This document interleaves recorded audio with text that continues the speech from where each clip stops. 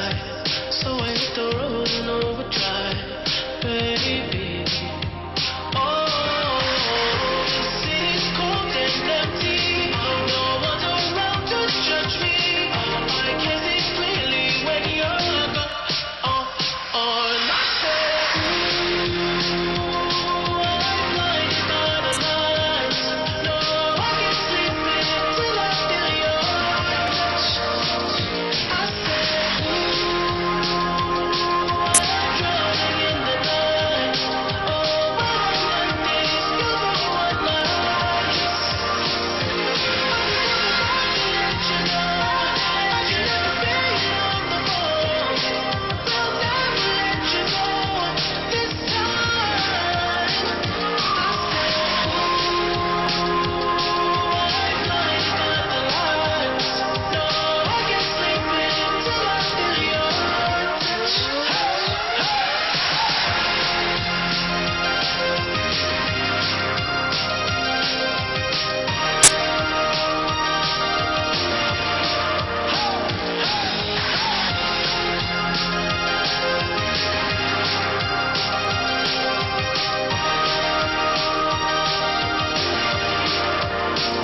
I said,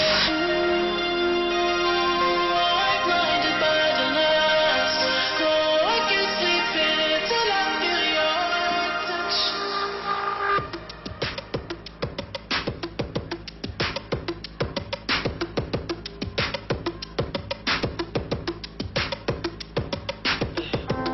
I'm trying to put you in the worst mood. P1 greener than your church shoes. Really point to just to hurt you. All red lamp just to tease you. None of these toys on lease to. Made your whole year in a week too. Main bitch out of your league too. Side bitch out of your league too. House so empty, need a centerpiece. 20 racks a table come from ebony. Cut that iron into skinny pieces. Then she clean up with her face, but I love my baby. You talking money, need a hearing aid. You talking about me, I don't see a shade. Switch on my style, I take any lane. Switch on my core, I kill any pain. Look what you done. I'm a motherfucking star boy. Look what you done. I'm a motherfucking star boy. Every day a nigga try to test me, Every day a nigga try to end me, Pull up in the roadster SB, Pockets overweight, getting hefty, Coming for the king, that's a far cry. I come alive in the part-time. The competition, I don't really listen. I'm in the blue moon song, I'm a new edition. House so empty, need a centerpiece. 20 racks a table come from ebony. Cut that iron into skinny pieces. Then she clean up with her face, but I love my baby. You talking money, need a hearing aid. You talking about me, I don't see a shade. Switch on my style, I take any lane. Switch on my core, I kill any pain. Look what you done. I'm a motherfucking star boy. Look what you done. I'm a motherfucking star boy. Let a nigga Brad Pitt, legend of the fall, took the year like a bandit. Bought mama a crib and a brand new wagon. Now she hit the grocery shop looking lavish. Star Trek roof in the Wraith the Con. Girls get loose when they hear the song. 100 on the dash, get me close to God. We don't pray for love, we just pray for cause. House so empty, need a centerpiece. 20 racks a table come from ebony. Cut that iron into skinny pieces. Then she clean up with her face, but I love my baby. You talking money, need a hearing aid. You talking about me, I don't see a shade. Switch on my style, I take any lane. Switch on my core, if I kill any pain. Look what you done. I'm a motherfucking star boy. Look what you done. I'm a motherfucking star boy. Look what you done.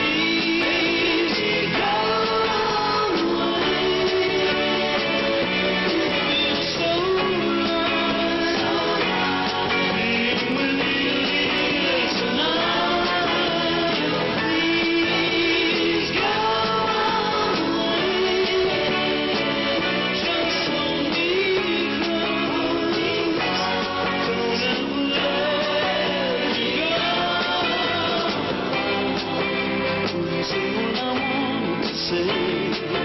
She whispered, I love you, so please go away. It feels so right being with you here tonight. Please go away. Just hold me close. Don't ever let me go.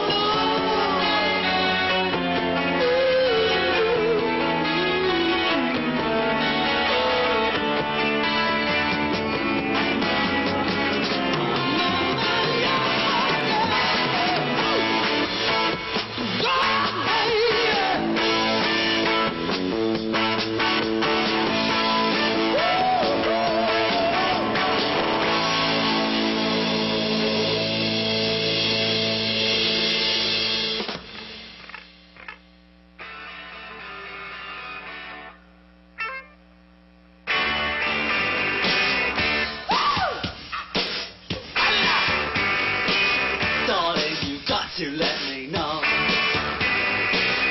should I stay or should I go? If you say that you are mine, I'll be here till the end of time. So you got to let me know, should I stay or should I go? It's always tease, tease, tease. You're happy when I'm on my knees. One day it's fine and next it's black. So if you want me off your back, well come on and let me know, should I stay or should I go?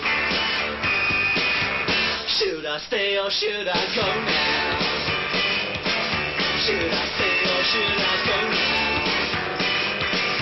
If I go, there will be trouble, and if I stay, it will be double. So come on and let me know. This indecision's bugging me. If you don't want me, set me free.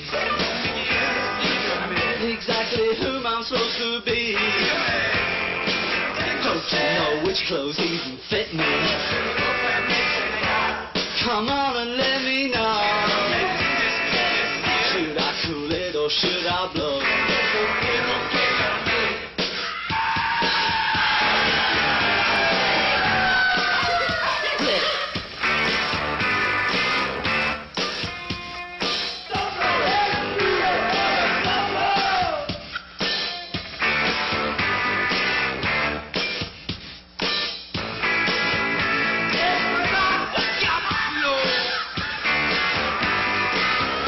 Should I stay or should I go now? Should I stay or should I go now? If I go, there will be trouble, and if I stay, it will be double. So you gotta let me know, should I cool it or should I blow? Should I stay or should I go now? If I go, there will be trouble,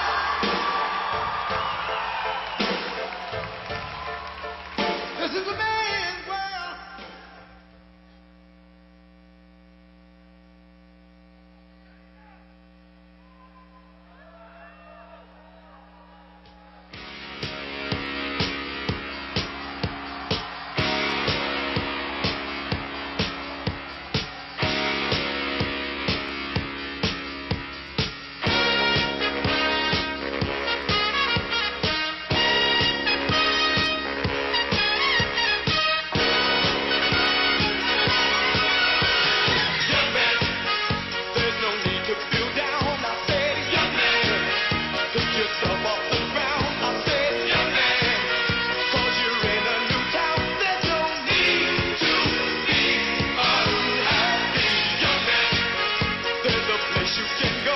I said, young man, when you're short on your dough, you can stay there. And I'm sure you will find many ways to have a good time. It's fun to stay at the YMCA. It's fun to stay at the YMCA. They have everything for your mental joy. You can hang out with all the boys. It's fun to stay at the YMCA. It's fun to stay at the YMCA. You can get yourself clean. You can have a good meal. You can do whatever you feel. Young man, are you listening to me? I said, young man, what do you wanna be? I said, young man, you can make real your dreams, but you got to know this one thing. No man does it all by himself. I said, young man, put your pride on the shelf and just go there to the YMCA. I'm sure they can help you today. It's fun to stay at the YMCA. It's fun to stay at the YMCA. They have everything for your mental joy. You can hang out with all the boys. It's fun to stay at the YMCA. It's fun to stay at the YMCA. You can get yourself clean. You can have a good meal. You can do whatever you feel. Young man, I was once in your shoes. I said I was down and out with the blues. I felt no man cared if I were alive. I felt the whole world was so tired. That's when someone came up to me and said, young man, take a walk up the street. It's a place there called the YMCA. They can stop you back on your way. It's fun to stay at the YMCA. It's fun to stay at the YMCA. They have everything for your mental joy. You can hang out with all the boys. YMCA. It's fun to stay at the YMCA. Young man, there's no need to feel down. Young man, pick yourself off the ground.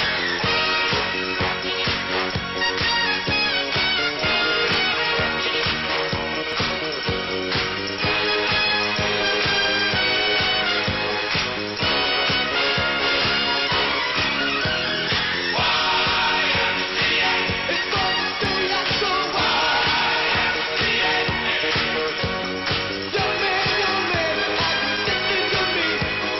Young man, what do you wanna be? YMCA. You'll find it at the YMCA. No man, does it all by himself. Young man, put your pride on the shelf. YMCA. And just go to the YMCA. Young man, I was once in your shoes. Yeah, right, picture that with a Kodak. Or better yet, go to Times Square, take a picture of me with a Kodak. Took my life from negative to positive, I just want y'all to know that. And tonight, let's enjoy life. Pitbull, Naya, Neo, just right. I wanna love you tonight. Give me everything tonight.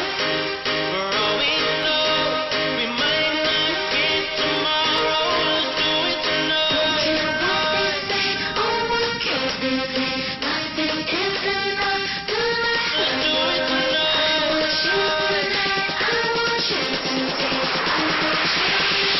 Grab somebody sexy, tell 'em hey.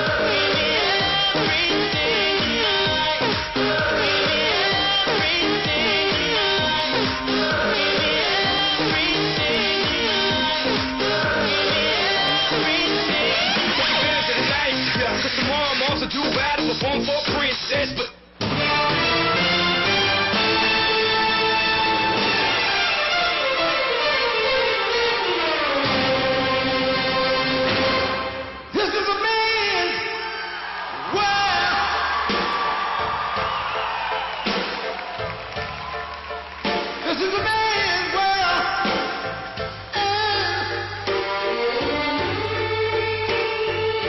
But it would be nothing without a woman or a girl.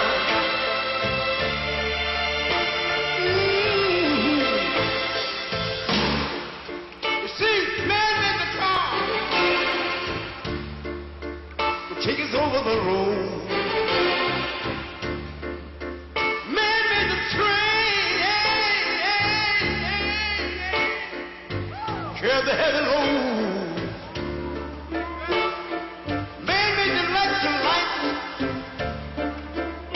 Take us out of the dark, and man make a boat over water.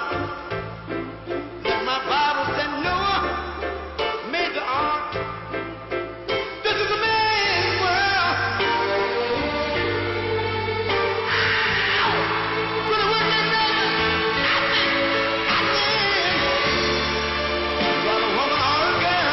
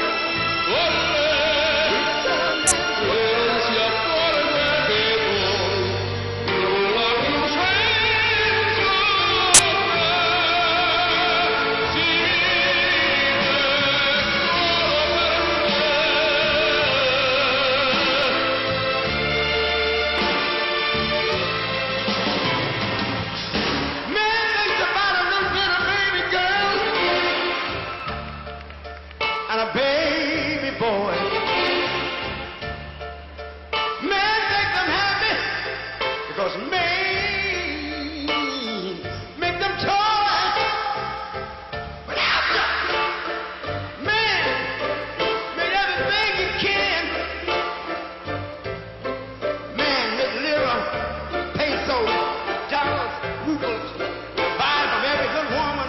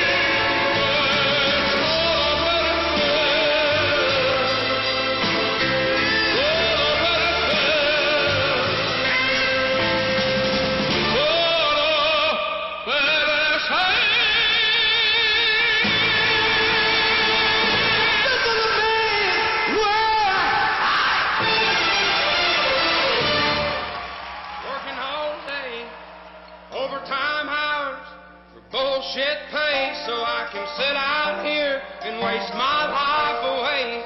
Drag back home and drown my troubles away. It's a damn shame what the world's gotten to for people like me, people like you. Wish I could just wake up and it not be true, but it is. Oh, it is living in the new world with an whole soul. These rich men know the rich men, Lord knows they all just wanna have total control. Wanna know what you think, wanna know what you do, and they don't think you know, but I know that you do. 'Cause your dollar ain't shit, and it's taxed to no end. 'Cause the rich men, 'cause the rich men.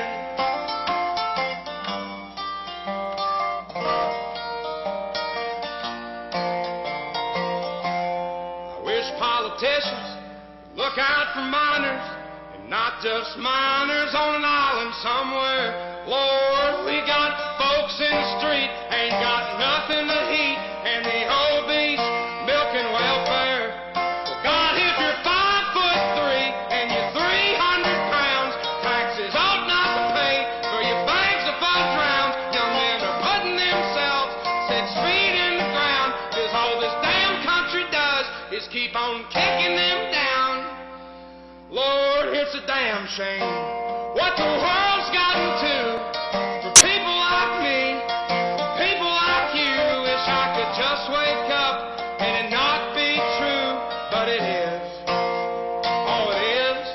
Living in the new world with an old soul. These rich men know the rich men.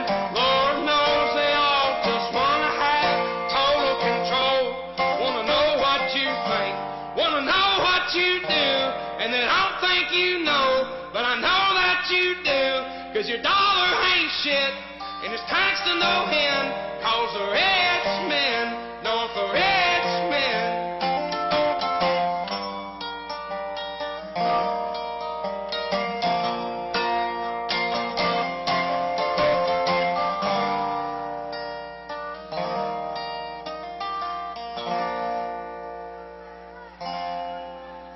I've been selling my soul, working all day, overtime hours for bullshit pay.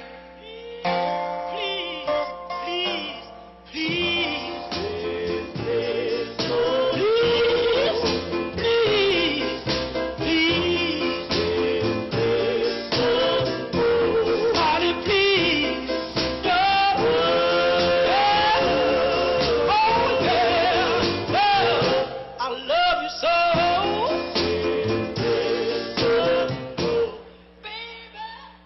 Ladies and gentlemen, please welcome Senior Advisor to President Trump, Alina Habba.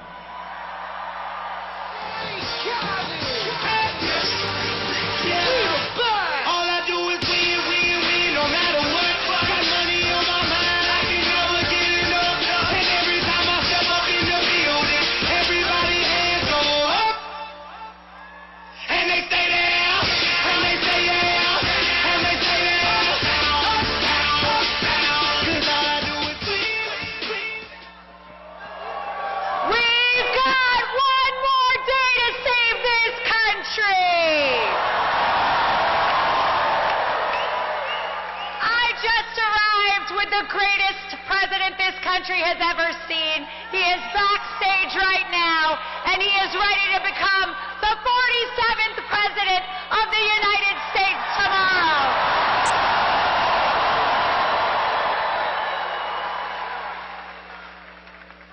Raleigh, Chaldeans for Trump, you're right. You're right. Listen, this has been quite a journey, and today is my last rally with President Trump, so I'm a little sad. But I'm so happy to end it in North Carolina.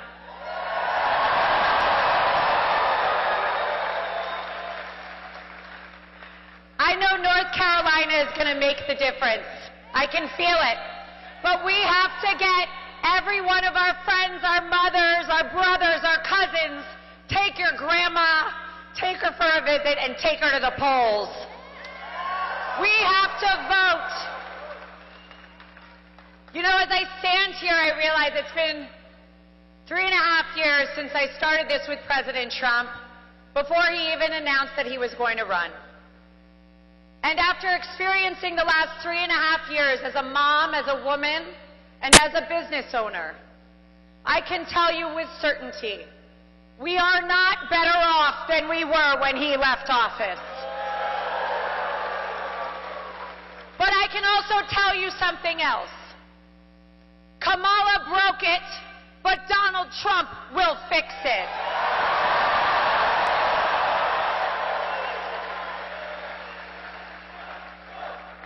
Vote.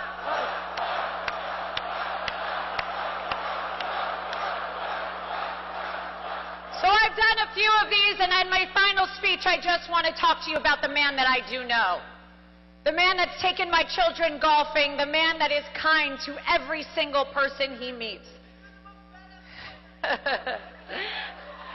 Thank you. And I can tell you that when I was tired in New York while they tried to stop us, he was never tired for 1 minute. He was never upset for 1 minute, and the only thing that gets him angry is when people mess with his country.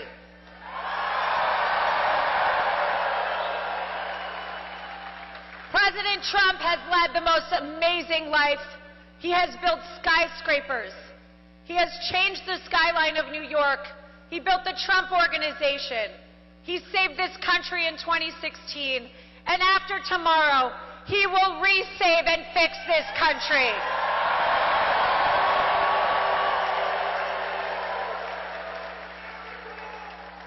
Because there is nobody I know that loves America more than Donald Trump. That man has sacrificed everything, and they have tried to take him down in every way possible.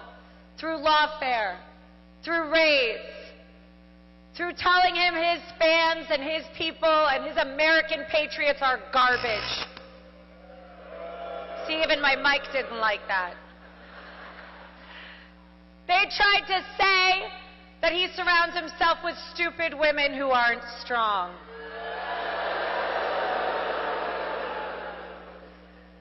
Nice try, Mark. But he has lifted me up. So today I want to say thank you to all of you Americans, to everyone in North Carolina, for rooting for us for the last 3.5 years, for rooting for me, and for rooting for America. Because tomorrow, we will fix this country. We will elect Donald Trump as the 47th President of the United States. God bless you, North Carolina. God bless the United States and President Trump. Get out and vote. Thank you.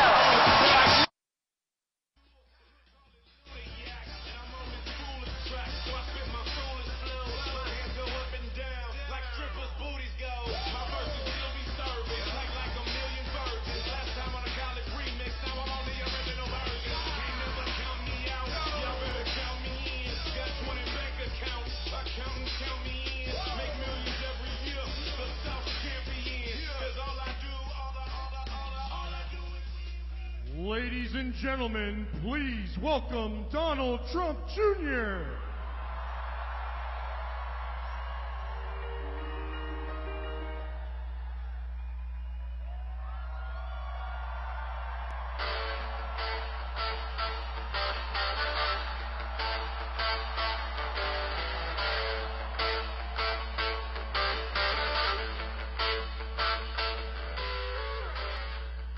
Hello, North Carolina. How's it going?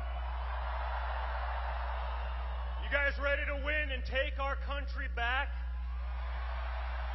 Are you ready to stop the insanity? The Biden-Harris cost of living crisis that's crushing so many people? How about we stop the endless wars? How about that? Well, guys, we can do that. And we will do that. But we need each and every one of you to be a part of that.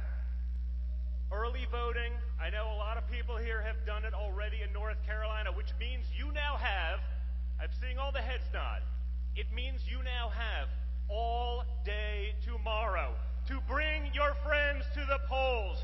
Do not take anything for granted, okay? Don't look at the polls. Don't listen to the media. Don't fall for the psyops. You see this stuff, right? Half this stuff is designed to demoralize you, so you stay at home. The other stuff is designed to make you overconfident, so you stay at home. Get out and vote. Make your voices heard.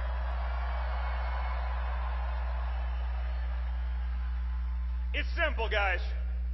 If you show up, if you bring your friends, we win. And more importantly, we can end it tomorrow. Because if we win decisively, we stop them from playing the games where they drag it out for, oh yeah, You know what they're going to try to do. We've seen this playbook before, but this time we're prepared.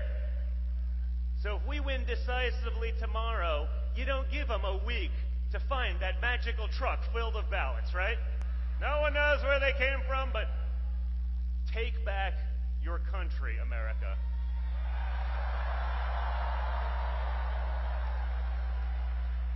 We went from a time of peace to a time of war in an instant. We went from a time of prosperity to a time of poverty faster than you could ever imagine. Kamala Harris is not going to change anything. We know that because she told us in her own words that she would not do anything differently.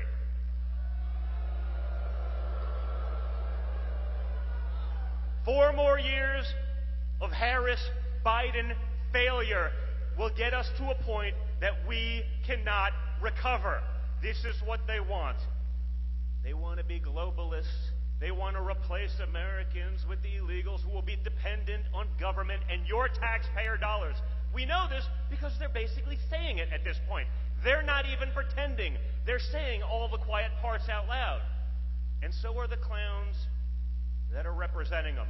So you guys, at this point, it is up to each and every one of you. So whatever you would do if you woke up on November 6th and Kamala Harris was president-elect, whatever you would do to stop that disaster for our country, for the world, and for Western civilization, whatever you would do it now.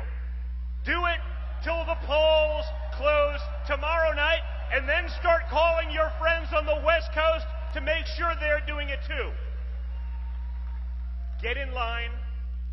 Bring your friends. Stay in line. If you see nonsense, video it. Show it to everyone. Do not let them play their games. And if we do that, guys, we will make America stronger than it's ever been, because we've assembled a team like nothing before. It's not just my father against the swamp. You have J.D. Vance. You have RFK Jr. on health. You have Tulsi Gabbard. And you have Elon Musk all ready to fight for you. So get out there. And with the same resolve that my father showed on July 13th when he took a bullet for America, you showed that resolve. You showed that level of fight. And you fight, fight, fight. Thank you, North Carolina. Get out there and do it. It's all on you.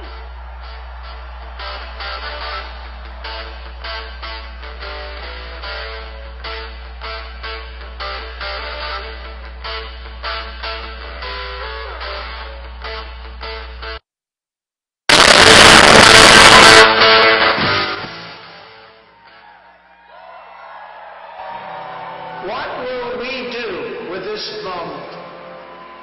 How will we be remembered? Look at the opportunities before us. This election really isn't about the left versus the right. It's about we the people choosing our government and the choice between freedom versus tyranny. Nobody has a chronic disease burden like we have. Why are we allowing this to happen to our children? Ultimately, the only thing that will save our country is if we choose to love our kids more than we hate each other. What is going on here is deeper than politics. It is deeply spiritual. We are being called to rise above the hatred and the fear and the evil.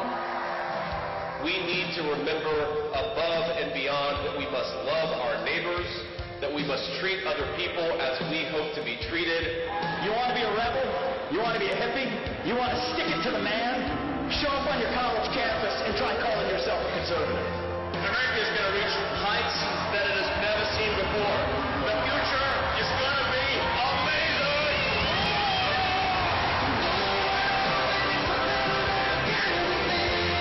Don't you want healthy children?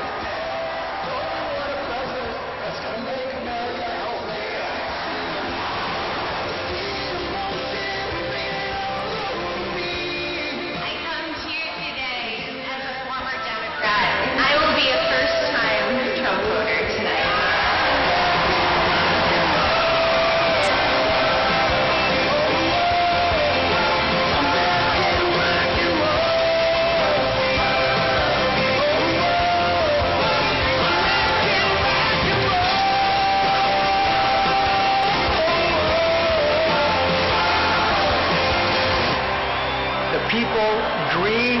this country.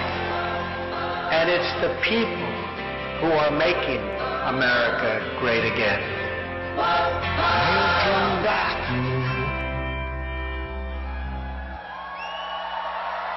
Ladies and gentlemen, please welcome the next President of the United States, President Donald J. Trump.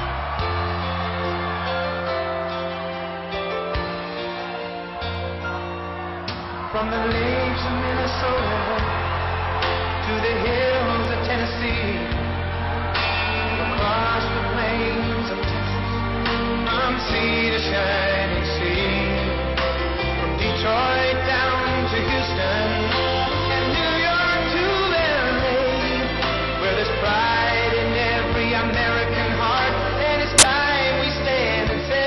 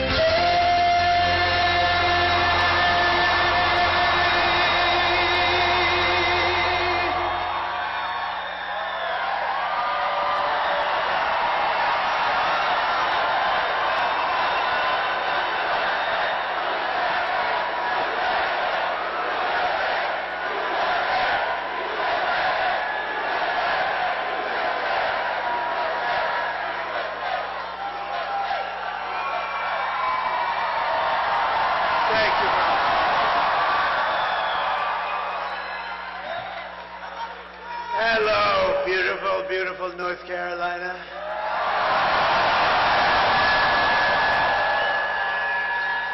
This is really the end of a journey, but a new one will be starting, and that's the one we've wanted to partake in, which is basically to make America great again. And now we'll have a chance to do it after today. Hopefully, everything will work out well. We're way leading. All we have to do is close it out. We have to close it out. If we get our vote, there's nothing they can do. This is one of those deals. If we get our vote, we're leading every swing state, which is unheard of for the Republican Party. They're always up at the end.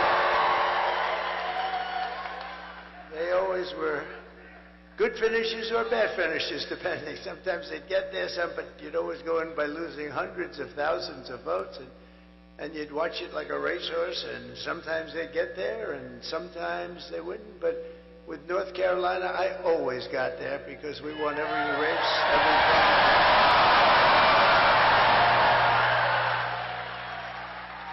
So essentially, you know, they have an expression, I hate the expression actually, but it's ours to lose. Does that make sense to you? It's ours to lose. If we get everybody out and vote, there's not a thing they can do. And if we don't, they have to get every person that ever signed anything in that horrendously dangerous party that's going to destroy our country. And it already is destroying our country. We just can't let that happen. We cannot let that happen. So here's my only purpose in even being here today. Get out and vote. You know that. I'm thrilled to be back in this beautiful state with thousands of proud, hardworking American patriots. That's what you are. You're patriots. You built this country. You built this country. But I'd like to begin by asking a very simple question. Are you better off now than you were 4 years ago?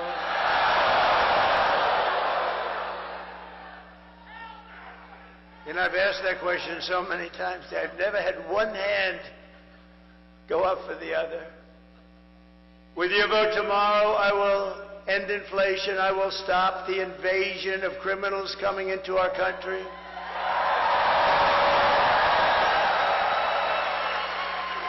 Which I happen to think is the absolute worst thing that has ever happened to our country. I've never seen it.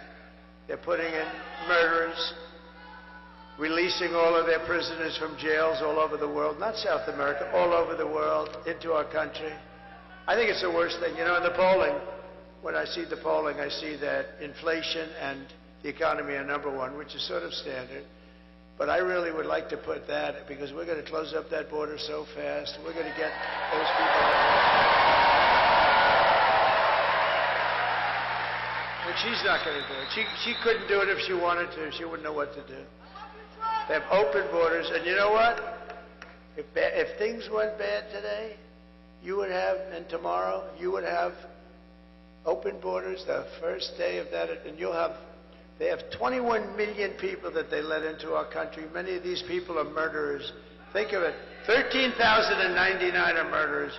The big drug lords. The prison population from countries all over the world. And if I ran a country, I'd say, get my prisons. Open borders. They just walk in. No vetting. Think of it. No vetting. We have no idea who they are. You're not allowed to ask. You're not allowed to ask. They just walk right into our country.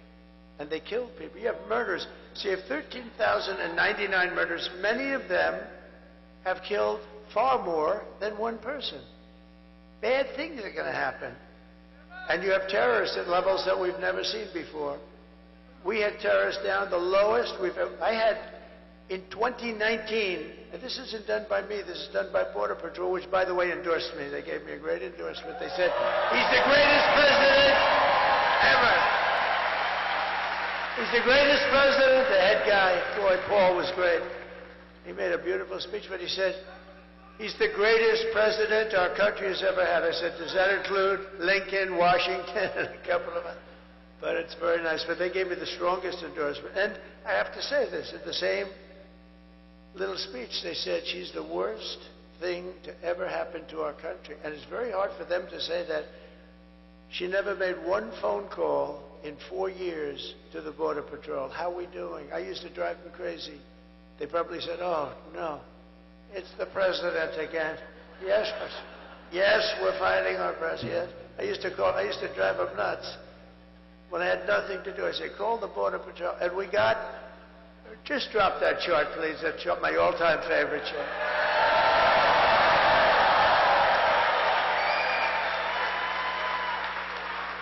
My all-time favorite chart. I love that chart.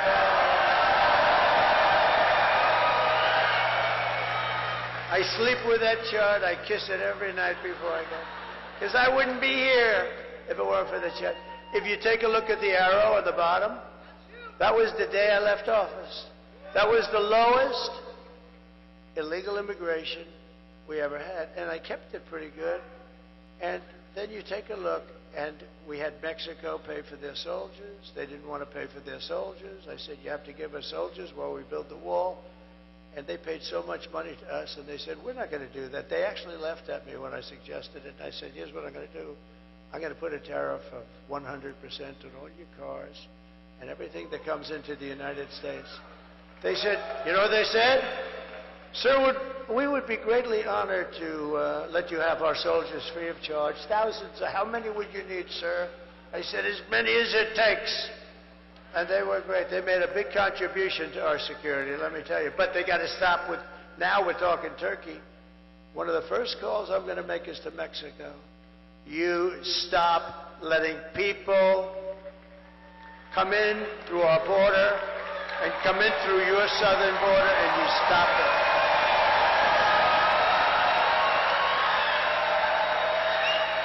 Because Mexico, and I had a great relationship with the president, but he retired now. He left. He was a good man. He was a socialist. You can't have everything, but he was a good man. But they paid a fortune for the soldiers along the border. We were able to have great numbers. Well, built 571 miles of wall. I was going to add 200 more. By the way, far more than I said. I was talking about 200, 250. We built 571. And nobody talks about it. And you know what I did? Because we had a Congress that was not behaving, I said, I don't care. This is an invasion of our country. I'm taking it out of the military. And I took it out of the military because I gave them $725 billion. I say, congratulations, fellas, I'm taking out 10. What is it for, sir? It's called a wall because we're being invaded by Mexico.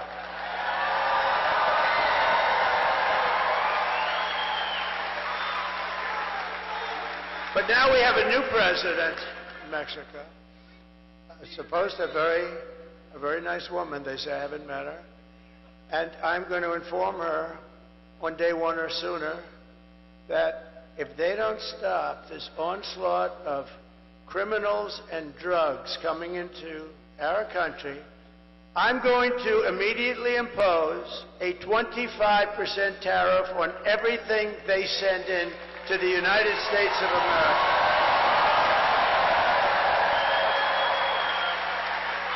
And the reason I delayed that, you're the first ones I've told it to. Congratulations, North Carolina.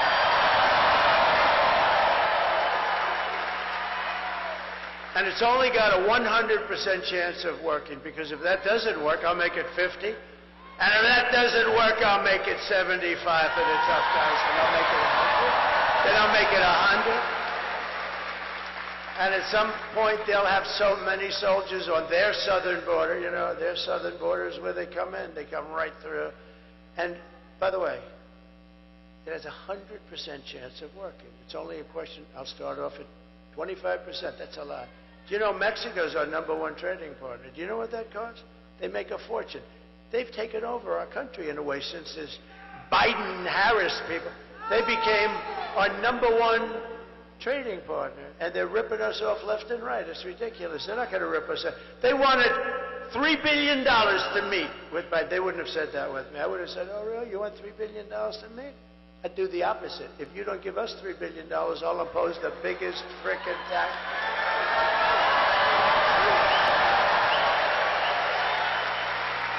You know, I've never told you any of this, and I wanted to wait till the day because I don't want to have her.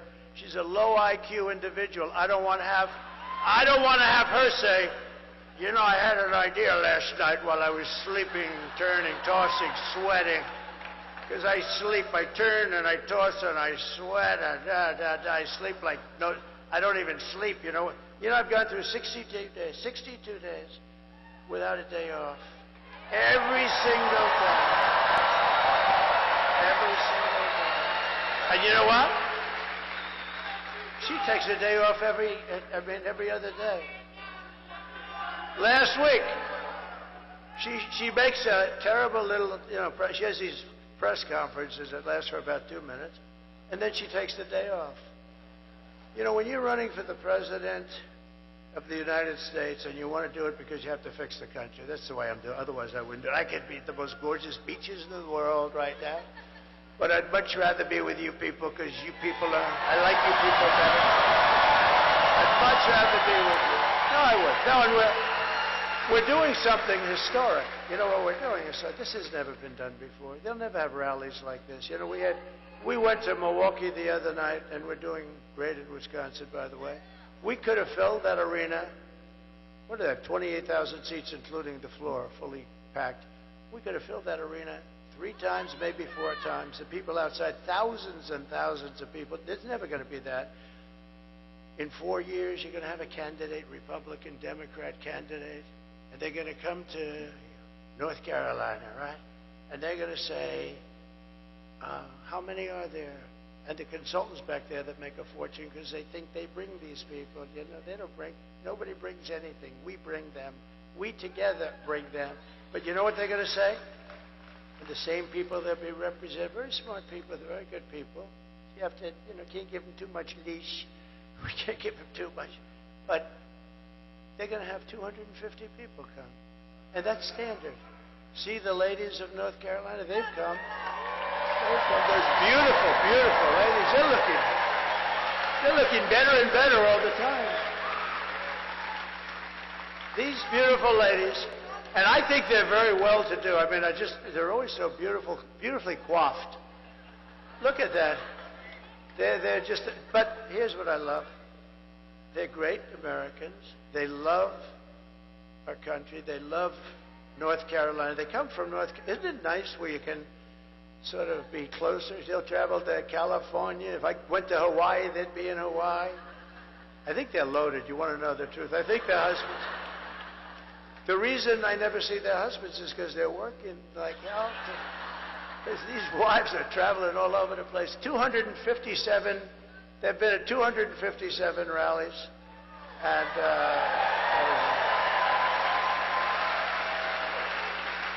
their husbands are going to be so happy when this ends. But I don't want, and you know exactly what I'm saying. I didn't want to say this about what I'm going to do at the border. I stopped at the biggest auto plant in the world from being built on the border. China, and I have a lot of respect for China. Look, they're smart as hell. They get angry when I say it, the fake news. So, they're smart as hell. They're like playing chess and grandmasters against playing an average checker player and maybe a less than average checker player. The deals, when I came into office, I've never seen such bad deals with Japan, with China, with the worst trade deals. I actually said, there's only two reasons we could have deals so bad.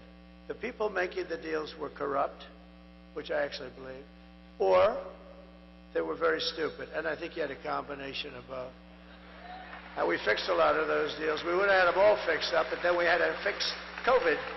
But we had the greatest, think of it, we had the greatest economy in the history of our country. The greatest. We had the greatest border. That's done by Border Patrol. That's not a Trump special. That's done by Border Patrol. That lovely, gorgeous, I look at it, I get tears in my eyes. And you know, the day of that horrible situation in Butler, it was just about there. It's weird that you have it almost, because it's usually all over the place. You have no idea where it's coming up. When I say lift up the sign, I usually have to look all over there. I have one over there. But that graph is so meaningful because but even if the numbers were bad, I would still kiss it just equally. But those are the best numbers in the history of the border. And then look, it was like an Elon Musk rocket ship went up. They announced they were going to open the borders. I thought they were kidding. I built 200 miles of rail, and this is what Border Patrol wanted. I wanted to have concrete plank like in a parking lot, straight up and down the air, but you wouldn't get vision, and concrete is not as strong in terms of steel. They had very strong specifications. They wanted to have steel, hardened steel, very hard to cut. Then they wanted to have very powerful, high-number concrete, so very hard concrete. And then they wanted to have rebar at the highest level of steel strength in the middle, because it's very hard to cut. It's like, it can be done if you're really good, but it's very hard. And then they wanted to have a anti-climb panel on top. I hate it. I hate the anti-climb. I said, I don't like it. It's so beautiful without that damn panel. I said, don't make me do that, sir. It's an anti-climb panel, and it's called that for a reason. And we actually had testers. We had two guys that climbed Mount Everest. I said they should qualify. But you know who the best were? We had drug runners. These guys are unbelievable. They went up that thing like it was nothing. Like with 75 pounds of drugs on their back. Drug runners. They were beating the Mount Everest. Well, it's a different profession after all. But they were right. That anti-climb panel stops them cold. They couldn't get over the anti-climb. So I said, let's do it. Let's do it. But we built 200 miles of additional, and all they had to do was put it up. The hard work was done. They were built, it was delivered, and the hard work was done. Highest specification. Cost more money than what I would have done, but what I would have done, they have acids that actually melt concrete. They have certain acids that you put down. Those planks would have come down very easy. These guys are ingenious. You know, if they would spend their brains on good, everything in the world would be nice. No, they're genius. The way they smuggle drugs into our country. You got to see the cars. They build cavities in engines. So you're inspecting a car. They have them in hubcaps that even if you take the hubcap, you can't find them. It's like a double hubcap. It's the craziest thing. If they would spend that genius on doing good for their country or for us, I mean, we would have no problem. I mean, it's really incredible. And, you know, the people that do the trafficking, what they do with the women is they put them in trunks of cars. It's mostly women, by the way. Mostly women. A lot of people say traveling and trafficking. But the trafficking is women. And the reason is it's become as big as the drugs. And the reason is because of the Internet. The Internet made it a modern business and a big business. And I'll tell you, some of these guys are among the richest people in the world. And they run a real operation. And they essentially take care of Kamala because they even have an app where they can call. So they learn where they can drop people that they're putting into the country, where they can come through with drugs. They have an app. Can you believe you call an app? You're now a drug trafficker or a human trafficker, and you say, ding, ding, ding, hello? Where do I drop these people? Go about 7 miles up, and then go a mile left and just drop them at the opening in the gate. Okay, can you believe this? This is Kamala.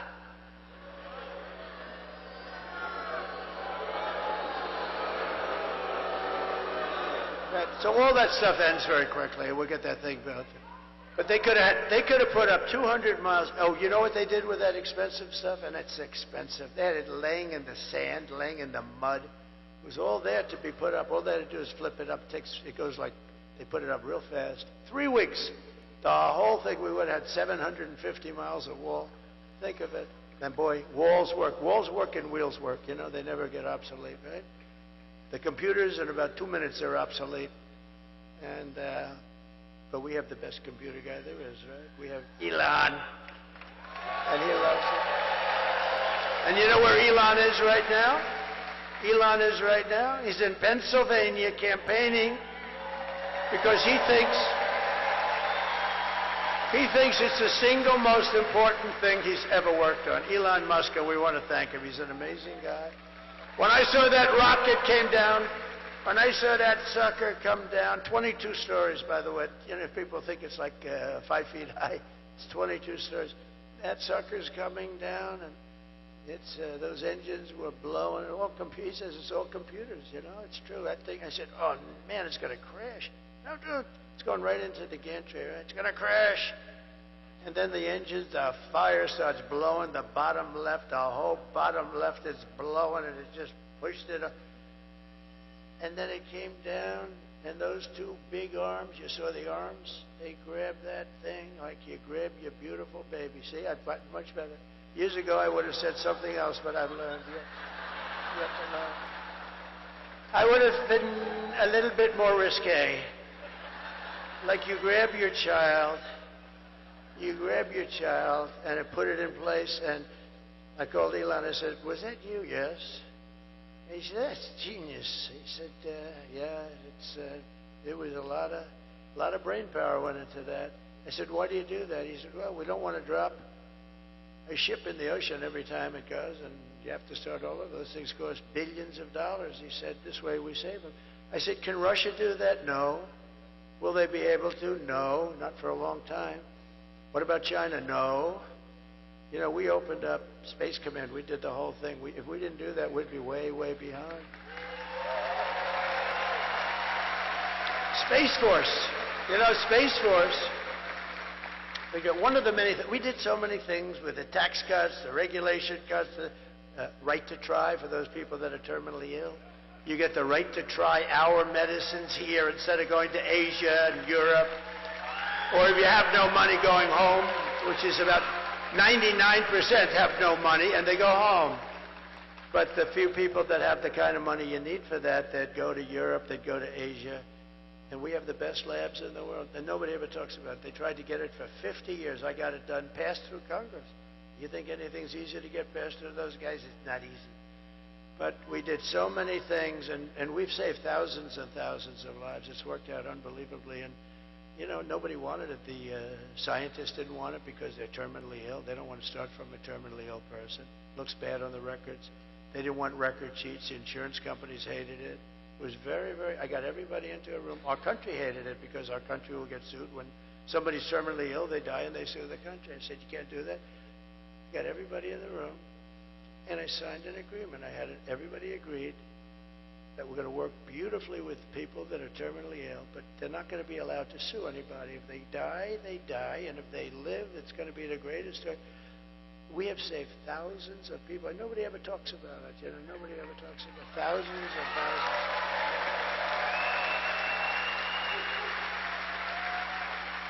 I mean, we have a person in this room who was saved by Right to Try. We're a space-age drug. They're doing things, but it takes a long time to get them approved, or they cut it in half. I cut that time in half. But the FDA takes 12 years sometimes to get something. And by the time it's approved, a lot of people are gone.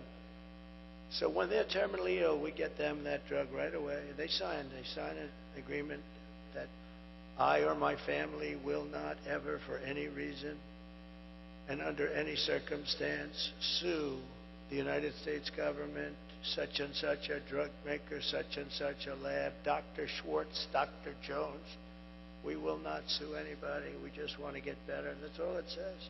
Pretty good, right? That's pretty good for only a semi-non-lawyer. But that's essentially what it says.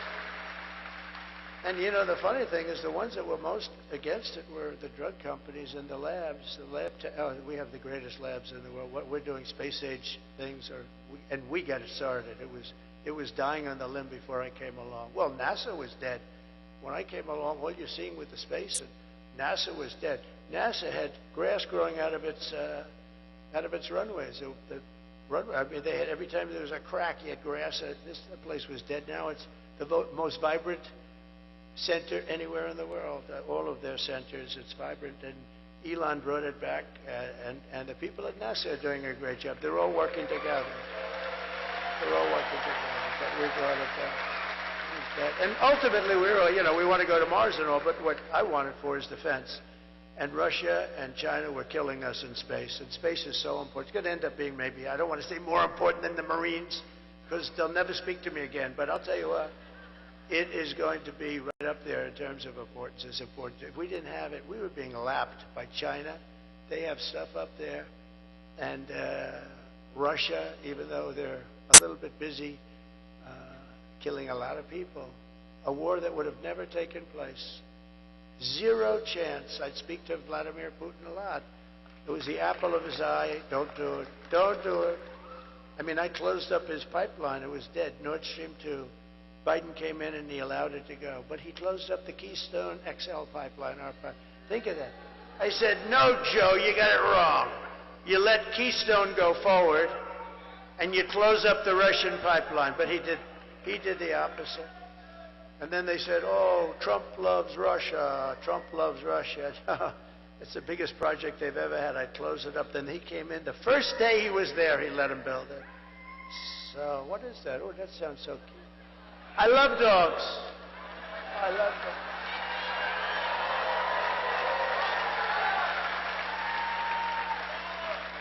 We love dogs. You know, Lara Trump, by the way, you happen to know she's married to my son, and she's the vice chairman along with Michael. They're doing an incredible job. But she would come into the office, and she loves dogs and pets, and she would get me to do things for doggies that you wouldn't believe. Dad, we have to make the cages larger. We have to provide air conditioning. Can you believe? I didn't know too much about it, but you understand what I'm saying? In these kennels where they're obviously not treated too good. I said, so do we have to give them a steam bath, or do I? He said, no, she was very, very strong, and I listened to her when she talks, I listen. But Laura was so incredible. As you know, she was born in North Carolina, lived here her whole life.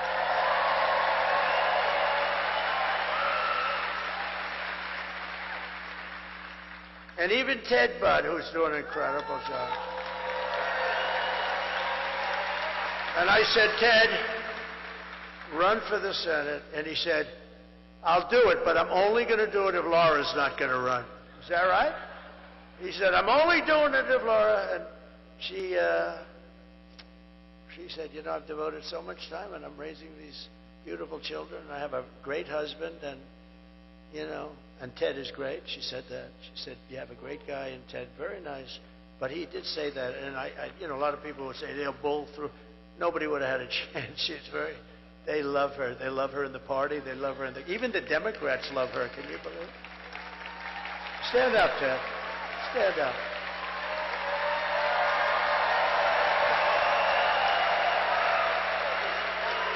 And he's doing a great job, but I thought that was really nice. And she knew he would do a great job. Tomorrow you have to stand up and tell Kamala that you've had enough. You can't take anymore. You just can't. What? They're all screaming, fire her, please. I mean, what a terrible job, what they have done to our country. And you're going to say that to her. You're going to say, you've done a terrible job, you're grossly incompetent, we're not going to take it anymore. Kamala, you're fired. Get the hell out. Get the hell out of here. You're out of here. Get out of here.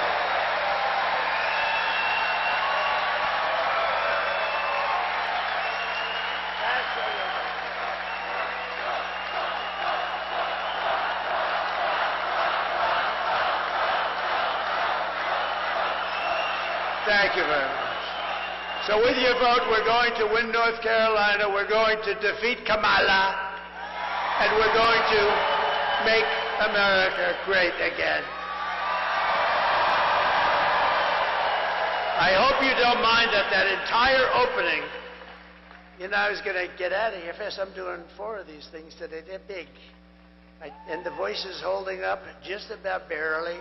But I had to express it. You have been a very special group to me because I've won I've never lost a primary. I've never lost. In North Carolina, I've won everything. I won those elections. I've made all these friends.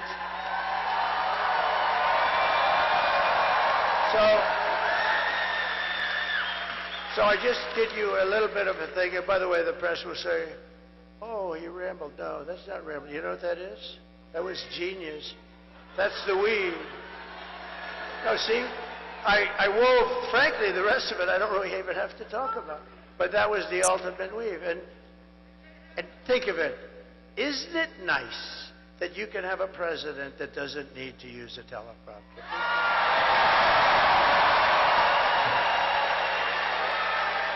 Isn't it nice? And I got to go a little quicker now because you know what? I took Marco's place and I took Sarah Huckabee Sanders' place. I said, do you mind if I go now? Because you know what? We got to keep a schedule. And I'm going to ask them to come up right now. Just come up. Because I took their place.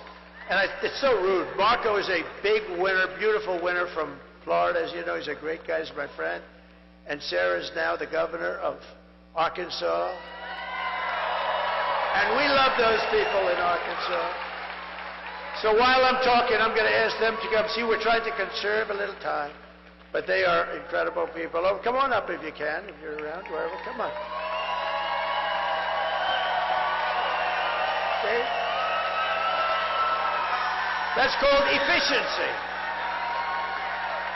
I figure Sarah would be finished now and Marco would just about be getting started.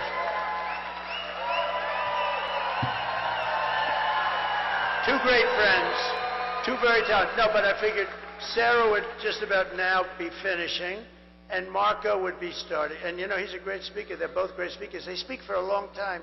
And I'd be sitting in the back. I'd say, get them off the stage now. So they were so nice. And I'm going to just ask them to each say a little bit. And we're then going to make our next stop. Come on. Thank you, sir.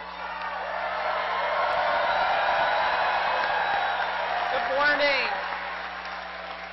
It is an honor to share the stage with America's best and favorite president.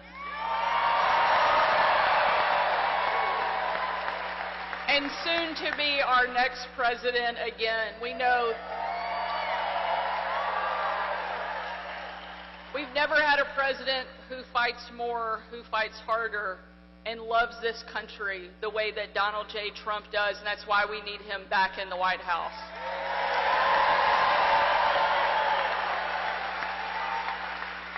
Every day when the left was relentlessly attacking me, it was Donald Trump who stood up for me, who empowered me, and gave me confidence to do my job, and that's what he does for every single American, every single day. He will not let us down. Make sure you get out and vote, North Carolina. We need you because America needs Donald Trump, and we're going to make it happen. Thank you so much for all you're doing.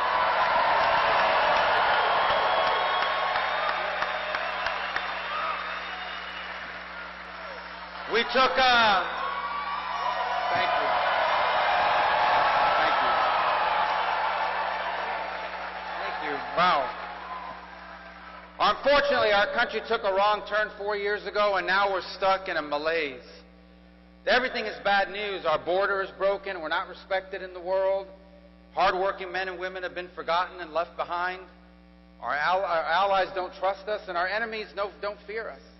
We are tired of living in a country that is no longer dreaming big, but that is going to change tomorrow, and you're going to help change it.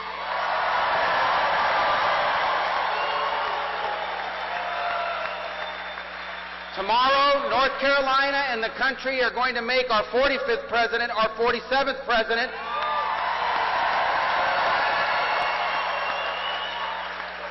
And with Donald Trump back in the White House, together we will dream big again for this country. We will be a country that once again is proud of its history, excited about its future, because together with Donald Trump, we are going to make America not just great, but greater than it has ever been before. Thank you.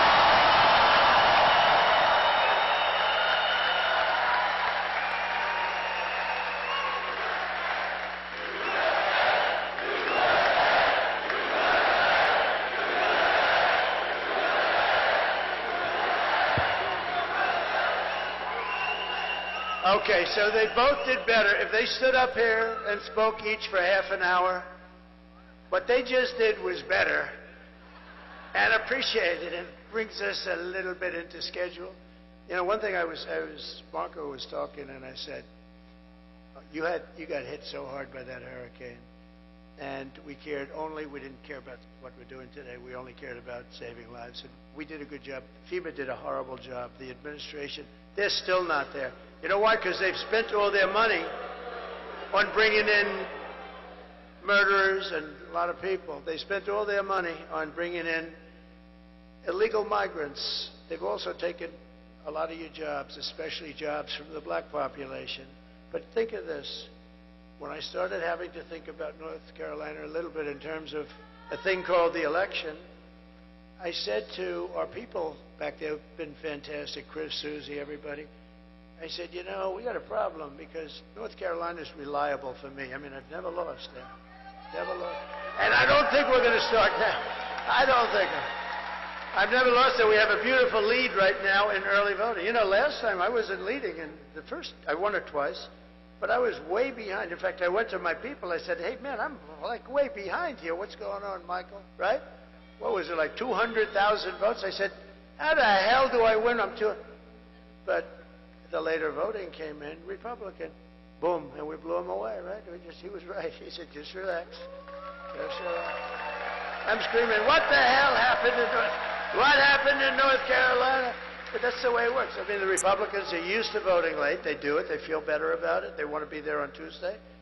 And that's all we want them to do, is do the same thing that they've done. But I have to say, an amazing thing happened, because I went down. I had to be the first, but I went close, but I didn't want to bother people. I mean, it was devastating.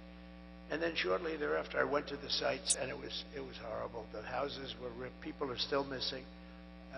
Many people died. A lot of people don't know. You've had terrible FEMA response, like non-existent. Franklin Graham was great, and so many other people were great. And I made a big contribution toward the effort, but I said rather than me do it, I was ready to do it, but I said I'll give it to Franklin and others that are doing so well. It's amazing, some of the people that work there. So we gave them a lot of money, and they're doing a job. But no response. But you know what? I said to Michael and I said to other people, these people have been wiped out. Their houses are gone. You got to see. I mean, trees are ripped, giant trees, 10 foot in diameter. They're ripped out like they were toothpicks. I've never seen anything like it. And just clean. Not only are the houses gone, but the concrete foundations were taken out. You'd see them laying 20 miles down the road. It was the most devastating that you can imagine. I said, we'll be lucky. And this was a very Trump area. We know what that means. It's Trump. Trumpy. They call it a Trumpy area. And with a lot of love and great people. No crime, no nothing. Just great people. But it was devastated, you know, essentially destroyed. You'll probably have it built back in about 15 minutes, right? Because that's the way you are, workers. But I said, you know, if we get 50% of the vote, I don't know, they're not going to show up. So I figured anywhere, not having done this business that long, actually, I figured very accurately, anywhere from 25 to 50% of the people may come and vote. And here's what happened. The lines were through the roof. I don't know where the hell you all came from.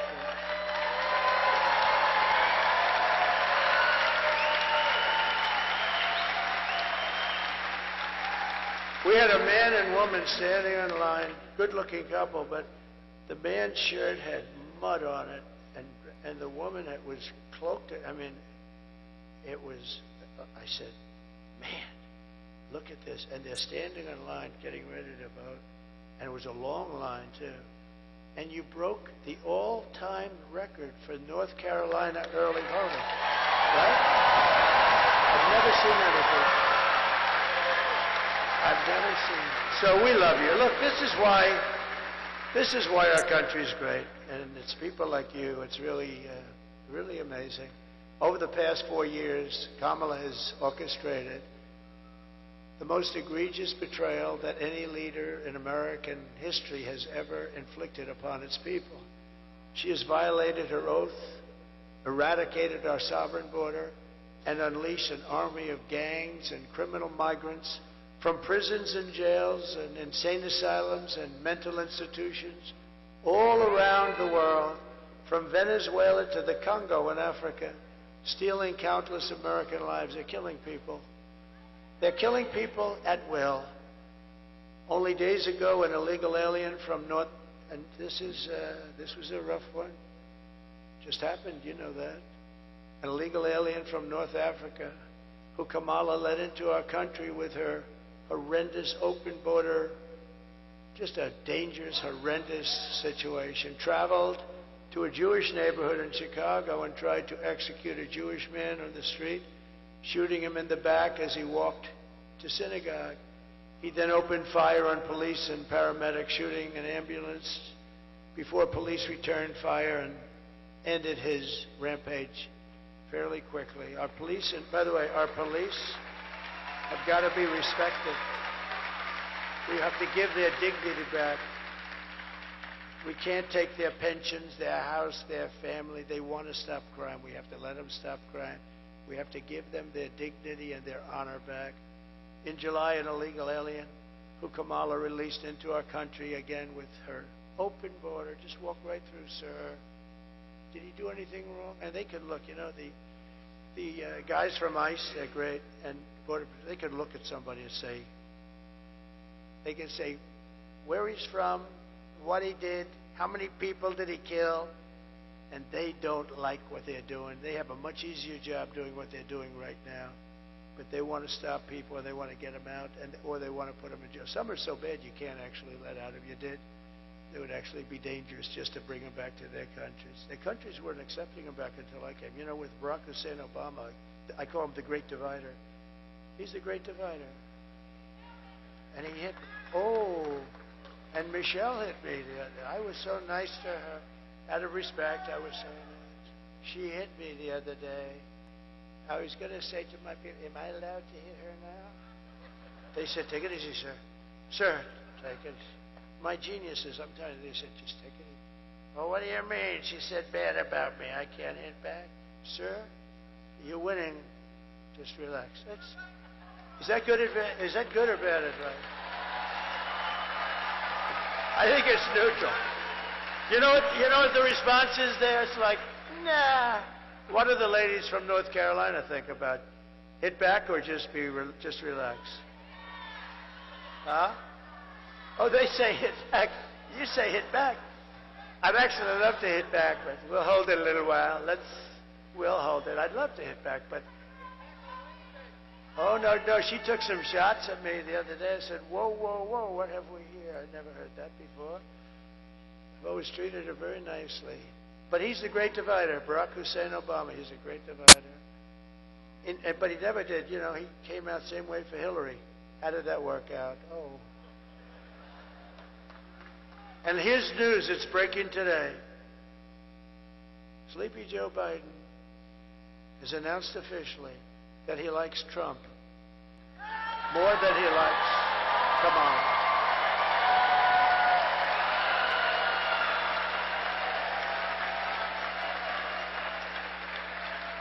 And he actually hates my guts. But he likes Trump more than he likes Kamala. Oh, he hates her. They walked into the office. He just got 14 million votes. He voted for me. That's one of the ladies from North Carolina. He voted for me. She said he voted for me. He probably did, you know. Being interesting, they got to follow him in with a camera. Why not? They spied on my campaign, right? So why the hell couldn't you do that? But Sleepy Joe said, I don't want to leave. You're leaving, Joe. This was crazy, Nancy. She's such a bad one. She's already plotting a move to try and impeach him. She's a bad, sick woman. She's crazy as a bedbug.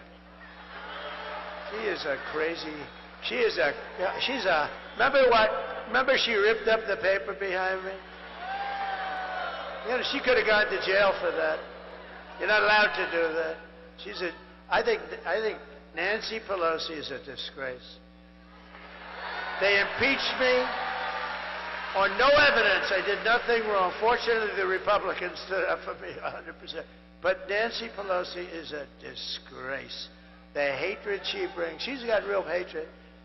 And yet she can sell a stock like Visa last week. Right? And the following day, they announced a major investigation into Visa, but she got out. And the fake news back there does nothing about it. They should be ashamed of it.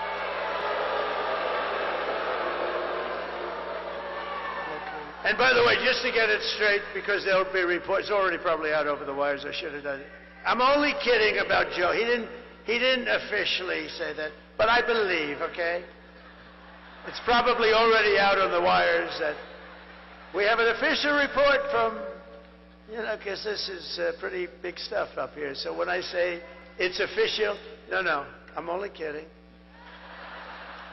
In July, an illegal alien who Kamala released into our country was arrested in Charlotte, North Carolina, for stalking a woman into a public bathroom and attempting to forcibly rape her.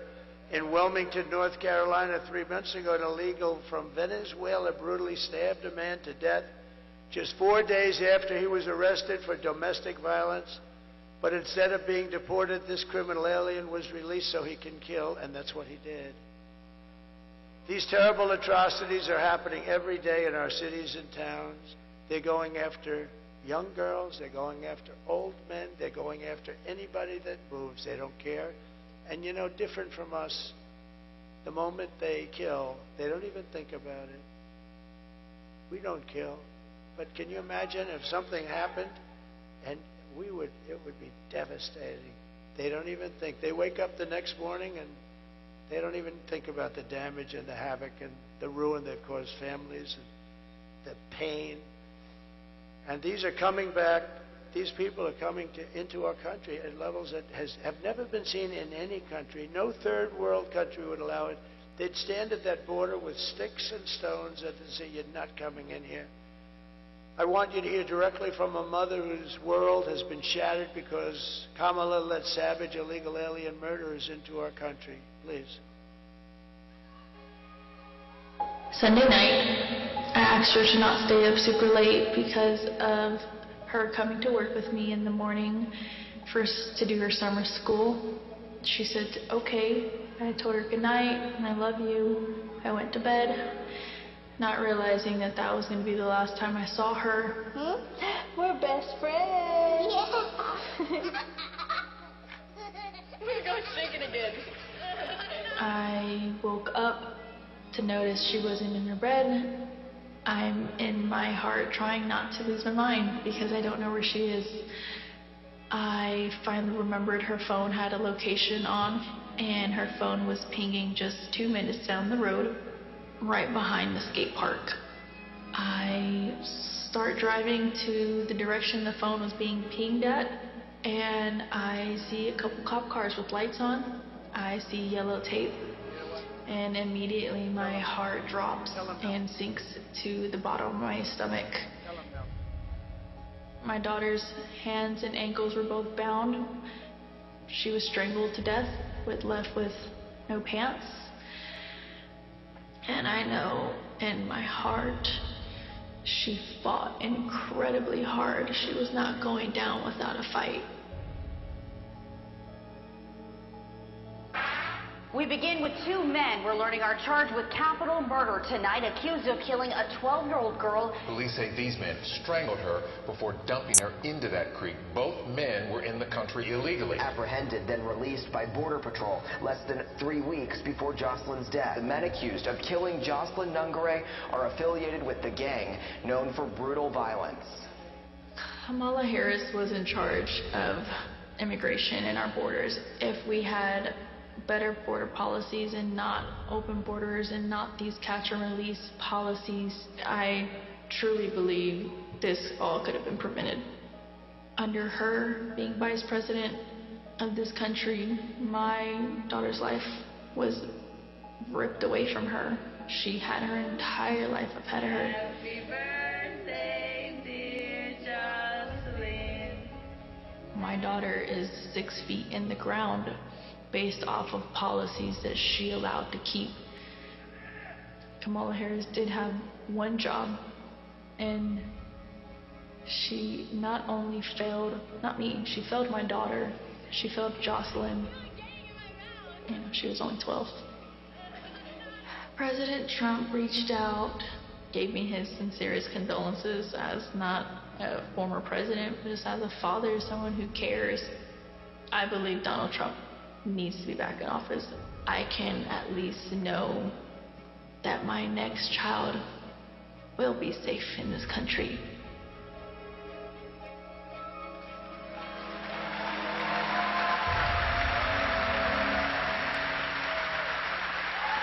Very sad. That was a few days ago that we had the news announcement, and it was the day when the Border Patrol endorsed me so strongly, and I was so honored by it. And we talked about Jocelyn. She was there and talked about Jocelyn. I mean, just so unnecessary. Would have never happened. They wouldn't have been able to get into the country. Would have never happened. So many things wouldn't have happened. Inflation wouldn't have happened. Russia, Ukraine wouldn't have happened. Israel wouldn't have happened.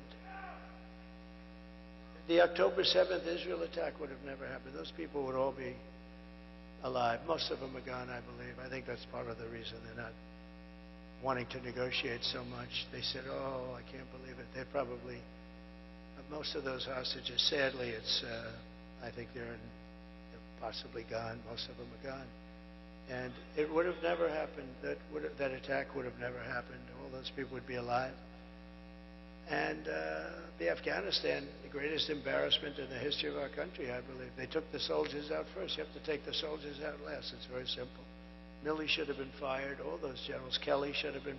Kelly was such a disaster. They, some people are good. Some people are not good. Some people are stupid. But who would think that you take the soldiers out first? Mattis made big mistakes.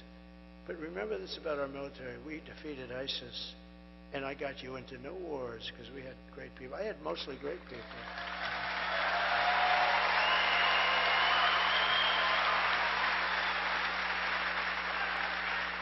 We had mostly great people. And when I went to Washington, I didn't know anybody. I was a New York guy. I was only there 17 times, according to the media. And I went to Washington, and I said, listen, I just became president, but I don't know anybody. And you rely on very good people. Some are rhinos, and they're decent rhinos too, but they give you rhinos back. We don't like the rhinos. We don't think they do the job properly.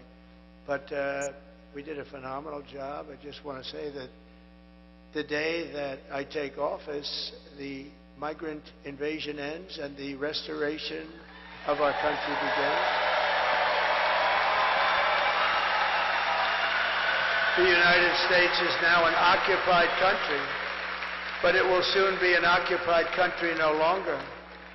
November 5th, 2024 will be Liberation Day in America.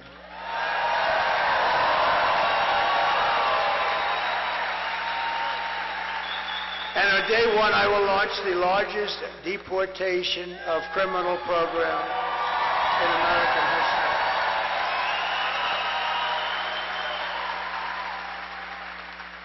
And a president named Dwight Eisenhower, great general, a better president than people were saying, actually.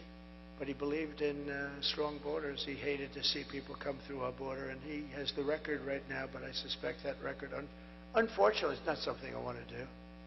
But we have no choice. We can't allow murderers and drug dealers and all these people. They're all pouring into our country, and we can't allow it. We won't have a country left. I will rescue every city and town that has been invaded and conquered. They've been conquered. Our towns have been, you take a look at Aurora, take a look at Springfield. We have a town of 50,000 people, and they drop 30,000 illegal migrants. They used a little technicality so we don't go on, but that, to me, that's illegal. In any event, there's no way a town can subsist. You have hospitals where people who go for a checkup can't get checkups anymore. The whole place is being flooded. And they come from largely a troubled country, a very troubled country, very dangerous country, but a very troubled country. And they have another little problem. They don't speak a word of English, so the mayor, who's a nice guy, is looking for interpreters. This isn't what we're all about. 30,000 people going to a 50,000 people town. Springfield, Ohio. No problems. We had a beautiful, beautiful little town, and now it's horrible. And this is happening all over. Those are examples. Aurora, in Colorado, you have a radical left lunatic governor that has no idea what the hell he's doing.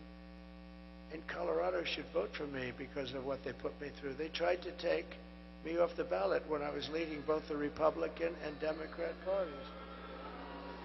And it went to the Supreme Court of the United States, and in a unanimous decision, they say, I'm sorry, you're going to have to beat them at the polls, You're going to have to beat them at the polls. And hopefully they're not going to be able to do that. And the people of Colorado, you know who is more angry about that than the Republicans? The Democrats, the regular Democrats. And I think we have a chance of, I hope that Colorado's watching now, and I think we have a chance of winning Colorado because of what they did. That was, you talk about democracy. That was a threat to democracy. See, that was a real threat to democracy. And we will put the vicious and bloodthirsty criminals in a jail. We'll kick them out of the country. We'll take care of it. But to expedite removals of Tren Day, Aragua, and other savage gangs like MS-13, we have a lot of gangs. They're bad ones. They're tough people. Thank goodness we have ICE and Border Patrol, and we have great law enforcement. We have great law enforcement.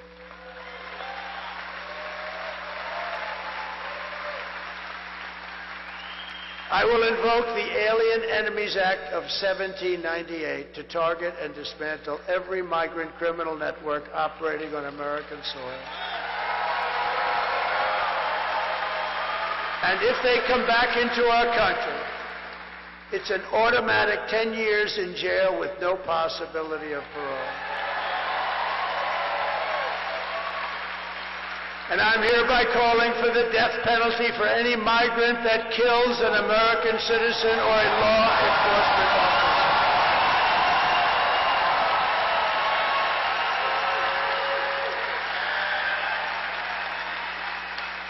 And I will immediately ban all sanctuary cities. They're sanctuary for criminals in the United States of America.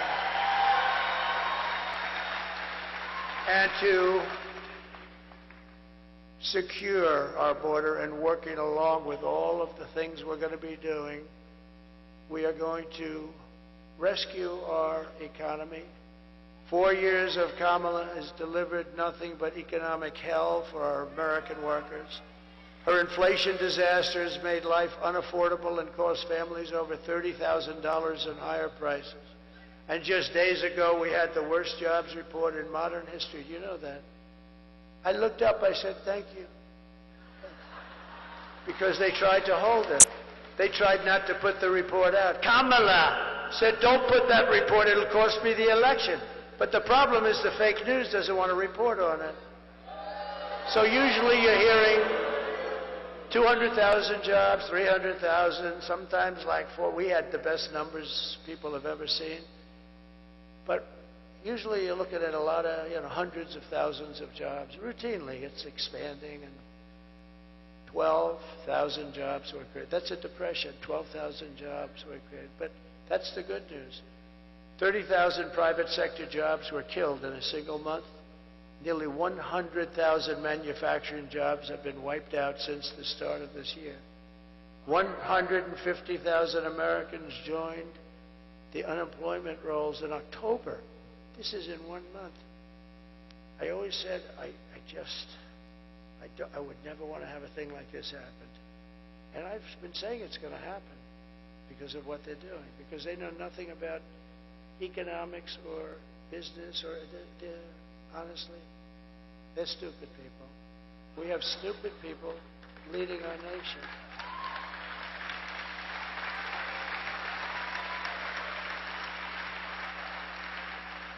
And nearly 250,000 people dropped out of the labor force. They dropped out because they couldn't get a job. And can you imagine that? Can you imagine? These are the numbers, and they don't want to talk about it, but that's okay. These numbers are disqualifying. These numbers make them, because the famous quote, it's all about the economy, stupid. We have the worst economy that we've ever had since the 1929 Depression. These are depression numbers. And it's going to get worse. But see, they'll blame it on me. She just said, they'll blame it on me. But you see, that's what I didn't want. I didn't want to be sworn in and then have these numbers come then. I said, I hope it comes before I go into office. Otherwise, I'll get blamed. I didn't want to be a certain president. Thank you. I didn't want to be a certain president that had to preside over. He got into office, and it all crashed down. People jumping off buildings. It all came. This is the beginning. Just remember this. This was an important date last week. The end of last week. Remember, that was a very important time. Just think, a few months ago they fraudulently claimed 818,000 jobs were created. 818,000, and it was a fraud. When in fact, there were no jobs that were created. It was all a lie, and they thought they'd be able to get away with it through the election, but there was a whistleblower, and the whistleblower couldn't stand what they were doing and blew the whistle on them, and they got caught.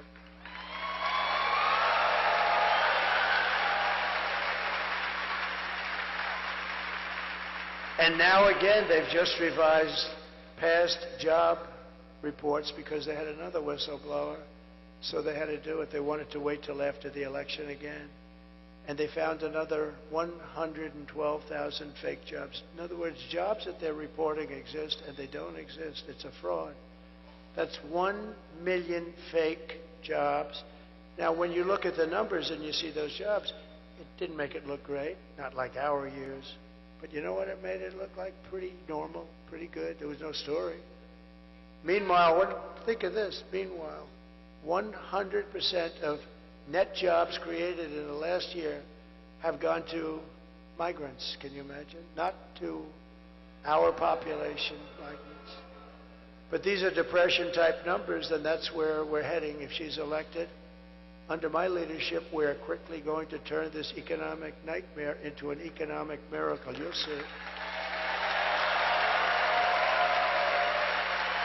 And we're going to make America wealthy again. And we will make America, very importantly, affordable again, because people cannot afford the prices. The prices are too high.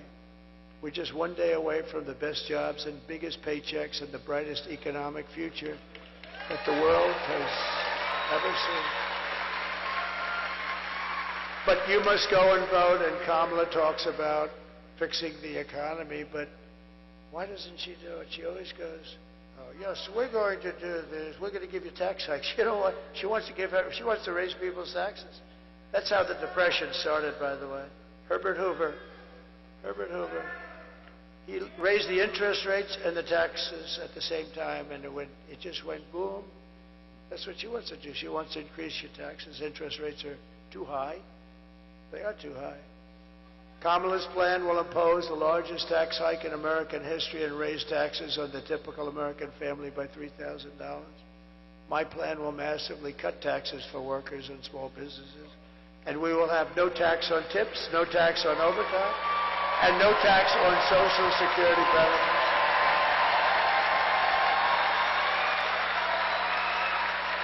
To rapidly reduce inflation, I will end Kamala's war on American energy, and we will drill, baby, drill. We're going to drill. Right? And I will cut your energy prices. You have very high energy prices, I have to say.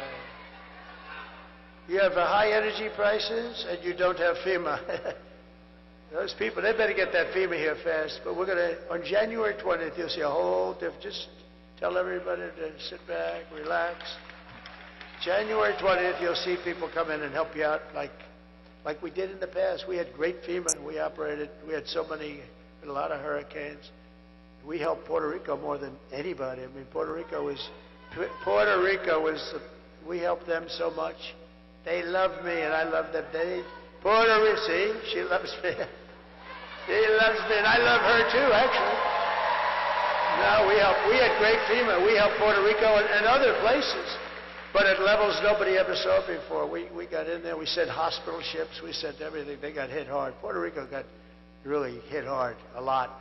They still do. And I'll cut your energy prices in one half. We have more liquid gold than any country. Russia, Saudi Arabia, right there. It's under your feet. We're going to cut your energy prices by 50%. And when that happens, everything else is going to come down. That's what brought it up.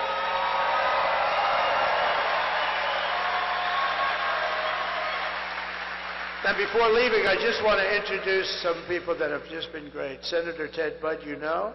He's great. Congressman Dan Bishop, who's running for Attorney General. And he was a great congressman, and he'll be a great Attorney General.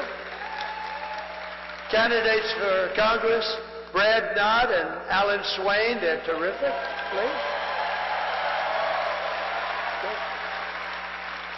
Good luck. I heard you're doing great. Our great RNC chairman. Now, if we don't win, I'm not going to be saying that. I'm going to take it back, okay? But I think we got it under control, wouldn't you say? The great Michael Whatley of North Carolina. Now we're going to win. And Michael had one message for you. Oh, we don't need your money. We don't need anything. We got plenty of everything. All we need is a very simple vote. Just go out and vote. And get your friends to vote, too. Bring them along, you know. And a man who I'm so proud of because he stepped into very big shoes, Michael's shoes, GOP Chair Jason Simmons. We're looking good? Thank you. These guys don't let us down. I mean, I took the man from North Carolina, I moved him to the top. That's a nice statement. When all those other things were falling off a cliff, right?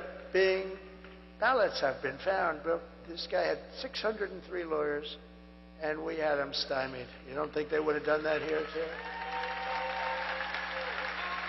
But we have a good legal team now. We're watching them, and they're watching They don't know what I think they're very upset at what we've done. But Michael has really established some power to all we want, and we don't want any. We just want a fair election. That's all we want, you know. A friend of mine and former acting Attorney General Matt Whitaker. Thank you very much.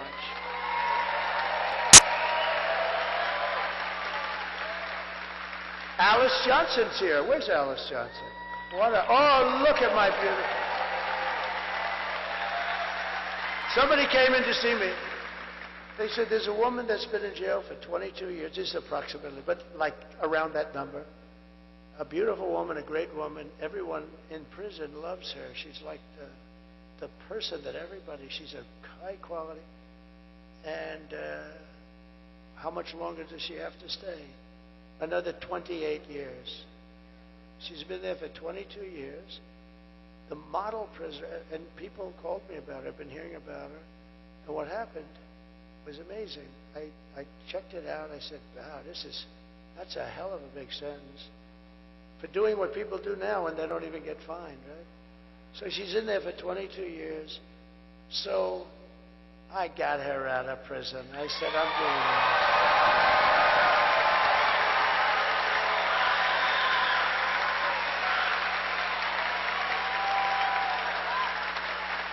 You look beautiful. Wow. Can you imagine? She was actually on a phone call. They had a couple of guys selling drugs and stuff, and she was on the call. They gave her 22 years plus, I guess 50, 60 years or something. I mean, it's unbelievable. Today, they wouldn't even give you a fine. And it's, you know, and that's no good either, by the way, because what's going on. But it was one of the best feelings. I mean, I've had a lot of good feelings. We had a lot of victories, I'll tell you what. But that was one of the really good feelings getting. And then I said to Alice, she came into the White House, said, how many people are like you in prison? In your prison, big prison. She said, many, sir. I said, really? Are they all that way? Are they? No, sir. And that was a good answer because I knew they weren't, you know. If she would have said yes, then I would have said, well, you gave me the right answer. You don't know it. But she said, many, many great people. I said, give me a list of your top 25 or 30 or 50 or 10, whatever it is. Give me a list of really good people who shouldn't be there. And she gave me a list, and we got every one of them out immediately, right? Right?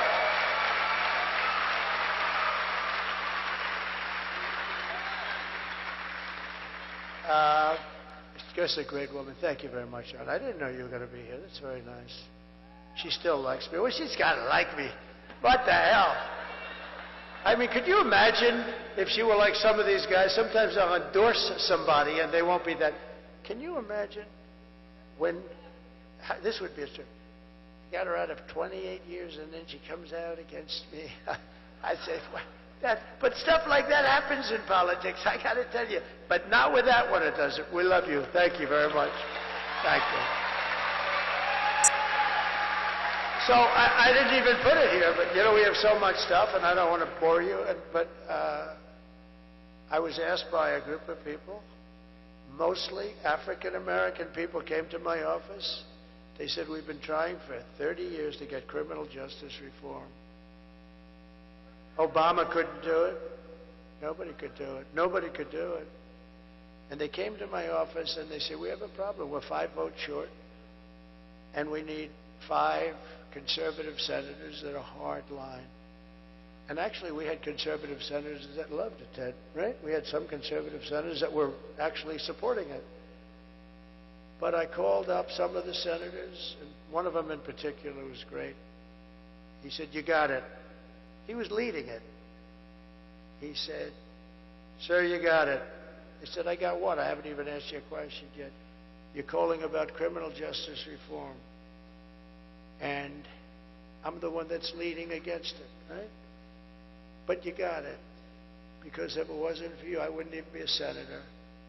And if you feel that way, I'm giving it to you. That's the way it was. I got 5 guys in 10 minutes.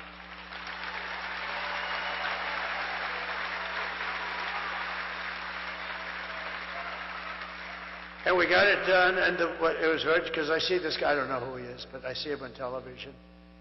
Sort of a lightweight, I think, not a very smart guy, but you know what? He came in, he was one of the people that came into the office.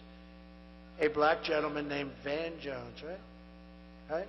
So he came in, and I was impressed with him. You know, good-looking guy. He was crying uncontrollably that it was going to fail again.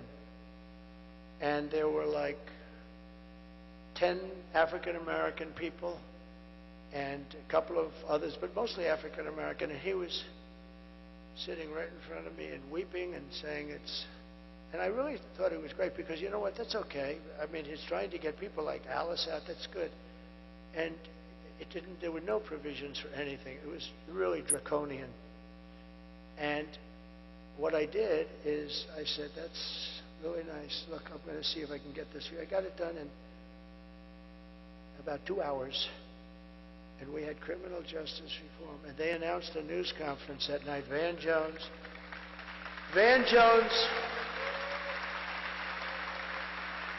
who I don't know. The only time I think I ever met him was in the Oval Office. They came in with a group about criminal justice reform. And remember, Obama couldn't get, nobody could get it. Nobody. Bush couldn't get it. They all tried. Why wouldn't they try?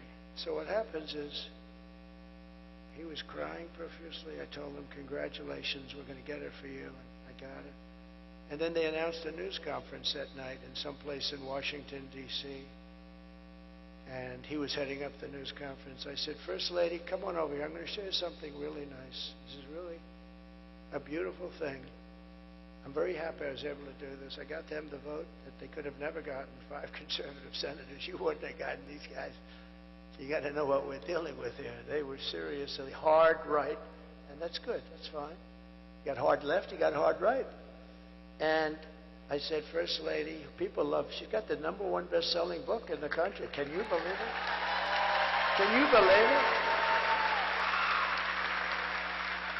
I wouldn't have even said that except I read it, and it's really good. If, you know, can you imagine if I didn't read it and I didn't like it? No, she's great. She loves you. She says hello. But she got the #1. That's a big achievement in life. On the New York Times list. Do you know how that book has to sell 20 times more than it should in order for her to be the #1 bestseller? So we're proud of her. She's great. And she was a great First Lady. People love her. People love her. And I said, First Lady, see, this is a little bit of a weave. You see those stars? First Lady, book, boom. But you got to always bring it back. When it comes to a time when it doesn't meet at the bottom, then it's time to say, let's not do this shit anymore. We won't do this anymore. But, so what happened is Van Jones was crying, and now I tell him, it's okay, he was the happiest guy. It was beautiful. Got a nice way about him. Nice look, you know, real nice look, smart. And I heard they were going to have a big news conference to announce it later on that evening. And they had it. And I said, First Lady, come on. This is what I want you to watch. Because I wouldn't say she's in love with politics. You know? I wouldn't say it's her first thing on the book. She's not in love with politics. She said, it's a very unfair situation. But I said, welcome to politics, right? But she's been so popular. She's raised so much money for people with Be-Best. So I said, listen, you got to watch this. So we sat down and we watched, and the news conference opened, and Van Jones was introducing everybody that I never heard of any of them. I want to thank this one. I want to thank that one. I want to thank Al Sharpton. The guy had nothing to do with it. He had nothing. It was just a con job. I've known Al for a long time. It's just a con job. So I want to thank Al Sharpton. He wants to thank all these people. I never met any of them. Some were names. He was thanking Democrat senators that opposed it. He was thanking everybody. And before it started, I said, honey, look, we're human. I said, baby, when you hear the nice things he says about me, it's unbelievable. It's going to be unbelievable. So come here, because this is really bringing the country together. So she said, oh, that's nice. So we sat and watched. And after announcing the first 10 or 12 names, she looks at me. Do you think he's going to say anything about you? Yeah, I think so. Maybe he's saving it for the end.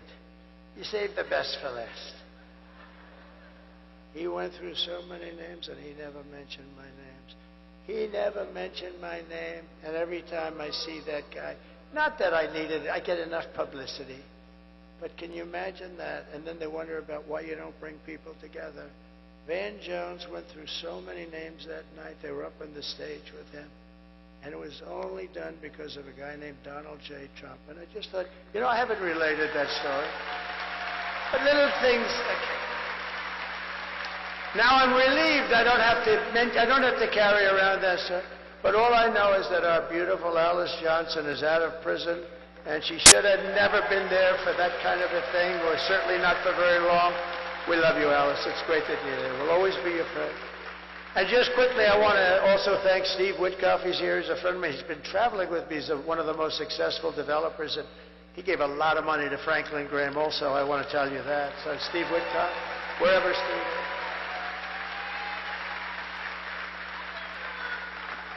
Thank you, Steve. And Howard Lutnick is, along with an unbelievable woman, Linda McMahon, they're heading up transition. And they're going to do a great job. He's got a great story. He's been a very successful person, but he had to rebuild his firm because of the attack on the World Trade Center. He lost his entire firm and then rebuilt it bigger, better, stronger. And he gave a big portion of the proceeds to the people that were killed. He lost the top 3 floors of the building. He was on his firm.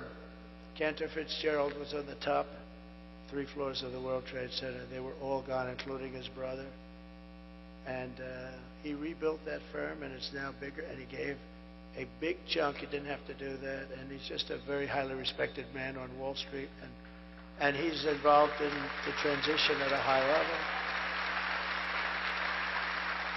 And I also would like to pay homage and add, because they're great people. They're great people. It's, you know, we all like to brag about our kids, and sometimes maybe we shouldn't. And some people, you know, you have your kids, you love your kids, but these are great children, great. I mean, they're not children anymore, but to me, they'll always be children, right? They're your children. If they're 25 or 35 or 40, I mean, Don is not a child. Eric is not a child. Tiffany is now going to have a beautiful baby.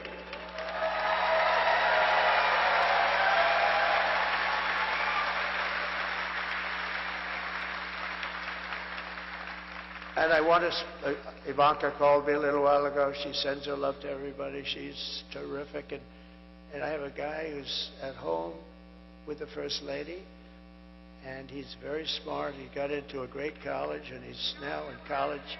He's 18 years old, and he's doing great. And he gives me good advice. Dad, just take it easy now. You just take it easy, Dad, all right? You don't have to go too much here. He gives me good advice. He's very wise. And I also Michael Boulos, who's fantastic. His family is fantastic, and that's it.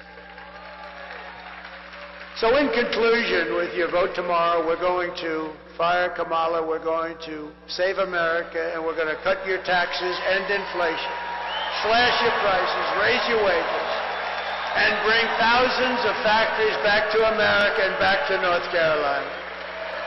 We will build American, we will buy American, we will hire American, and I will end the war in Ukraine. Should have never started. If I were president, would have never started. And in the Middle East, would have never started. Israel, all those people would be alive.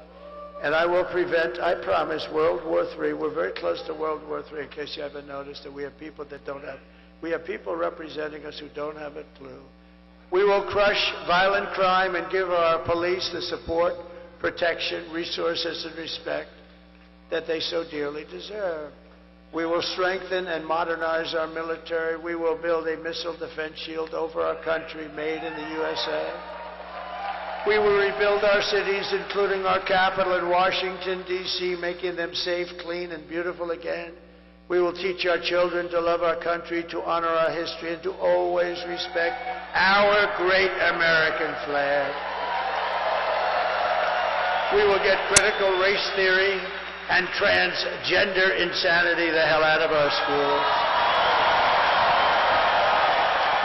And we will keep men out of women's sports.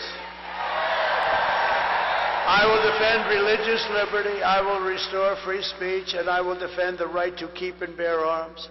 After years of building up foreign nations, defending foreign borders and protecting foreign lands, we are finally going to build up our nation, defend our borders, and protect our lands and citizens. And we will stop illegal immigration once and for all. And we want people to come into our country, but they have to come in legally, all right? We do want people. We will not be invaded. We will not be occupied. We will not be overrun. We will not be conquered. They are conquering. They are conquering large sections of our country. We're being conquered. Can you believe that? The only difference is they're not wearing military uniforms. We will be a free and proud nation once again. Everyone will prosper, every family will thrive, and every day will be filled with opportunity and hope and the American dream itself. But for that to happen, we must defeat Kamala and stop her radical left agenda with a landslide that is too big to rig.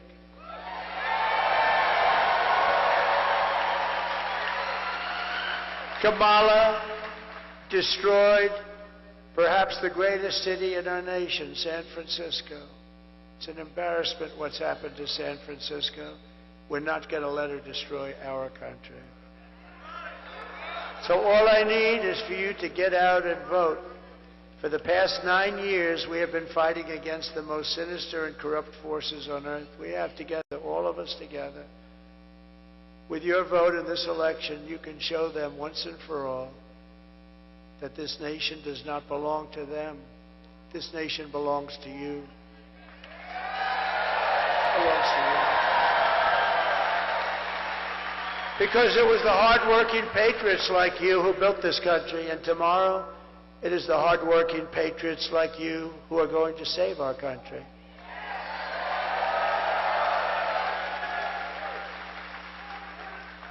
Think of this, I won't be doing this anymore with North Carolina, and I won't be doing this anymore with, after today, I'm just thinking as I'm going through this, that this will be our final moment, but the more exciting moment is going to begin.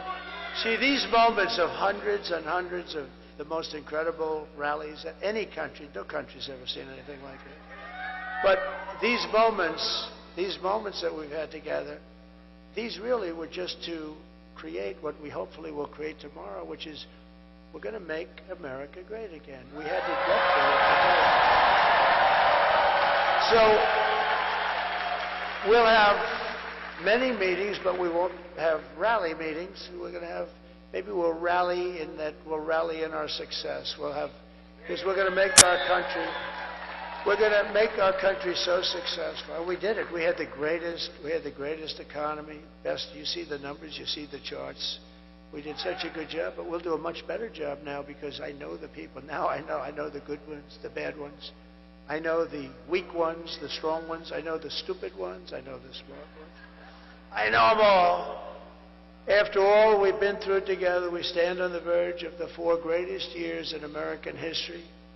With your help, we will restore America's promise and we will take back the nation that we all love so much. We are one people, one family, and one glorious nation under God. We will never give in, we will never give up, we will never back down, and we will never, ever surrender. Together, we will fight, fight, fight, and win, win, win.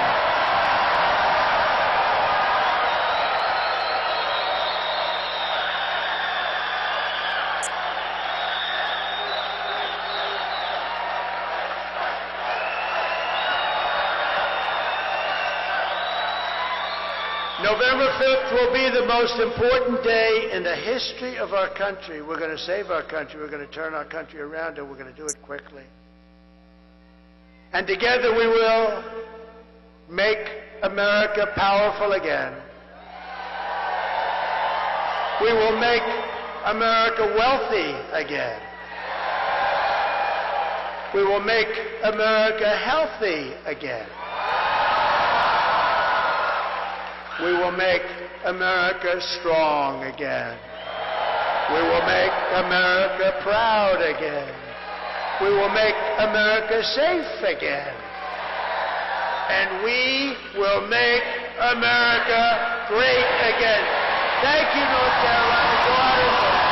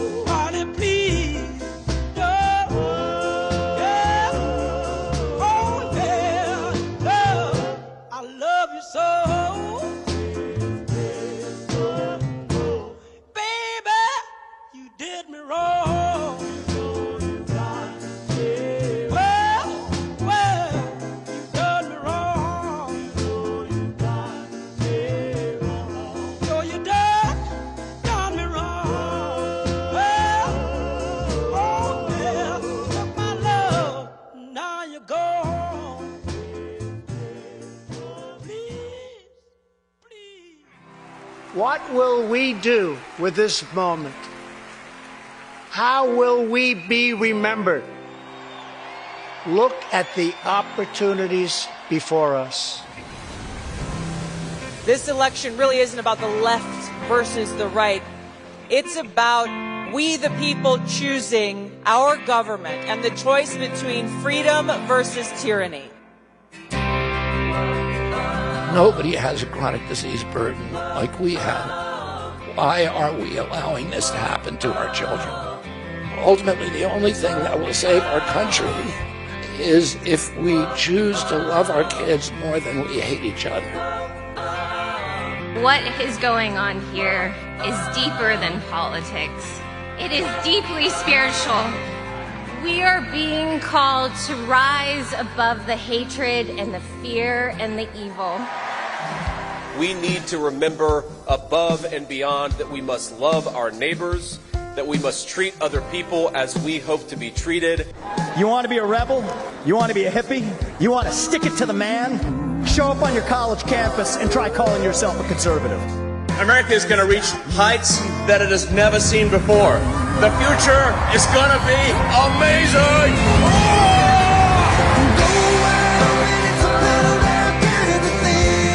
Don't you want healthy children? Don't you want a president that's going to make America healthy again?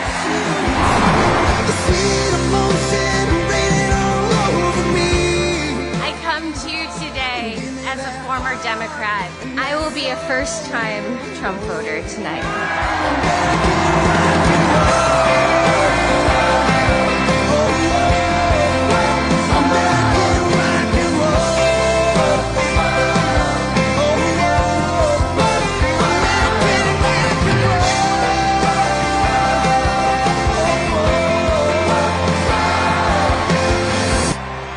The people dreamed this country, and it's the people who are making America great again.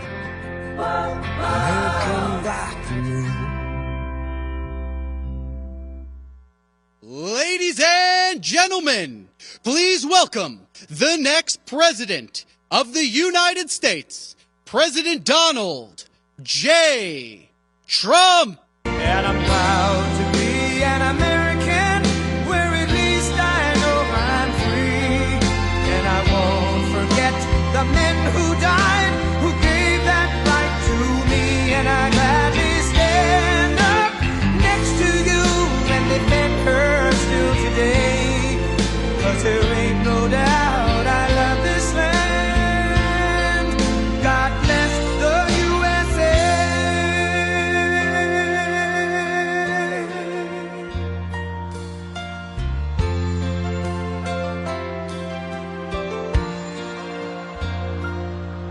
From the lakes of Minnesota to the hills of Tennessee, across the plains of Texas, from sea to shining sea, from Detroit down to Houston and New York to LA, where there's pride in every American heart, and it's time we stand and say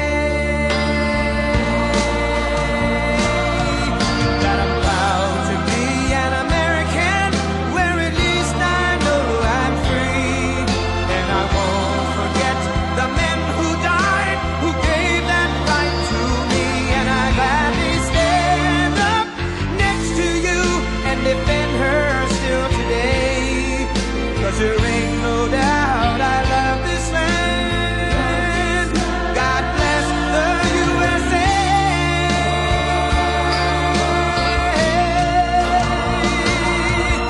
And I'm proud to be an American, where at least I know I'm free. And I won't forget the men who died, who gave that right to me.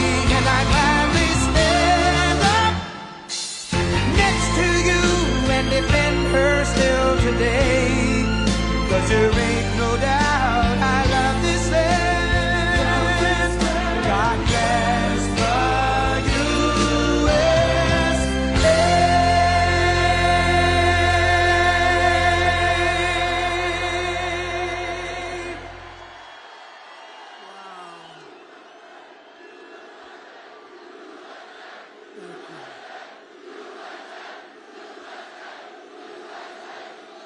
Well, thank you very much, everybody. This is a great honor.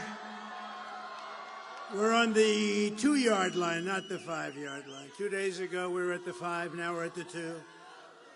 But we have to turn out and vote tomorrow. We're going to vote. But we're right there, and then we're going to do something, a term you've never heard of, make America great again. That's what we're going to do. So hello to Pennsylvania, a very special place. I went to school here, as you know. I spent a lot of time here, have a lot of friends here, and I'm thrilled to be back in this beautiful Commonwealth with thousands of proud, hardworking American patriots. Great people. Great people. You built this country, I have to tell you. You built this country. You're going to save this country, too. You're going to save it. Because, you know, if we win Pennsylvania, not me, if we win Pennsylvania, we win the whole ball of wax. It's over. It's over. So I'd like to begin by asking you a very, very easy, simple question. Are you better off now than you were 4 years ago? With your vote tomorrow, I will end inflation. I will stop the invasion of criminals coming into our country. And I will bring back the American dream. You're going to have the American dream back. What a shame what they've done to our country. They have destroyed our country, but we're going to get it back and fast. We're a nation in decline, but that will not be long, believe me. And after 4 years of economic suffering, we will create the greatest economic boom the world has ever seen. They're all coming back. All those companies that left us with the jobs, they're all coming back. Think of this, though. We're just 1 day away. Oh, we've been waiting for this. I've been waiting 4 years for this. And so have you. And so have you. We've all been waiting 4 years. 1 day, you gotta show up. I don't want any money. I don't want anything. Just show up and bring your vote. And if you have somebody else that got a little lazy, bring that person too. Say, Jim, you gotta get off the damn couch. Come on. We gotta make America great again, Jim. We're just 1 day away from what will be the most important political event in the history of our country. But you have to get out. We have to vote. Just show up and vote. I'd love to, really, what we should do is swamp them. Just swamp them tomorrow.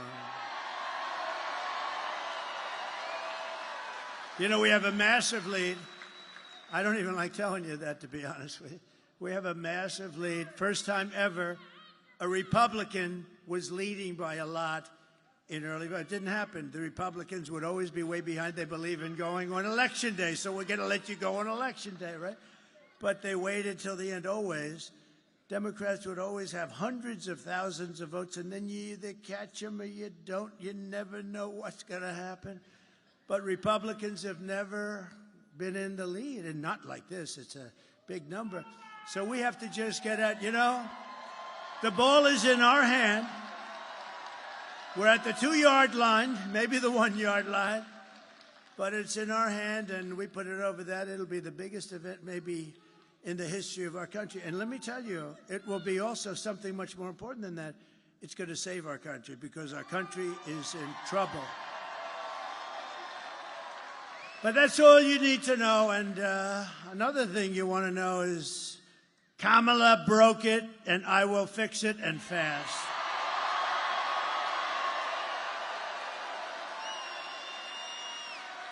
America will be bigger, better, bolder, richer, safer, and stronger than ever before.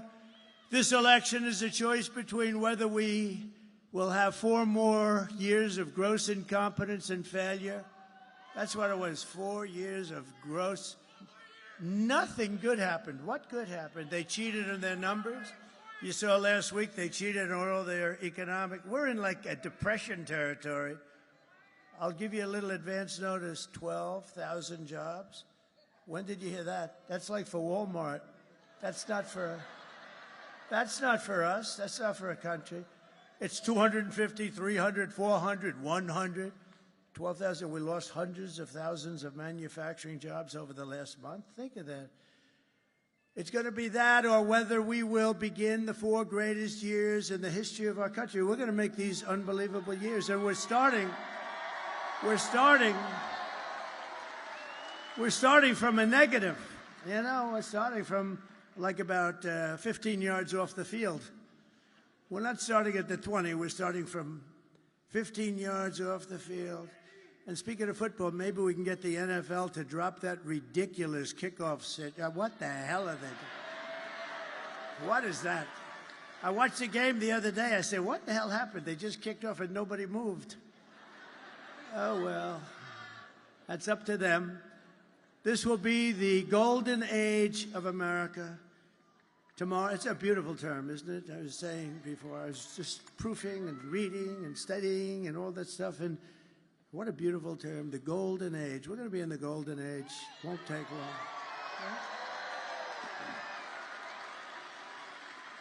So tomorrow you have to stand up and tell Kamala that you've had enough. You're not going to take it anymore.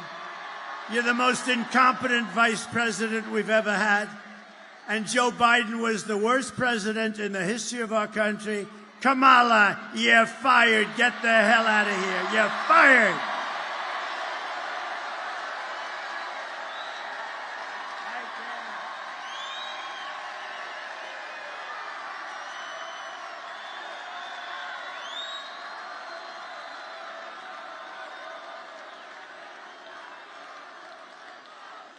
This is a hell of a nice place. Thank you.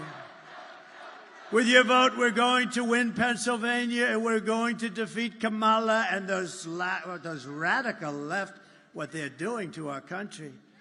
Crazy Nancy Pelosi. What's about her? She has visa stock, a big position. You know, she started off with nothing. Now she's worth $200 million. How did that happen? So she has visa stock, and she sells her stock. The day before, it was announced that Visa's under major federal investigation. I don't know. I wonder, do you think she had any insider information? I don't know. It's disgrace. Honestly, she's a disgrace. They ought to throw her the hell out of Congress. We are going to make America great again, and it's going to be fast. We're going to do it fast. We'll fast track it. Over the past 4 years, Kamala has orchestrated the most egregious betrayal that any leader in American history has ever inflicted upon our people. She's violated her oath of office. She's eradicated our sovereign border and unleashed an army of gangs and criminal migrants from prisons and jails, insane asylums and mental institutions, from all around the world, from Venezuela and the Congo in Africa, stealing countless American lives. And these are rough customers that are coming, much rougher than almost anybody in this room, other than the other night I had the Penn State national champion wrestling team. Think of this.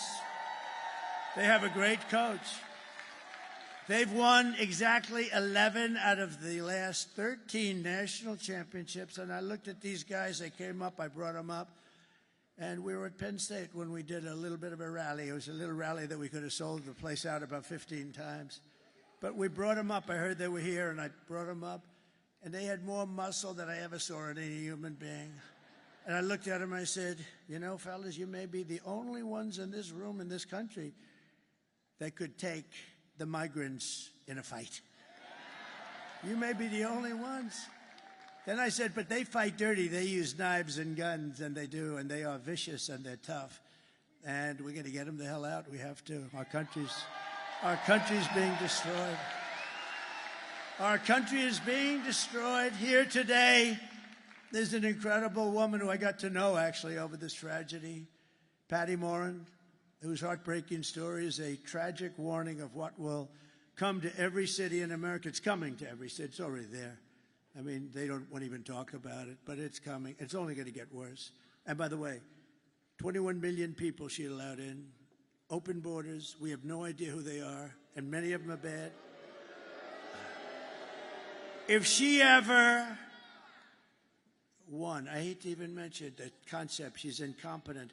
If she ever won, she would have open borders the following day after the election, and you wouldn't have 21 million people, which is a record in history. You would have 221 million people coming over the next 4 years. And you could forget about your country. You would have no chance. Patty's wonderful daughter, Rachel Morin, was a 37-year-old mom of 5 precious, beautiful children. Rachel lived in Maryland, 1,500 miles from the border. Last year, while Rachel was out on a run, she wanted to always stay in good shape. Right near her home, she was brutally raped and murdered by an illegal alien who was led into the United States by the ridiculous open borders policy of Kamala. The savage who committed this heinous crime first killed another woman in El Salvador before walking across Kamala's open border. Come in and please come in. We'd love to have you into the United States. Isn't that wonderful?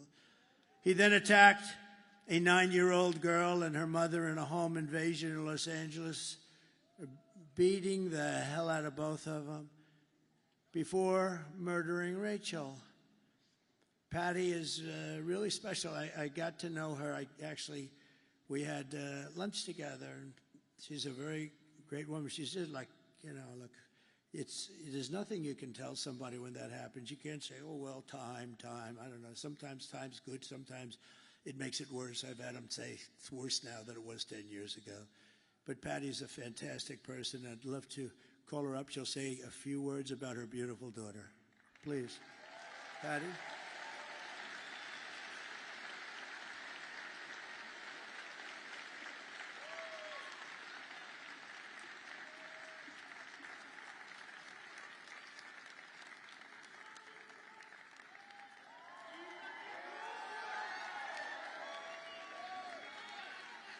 Thank you.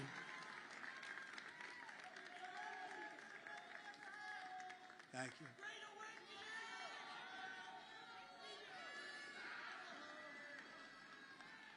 Actually, be careful.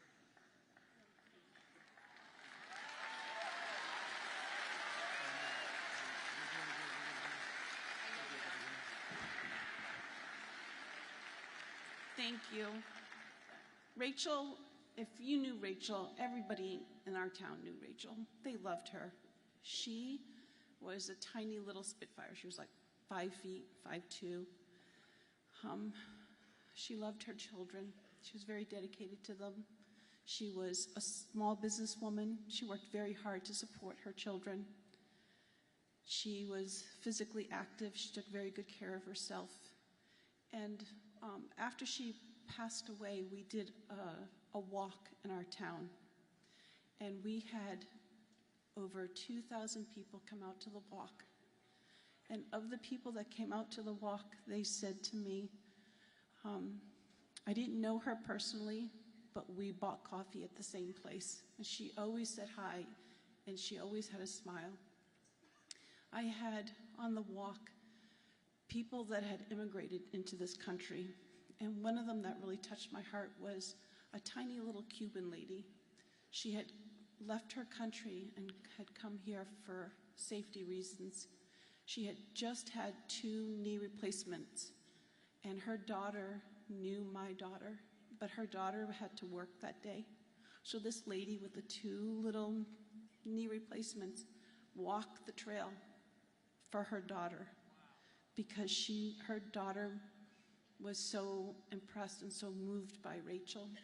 And this woman, at the end of the walk, wanted to take a picture with me and offered me $1, because that's what she had in her pocket, to help towards expenses for my daughter. I told her to take the money and take her daughter out to lunch and give her a hug. But family is the most important thing that we have.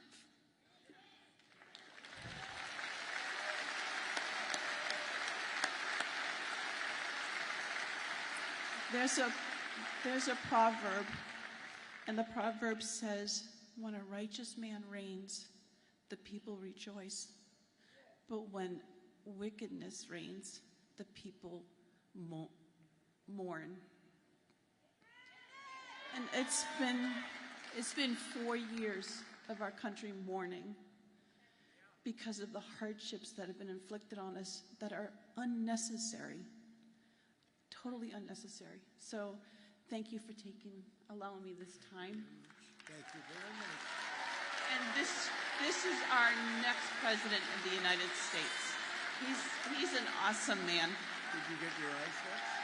Not yet. We're working on it. You got that on, huh? Yeah, we are. Thank you, sir. Thank you for this honor. It's an honor to be there. Looking down, right? She's looking down. Look at the crowd, how they love you. Yes. Yes. The girl's looking down. You're going to make me cry. You're going to make me cry. Thank you. Come on, let me walk you over.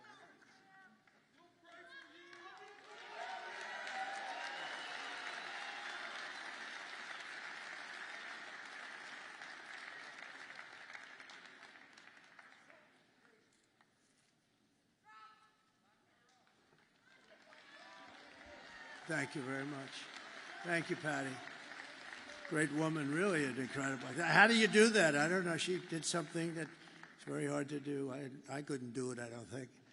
Very hard to do what she just did so beautifully, too.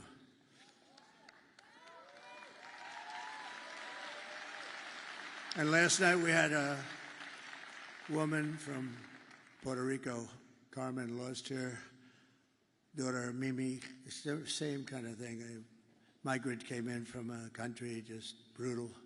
They're just killers. I mean, they don't care. Her daughter was also beautiful. And Rachel was beautiful. But a similar thing killed, and the woman got up, killed 5 days ago. And the woman got up and she just spoke. And both of them, the job is to do that. I don't know how you do it, but they are incredible. They're incredible people. We have incredible people in this country, I tell you. And we can't let savages come in from other countries and take them out. We can't let these animals come in for other countries. They come in and they take them out, and then they're protected by the radical left. It's a terrible thing that's happening, and it's levels. When I was in this debate with the three people, 2.5, I figured, the 2 anchors and a half a candidate. And David Muir, when I said about, no, crime's way up. No, it's not, it's down. I said, am I debating you? And the next day, somebody at Justice Department actually likes me. They released the numbers. It was up 45%. Crime was up, way up right now. And you have a new crime that you can add. It's called migrant crime. And it's as vicious as there's ever been. It's a level of viciousness. And I put up tapes, but you know, the problem is the fake news never puts the tapes on. A friend of mine calls me. And he says, I watch all your rallies. They're the greatest rallies. But you know, when you put those tapes up, the cameras, look at all those cameras over there. They don't have one camera that goes, and all it has to do is go an inch here, an inch here, and you have it. They don't put them on television because they don't want to see the horror show of those tapes. So I don't even bother with them anymore because it's ridiculous. Isn't it ridiculous? And you know, it would be actually better for the networks, better. I mean, you're showing things of great interest, and they're horrible to watch. They're horrible to watch. But I don't put them up anymore pretty much because they won't put them on. They won't move the camera an inch and an inch. Isn't that terrible? You know why? Because it's fake news. The day I take the oath of office, the migrant invasion ends and the restoration of our country begins. The United States is now an occupied country, but it will soon be an occupied country no longer. It's not going to be occupied long. If you had the tapes, you'd see where they take over apartment complexes in Aurora, Colorado. I hope Colorado votes. You know, Colorado, the governor, is a weak, ineffective guy. He's a radical left lunatic, and he's petrified of the people. It's a gang from Venezuela, very nasty, along with MS-13. They're probably the 2 worst gangs. They're vicious, vicious. He doesn't know what to do. All talk, you know, they're all talk. And yet when I was the leading candidate and we're going through the country like easily, routinely, he decided that he's going to try and take me off the ballot That doesn't sound very democratic, does it? You know, they always say, he's a threat, me. I'm a threat to democracy. I'm the one that's saving democracy, just so you know.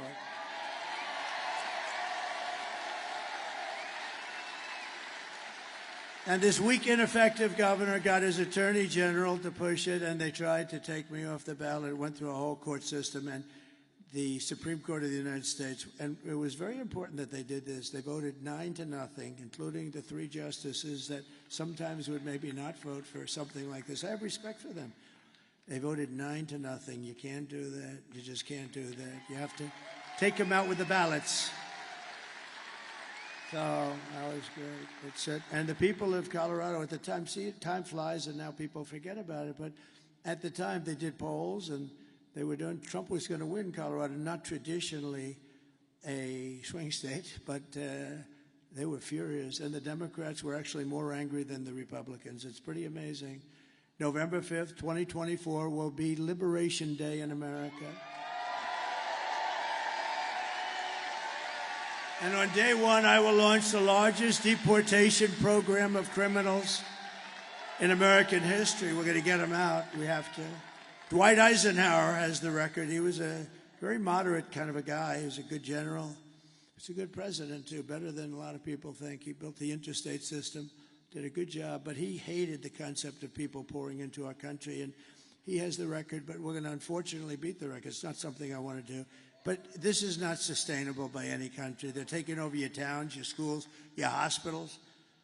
Springfield, Ohio, 52,000 people in the town. They dropped 30,000 migrants into the town. And now they can't use their hospitals. They can't use their school systems. I will rescue every city and town that has been invaded and conquered. Can you imagine? I'm up here making a speech, talking about towns and cities and big cities. Look, I see New York. I see what happened. And the mayor made some nasty statements about it. You know, the mayor, Mayor Adams, he made statements about this is not sustainable. We can't, I mean, you have to help us with this. Hundreds of thousands of people are piling into New York. You have to help us. And I said to my people, he'll be indicted shortly. They indicted him. One of the indictments is he was upgraded in an airliner. Everyone gets upgraded. Anybody who's gotten upgraded, please raise your hand. You will be indicted. No, think of this. I've been upgraded. I used to fly that way. They used to upgrade me all the time. That would mean I have a potential additional investigation because I've been investigated more than Alphonse Capone. Think about it. He killed people at will. If he went out to dinner with this handsome gentleman right here and he didn't like him, he said, "You're looking at me the wrong way. I don't like you." He had no chance of making it out of the dining room. And I got investigated. Think of it. I got investigated more, and I did nothing wrong. And I have to say the Republican Party really stuck up for me. They said, this is ridiculous. Unanimously. And they'll put the vicious and bloodthirsty criminals, we're going to get them, we're going to throw them out of the country, first choice. If they're really crazy vicious, and we have many of them, don't forget, of the 1,399 that are murderers, many of them committed 2 murders. Of these people, I don't know, I'd almost rather keep them in jail because, you know, if they come back, now we're going to have something about them coming back. It's serious, and we'll tell you about it. But we're going to either put them in jail or we're going to get them. And for the most part, we want to just get them the hell out of our country, right? No, they're emptying their jails and mental institutions to expedite removals of the removal of Trende Aragua and other violent gangs like MS-13, all savage gangs, tough gangs. They're tough, they're nasty. That's why I want to be with those Penn State guys. I feel very good. I will invoke the Alien Enemies Act of 1798. You know, 1798, that's when they ran the country a little tougher than we run it today. Today you get a little slap in the wrist when you kill somebody. You kill somebody. Oh. Now, if you fight for a fair and free election, then they throw the book at you, right? Then they throw the book because they don't like it because you're getting too close. And you know, those numbers that are coming in today, nobody's ever seen numbers like this. It's a great tribute. It's a great tribute. So we're going to invoke the Alien Enemies Act of 1798 to target and dismantle every migrant criminal network operating on American soil. And if they come back into our country, it's an automatic 10 years in jail with no possibility of parole. And I'm hereby calling for the death penalty for any migrant that kills an American citizen or a law enforcement officer.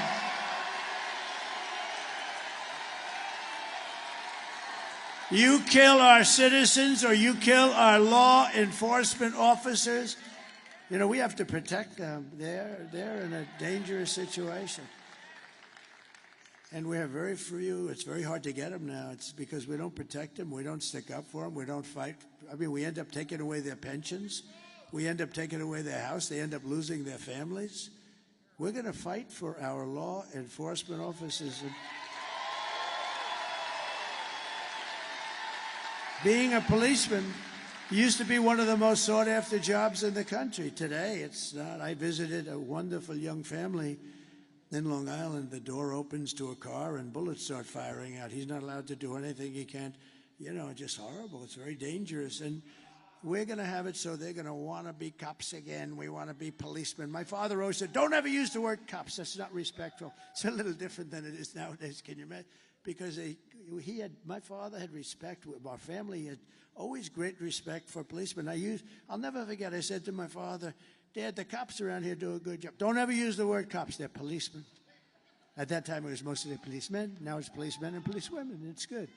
But that's a different, there's a whole different thing. We're going to bring it back to exactly like my father felt about him. He had total respect for them, and they did a great job. And you couldn't even get on the force. The standards were so high. Everybody wanted to be a policeman or then, as it kicked in, a policewoman. And they're doing a great job. And I will immediately ban all sanctuary cities in the United States of America. We will secure our borders. And we will also rescue our economy. Because our economy is in a mess. And I've seen it for a long time. I'm very good at that stuff. I'm very good at that stuff. I've been talking about it for a long time. Scott Bessent, one of the smartest people on Wall Street, has been talking about it. In fact, he said the only reason the stock market's up is because everyone thinks Trump is going to become president this very year. Maybe the top guy on Wall Street. 4 years of Kamala have delivered nothing but economic hell for American workers. You know that. Her inflation disaster has made life unaffordable and cost families over $30,000 in higher prices. It's the cost. People tell me all the time, I actually talk to a lot of people. It's hard to believe. If I'm in a group, I say, come here, what do you like the best? Well, my groceries are they're always talking about groceries and the cost of cars, the cost of everything. The cost of anything. It's all inflation that they created.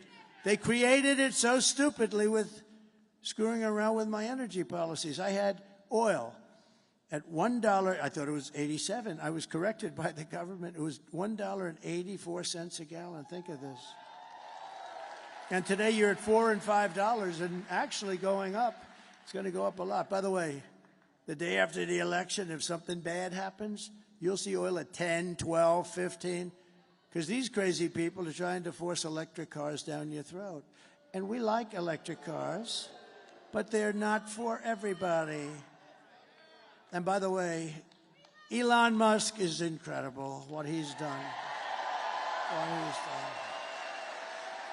Do you know where he is right now?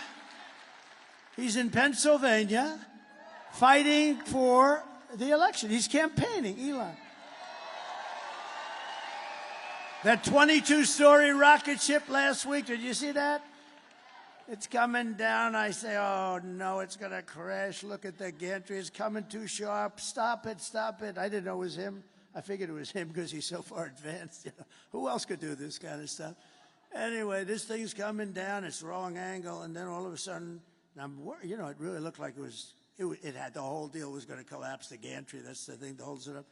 So it's coming down, and then all of a sudden, wow, you know, massive flames of fire and jets and everything comes pouring in from the left and pushes it over, and then it drops gently down, and then those two big arms come out like you're hugging your baby.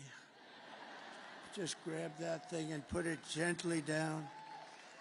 Put it gently down in the pad, and it was a beautiful thing to see. See, now in the old days I would have said hugging something else, and I would have thought that was so smart to say. And then the fake news would be writing stories about it for 2 weeks. So we don't give them those opportunities quite as much, but it was more fun, but we don't give them those opportunities. Just days ago, we had but you know, Elon, really, we have to be thankful. He gave for the horrible hurricane that did such a big number on numerous states, but North Carolina got hit badly. I mean, they were really hit, and I was there. I was very early there, actually, and then came back, and I met with a very good person, one of the head people in North Carolina. He said, "Sir, you know Elon Musk, don't you?" "Yeah." He gave me the nicest endorsement. He said, "If you don't win, if Trump doesn't win, this whole country is going to be no good. It's going to be no good." And it won't, because their policies, these radical left policies, will be Venezuela on steroids. That's what's going to happen to us. And I said that years ago, if that ever happened. Now, we can't let we got to get these people the hell out of office because they're bad. First of all, they're incompetent, but they're bad. But he said, "Sir, could you do us a favor?" What? He makes something called Starlink. I said, "What's Starlink? Tell me what Starlink." It's a communication system, because all our wires are buried underwater. You had to see this. Areas that never saw water are now lakes. I mean, nobody's ever seen a hurricane. This was a real sort of a water-destructive hurricane. There's never been anything like it in terms of the amount of water put out. It literally areas that were almost like they never saw much rainfall or anything. They're now these giant lakes. And the destruction and the death. A lot of people died, and, you know, people don't know that, but a lot of people died. There are people still missing. He said, "We have no communication. We're cut off from the mainland, and we need Starlink, and we can't get anyone on the phone because, you know, it's a very popular thing." So he explained it, what it is, and I called Elon. I said, "Elon, you have to do me a favor. North Carolina and parts of Georgia are really in bad shape, and they have no communication. You have to get your Starlink, whatever the hell it is, Elon. I don't know. I don't care, but you got to get some. And if you don't mind." And so I'm talking to him. And you might have heard this. I told it a couple times. I'm talking to him. And I get a note that the man from North Carolina was, "Thank you very much, sir. The Starlink is all being taken care of. It just happened." I said, "Wait a minute." So I said, "Elon, did you approve that?" "Yeah." "How the hell did you approve it? You're talking to me on the phone." He said, "Well, I'm able to do two things at one time." And they got so much Starlink, and I said, "How is it?" He said, a week later, I said to the guy, "How is it?" He said, "It's unbelievable. You saved a lot of lives." So Elon is a great guy, so we want to thank him. Just days ago, we had the worst jobs report in modern history. This is the one. I always said, I don't want to be Herbert Hoover. I don't want to be Herbert Hoover. And I've been talking to you about this is going to happen. And I think we can now say it's in the process of happening. So normally you see all these jobs, everything, hundreds of thousands of jobs, just because of the size. And they just announced Mike. You'd be amazed at this. Mike, look at our Mike. Look at him. He lost all that weight. He looks so handsome. Stand up. Mike Pompeo. Stand up, Mike. You look so handsome. Wow. Man, I'm going to ask him, how the hell did he do that? That's good. Good. That's great. But I just said, 12,000, and this is an unbelievably, like an unthinkable number. I've never heard of a number that low. I've never heard of it. It's been decades. And I heard that, and then I heard 30,000 private sector jobs were killed in a single month, and nearly 100,000 manufacturing jobs have been wiped out just since the beginning of the year. 100, and those manufacturing jobs are gold for us. I mean, you know, those are the people that make the product. 150,000 Americans joined the unemployment rolls in October, and nearly 250,000 people dropped out of the labor force. Did you ever hear numbers like that? That's like a depression.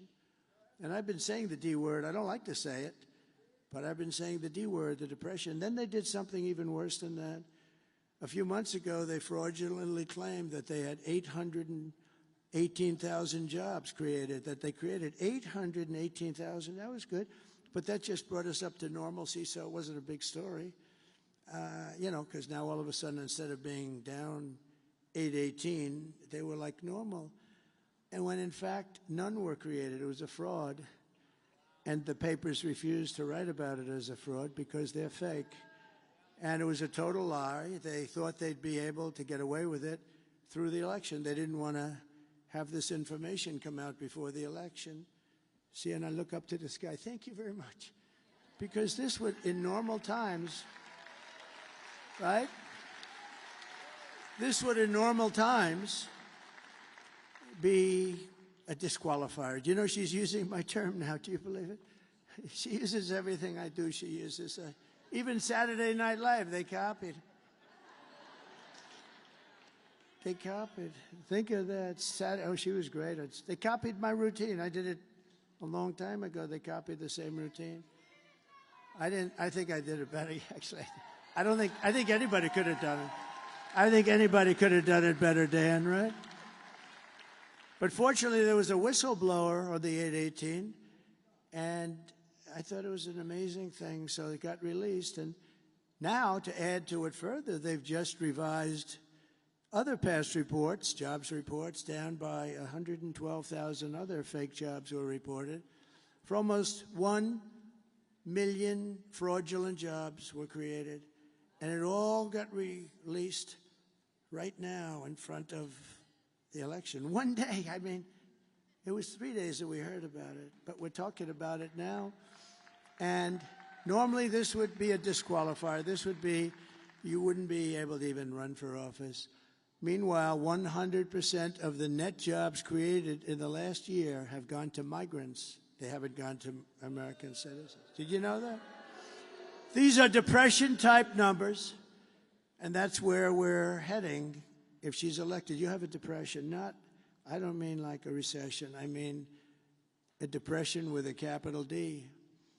Under my leadership, we are quickly going to turn this economic nightmare into an economic miracle. We're going to do great things. You are.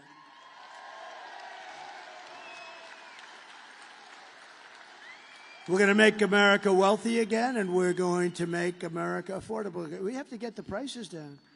I told the story this morning. A woman goes up to a counter in a supermarket with 3 apples. It was reported somewhere, and it's just like, this can't happen in this country, and brings them up, 3 apples. An elderly woman brings them up to the counter, and she realized that they're too expensive, and they've gone up so much from the last couple of months. And she takes one of the apples back to the refrigeration section and walks back, and she buys 2 apples instead of 3. This shouldn't be happening in the United States of America. So we're just one day away from the best jobs and biggest paychecks and the brightest economic future that the world has ever seen. But you must vote. Kamala's plan will impose the largest tax hike in American history and raise taxes on the typical American family by at least $3,000 a year. And this is the only politician I've ever seen. You know, she's a very low IQ person. You know. I want to have a smart president. I don't want any more. We had 4 years of these guys. President Xi, Mike, of China is not a low IQ person. Do you agree? He's a very severe person. He's a very fierce person, but low IQ is not one of his traits. Do we agree? No, but these guys, these leaders at the top of their game, and we don't have that. We have people that 30 years ago, Biden wasn't any good. He had the worst policy. If you would have taken Biden's policy reviews over a 40-year period and reversed them, you would have gone down as the single greatest policy expert, foreign policy expert. My plan will massively cut taxes for workers and small businesses, and we will have no tax on tips, no tax on overtime, and no tax on Social Security benefits for our seniors. Kamala will crush Pennsylvania energy workers, and she's going to ban fracking. By the way, don't let this happen. Her whole life she's against anything coming out of the ground. She likes the wind, the wind. It kills all your birds. That doesn't work. That's the most expensive energy in the entire world. And then after 10 years, when it rusts out, they don't look too good. So she wants to ban fracking, and she's going to ban. That's 500,000 Pennsylvania jobs. There's no way that you can vote for that. That's your biggest industry. You got a lot of stuff under there. It's going to come out, and it's clean and nice and good. And you're doing great things for the country because the country uses it. I will end Kamala's war on energy, and we will frack, frack, frack, and drill, baby, drill.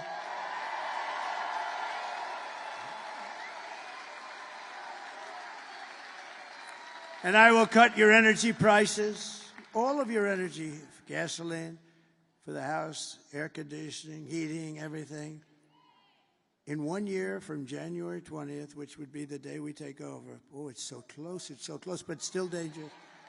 These people, how would you like to be Putin and you want to call the United States and you have no idea who to call? No, it's true. Let's see, let's call up the United States. I'd like to work something out. Who do we call? Sir, really, there's nobody you can speak to. I just thought of that the last couple of days. They want to make a deal, Mike, and they have nobody to speak to. Maybe they'll speak to the guy right alongside of you. You got a great Senate. By the way, you have a great Senate candidate. I hope you're gonna go for it, David. He's great. I hope you're gonna go.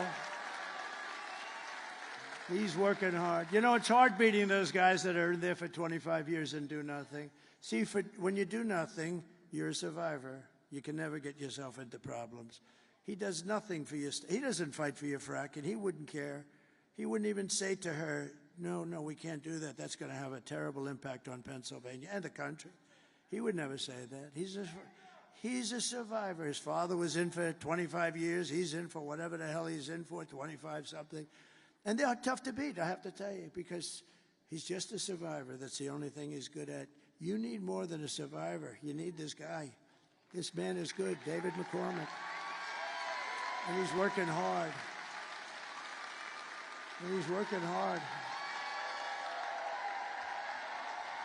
Get him up here. Come on, David. Come on. We got to get him. David McCormick. And I tell you, I've known him for a long time. He was a winner in school. He was a great soldier. Everything was good. Everything was good. You have a chance to get somebody outstanding. And what you have now is not outstanding. Thank you, sir. Thank you. All right, Keystone State. It's going to happen right here. It all comes down to here. We have a choice. We have a choice between strength, that guy who said fight, fight, fight, and weakness. We have a choice between common sense policies and a radical liberal agenda. You have a choice between a senator who's going to fight with this guy for change or the status quo. We've got to win this election. It's the most important ones of your lifetime. President Trump's putting it all out there. I'm putting it all out there. We need you to do everything you can do to take our country back. We need you to get out and vote. We need you to tell 10 friends. We need you to put up signs. We need you to pray. And if you do that, on November 6th, we'll say on this day, November 5th, we saved our country. We got it back on track. We put the right leadership in place. And we made Pennsylvania great again. Thank you.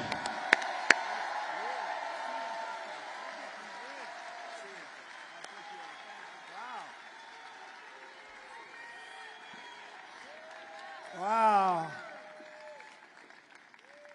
We have some other senators here, and I have to tell you, I think they're looking forward to having him as a partner in the Senate. We have some good ones, too. Senator Bill Hagerty, Tennessee. Tom Cotton, a great guy.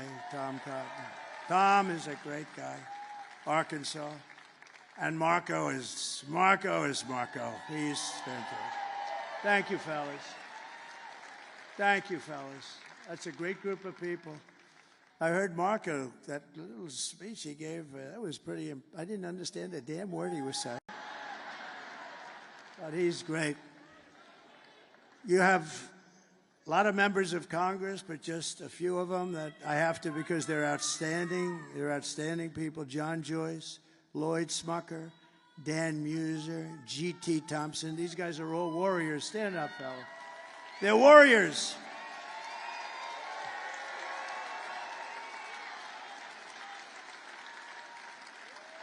They are warriors. And Arkansas Governor Sarah Huckabee Sanders, she's doing a fantastic job.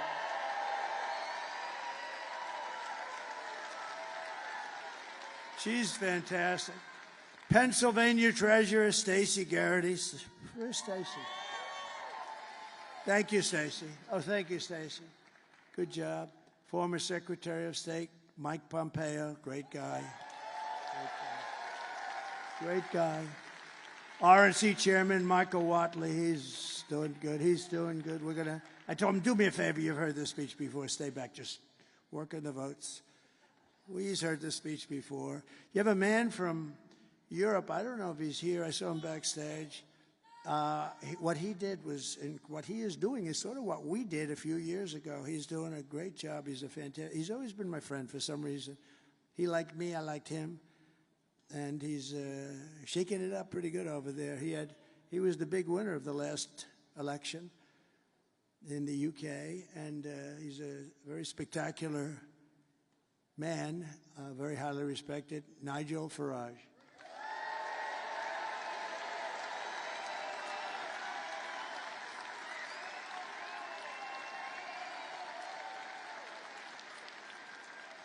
He's a little bit of a rebel, but that's good. You know, that's good. Don't change, Nigel. And you have my children, and they are spectacular. Don, Eric, Tiffany, and Laura, and Michael Boulos. And Tiffany's going to have a baby very soon. Going to have a baby. Tiffany's having a baby. Thank you very much. That's really great. They're very good. They're very good kids. And a lot of friends are here. Steve Witkoff is here. He's given a lot of money to different charities and all. He's really, really something. Oh, they're there. I'm wondering, why are all those cameras? That's the Anderson right there. And you know, Laura is a superstar. Laura is like unbelievable. Laura has been unbelievable.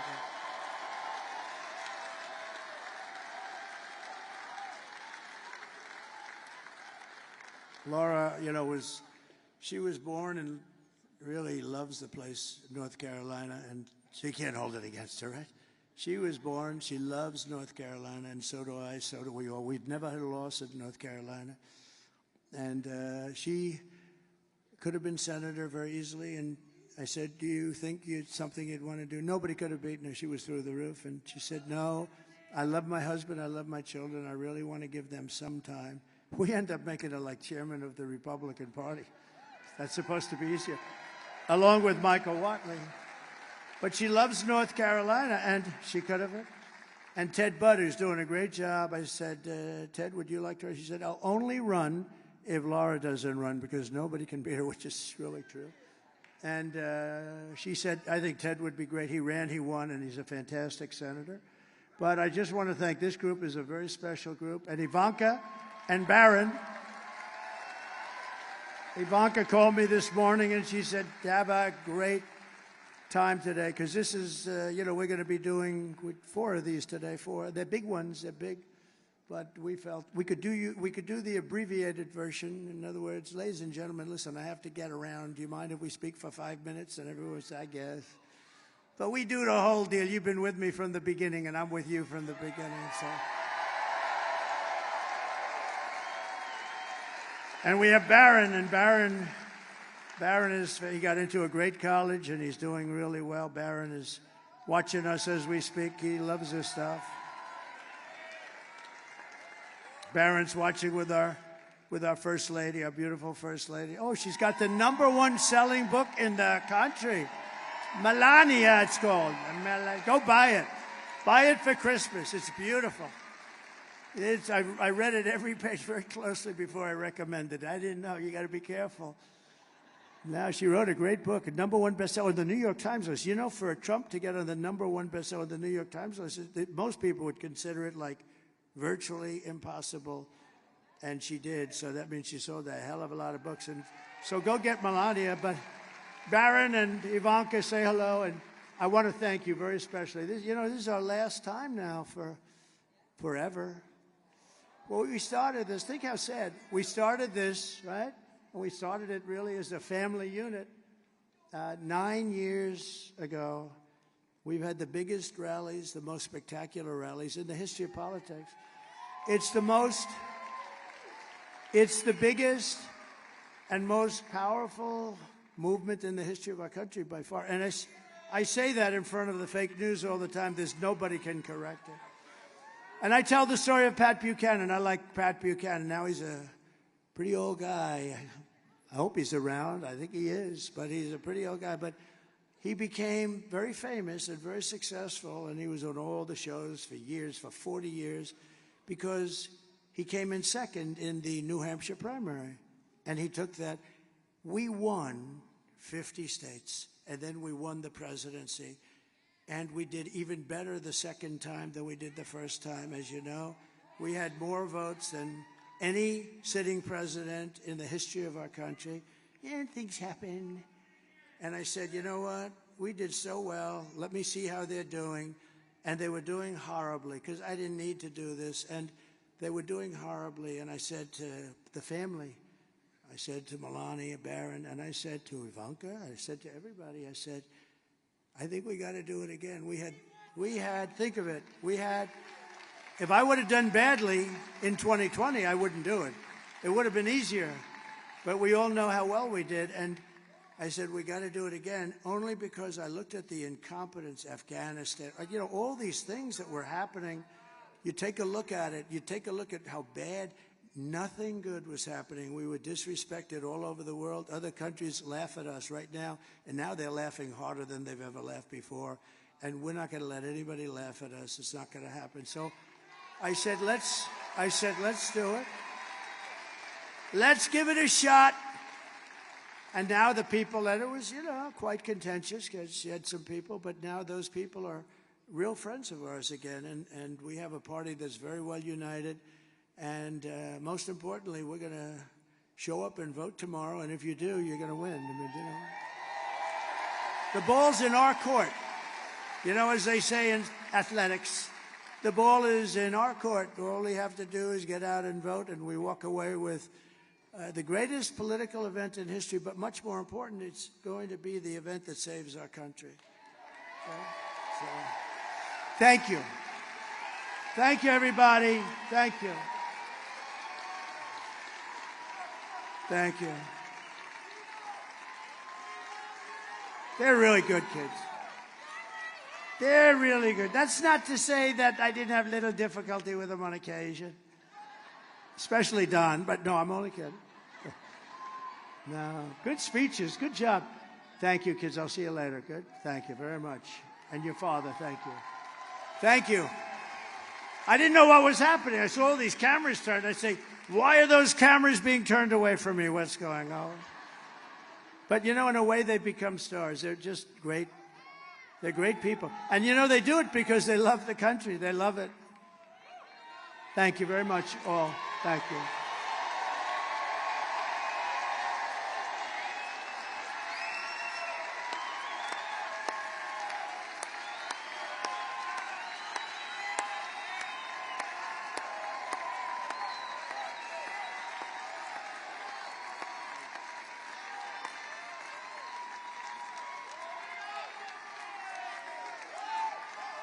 Thank you, everybody. So here are the facts. And Kamala, now we have to talk. Oh, bring them up. Okay, come on, let's go. They all want me to bring them up. There's a lot of love. Come here, my boy. Come here, my beautiful boy.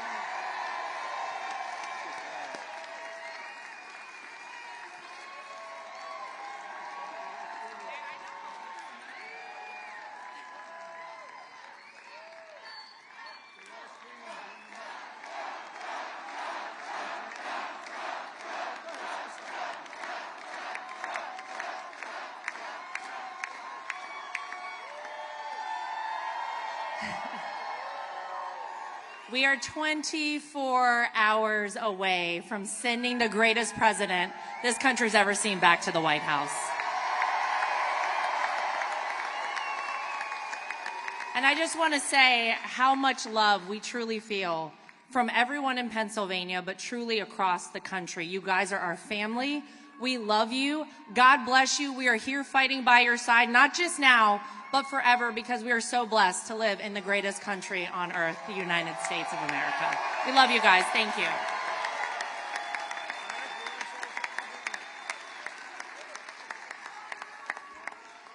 This man right here is the greatest warrior America has ever seen.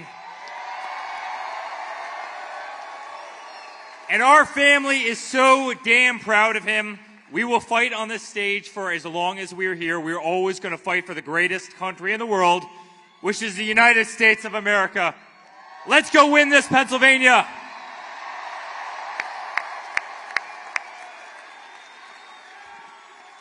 Guys, for us, this has been an honor of a lifetime. You guys are the best, but now it's up to you. We can't do it by ourselves. It was always about all of us. It was about one country. It was about taking back our freedom, our rights from those who are trying to take away from us. So tomorrow, bring your friends, stay in line. Let's vote, vote, vote. Let's take back our country. Thank you, Pennsylvania, and thank you, America. God bless all of you.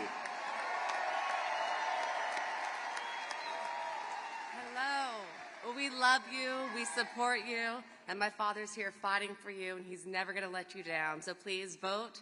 Let's get this country back on track. Thank you so much.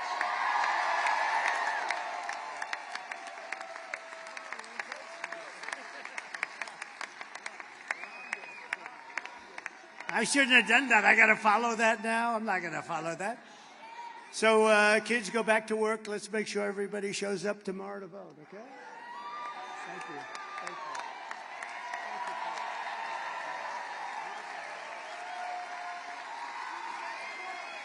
you. Beautiful job.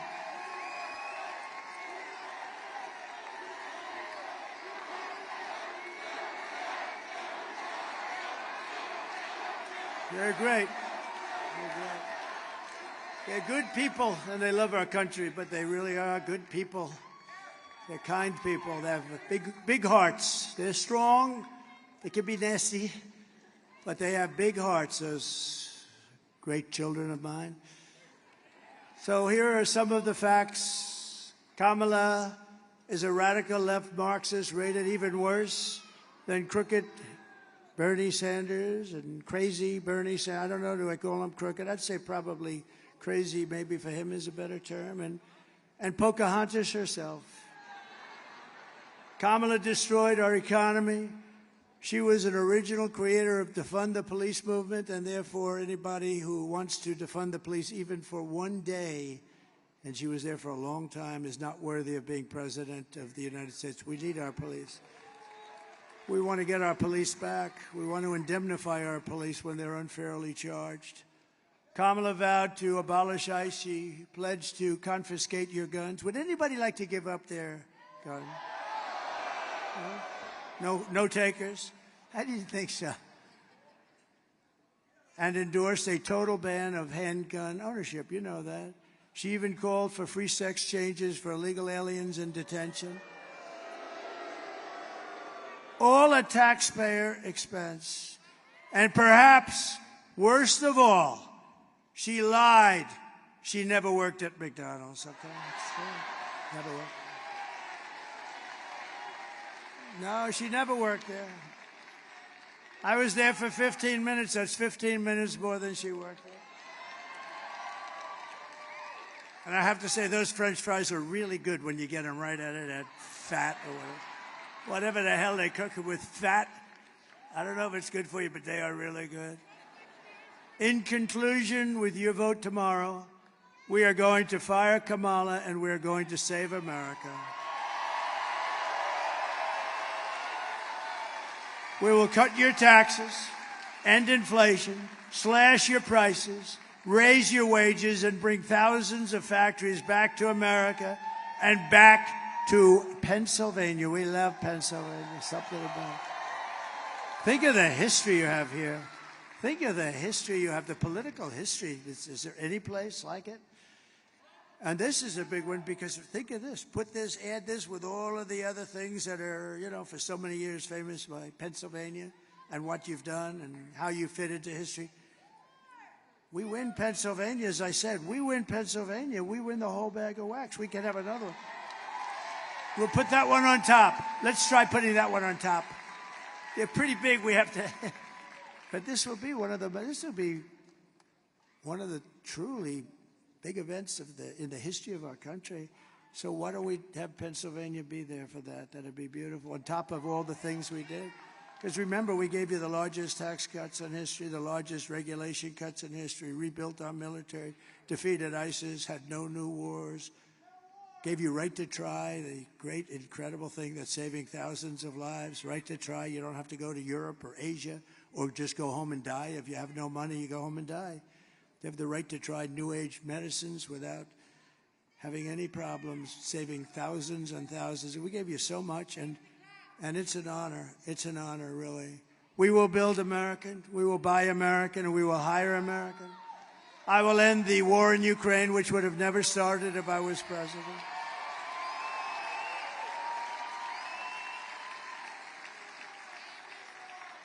And I will stop the chaos in the Middle East. There's another thing, Israel, October 7th. October 7th would have never happened. All of those people that were hostages, hopefully are still, because I hope they're of hostage. I just hope they haven't been killed, but I think a lot of them are killed. I think a lot of them have been killed, but we can hope. But that would have never happened. That would have never, ever happened because Iran was broke. They had no money for Hamas.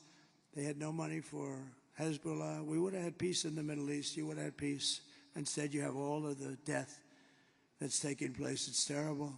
And I will prevent World War III because you're just around the corner from World War III, and this will be a war like no other. This will be a nuclear war. And this will not be two army tanks going back and forth and shooting at each other. This will be a war.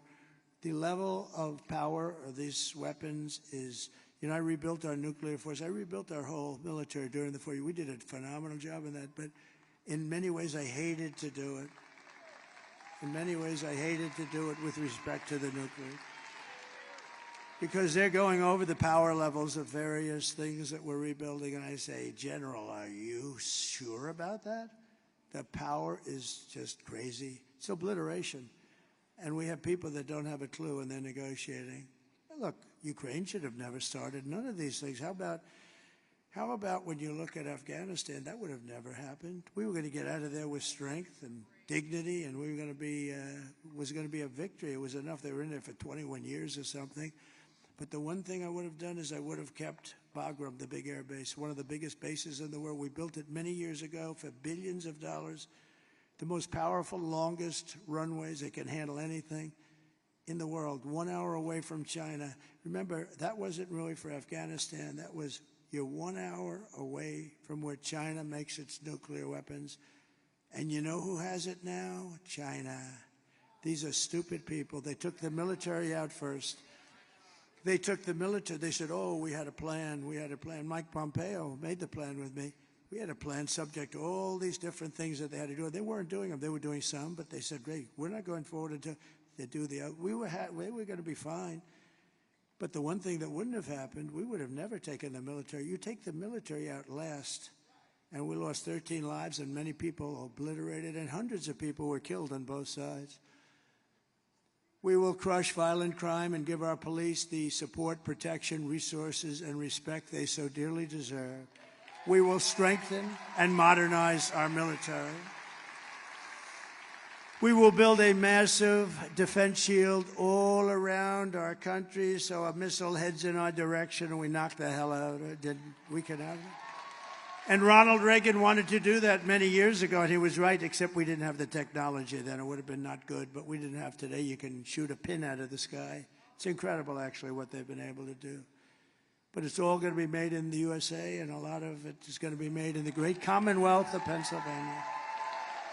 We will rebuild our cities, including our capital in Washington, D.C. We'll get rid of all the graffiti on those beautiful marble columns, and we'll clean it.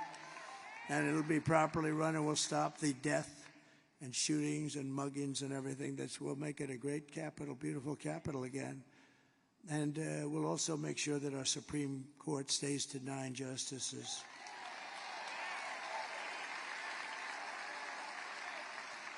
We will teach our children to love our country, to honor our history, and to always respect our great American flag.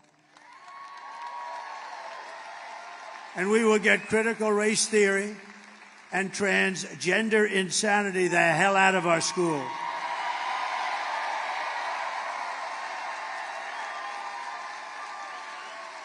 And we will, of course, keep men out of women's sports. Every time I say those last two things, and I may add the open borders. Can you imagine they're trying to defend open borders? Open borders, who would do that? We're the party of common sense, okay? We're really the party of common sense. But when I say open borders, we're going to close the borders, you say, can you imagine you actually have to say that? What the hell? I mean, who the hell wants open borders where criminals from all over the world can just walk into our country? These are crazy people, or they hate our country, or they think they're going to get these people to sign up and vote. I guess maybe that's it. But it's not defensible. But think of the last two. The transgender insanity. It's taken over. And, nobody's ever come up to me and said, I'd like to talk to you about that. I've never had it. They've talked about taxes. They talked about economic development. They talk about the last one, men playing in women's sports. Nobody's ever come up. With all the people, I deal with hundreds of people. I deal with people. I go into crowds. I ask them because I get better opinions from you than these crazy consultants they have for a fortune. But I've never once been said, sir, we have to do something about keeping men in women's sports. I've never had the question. I don't know. It's such a big subject. Nobody's ever asked me the question before. Can you imagine? Go back 10 years and say that a president from 10 years from now is going to be up there defending the fact that men should not play in women's sports. People would say, you're crazy. That'll never happen. Did you see the two boxes? Did you see the two boxes? They were men. They transitioned into womanhood. And they fought a very good Italian. They have women's boxing in the Olympics. And they fought a very good Italian young lady. And boom, she got hit with just a left jab. She went back to her corner, said, I've never been hit like that. This was just like a defensive. Oh, they could fight Iron Mike, I'll tell you. Iron Mike would say, this is not a good thing. I know Iron Mike, and he's a great guy, Mike Tyson. He's a great guy. He's a good man. Hey, Mike's been through a lot, but he could fight. Let me tell you, that guy could fight. But can you imagine Mike? Oh, he says, put Mike in the ring with Kamala. That would be interesting.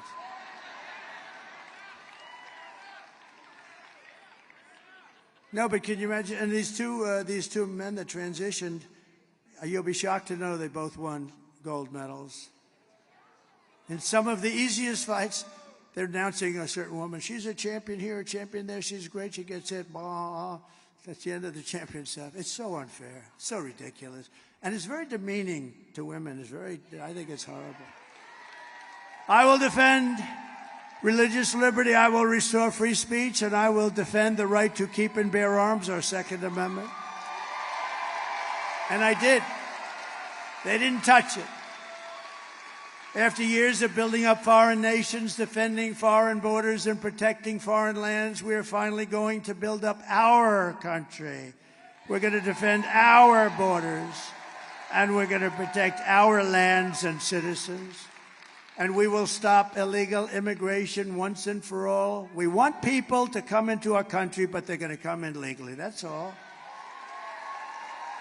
We will not be invaded. We will not be occupied. We will not be overrun. We are an occupied country. Can you believe the things I'm saying up here? We are an occupied country. Take a look at Colorado. Take a look. Take a look what's happening there. Military-style weapons. Aurora. They're taking over apartment complexes. They're in the real estate business just like me. But I have to go out and borrow money or somehow pay cash. They just walk in and they say, you're paying the rent to me from now on, madam. And if you don't pay, it's big trouble for you. And the governor has no idea what the hell's happened, that poor guy. He's a radical Democrat. We will not be conquered. We will be a free and proud nation once again. Can you imagine? I have to say this. Everyone will prosper. Every family will thrive, and every day will be filled with opportunity and hope and filled with the American dream. But for that to happen, we must defeat Kamala Harris and stop her radical left agenda with a landslide that is just too big to rig. We got to do it.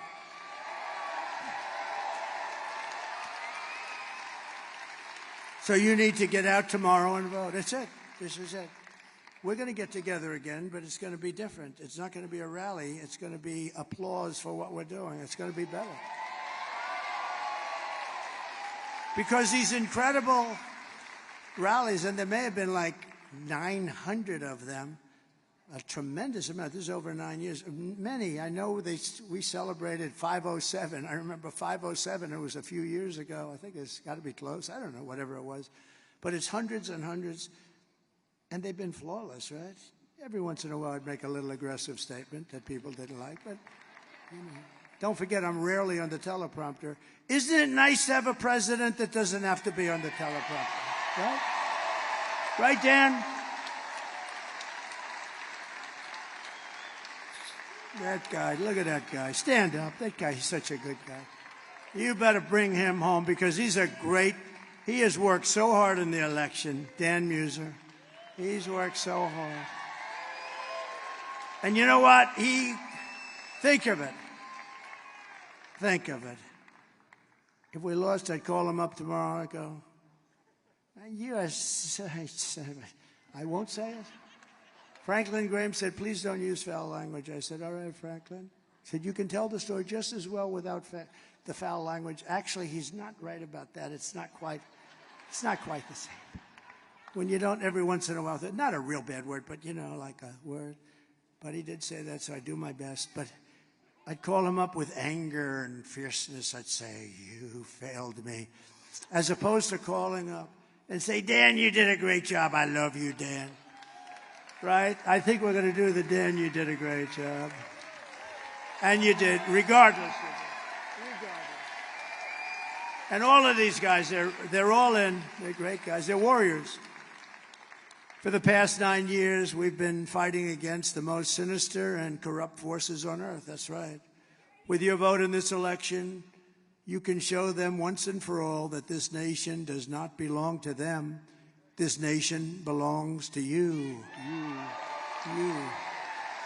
This nation belongs to you.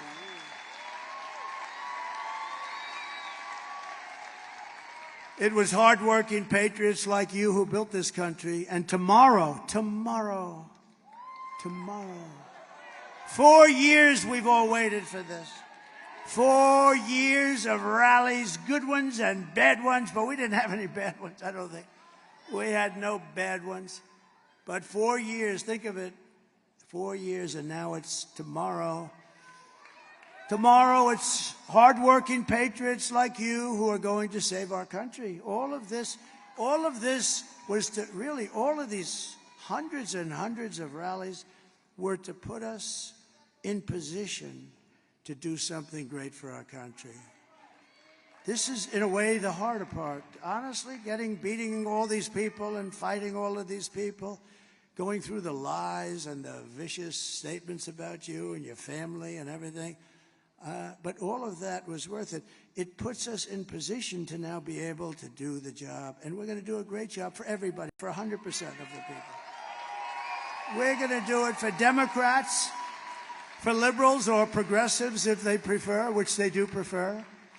But we're going to do it for independents, and we're going to do it for everybody. We're going to do it for everybody. And you're going to be so proud of your vote. I really want you to look back and your family to look back. My dad, my mom voted for Trump. It was the best thing that they ever did. That's what we want. Otherwise, we've made a mistake. And we felt the love. We would have never done this if we didn't do so well the second time. We did better the second time than we did the first time, if you think. After all we've been through together, we stand on the verge of the 4 greatest years in American history. We're really something. With your help, we will restore America's promise, and we will take back the nation that we all love so much. We are one people, one family, and one glorious nation under God. We will never give in, we will never give up, we will never back down, and we will never, ever surrender. Together we will fight, fight, fight, and win, win, win. November 5th will be the most important day in the history of our country. We're going to turn it around. We're going to turn it around very fast. You're going to be very proud. And together we will make America powerful again. We will make America wealthy again. We will make America healthy again. We will make America strong again. We will make America proud again. We will make America safe again. And we will make America great again. Thank you, everybody. Thank you. Thank you, Pennsylvania. We'll be back. God bless you all. God bless you all. Thank you. Thank you. Thank you very much, everybody. Thank you very much.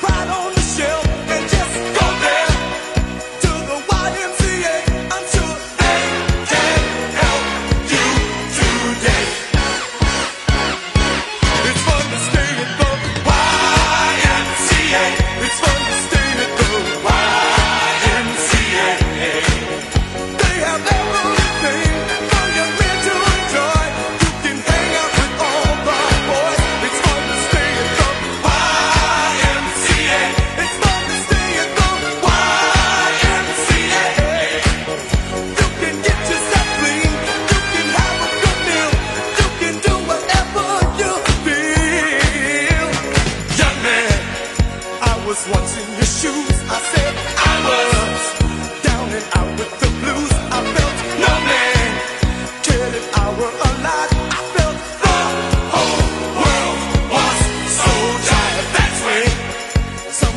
came up to me and said, young man, take a walk up the street. It's a place there called the YMCA.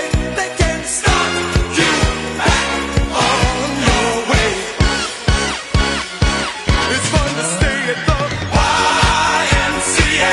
It's fun to stay at the YMCA. They have everything but you're meant to enjoy. You can hang out with all the boys.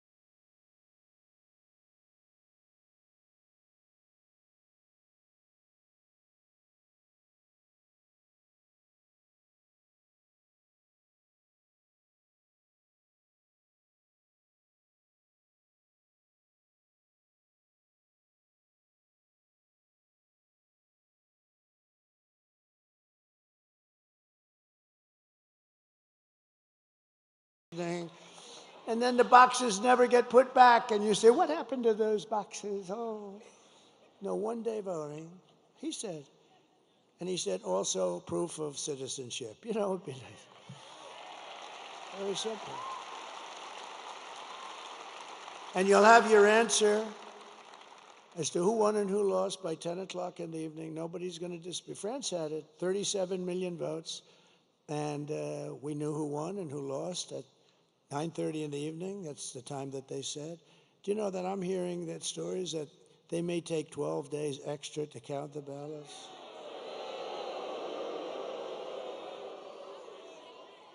And bad things happen when you do that, although today we won a very good case in Georgia, where the judge ruled that no, they're not allowed to have unlimited extensions for the votes to come in. That's what I was. We have unlimited extensions. We just found 100,000 votes just poured in from the. No, we got to straighten out our. You know, it won't affect me after this. We have to do it. We have to win the old-fashioned way and then fix it. But we have to fix it. We can't allow this to happen. And remember, the states are essentially an agent, if I can use that term, but they're an agent of the federal government. The states are doing the collecting, so to speak. And they have to take their orders from the federal government. And how can you do this where they say it's going to take days longer? You have all this equipment. The other thing is, if you go to a paper system, it'll cost you 8% of what all of this fancy machinery costs. But Elon said that there is no computer in the world that can't be broken into very easily by somebody that's computer smart. I have a son at home, Barron. I said, people love Barron. They love Barron. They love Barron. I say, Barron, you're always on your computer. I think you have to learn it at a young age, actually. Barron, you're always on your computer. You got to stop. You got to do other things. Yes, Dad. Yes, Dad. Sure. Sure, Dad. Don't be wise. Look, I'm going to turn this thing off. Okay, Dad. Try it. So I turn it off, Dad. I turn it off. It's locked. It's done. I have a number on it. He calls me 45. Come here, Dad. Take a look. No, these kids are genius, I'm telling you. He's a wise guy, smart one. And do I have good kids? I have to just... Are my kids here? Where are my kids? They're around here. They're around here. Get them out here. I think I want to bring them up. 4 years.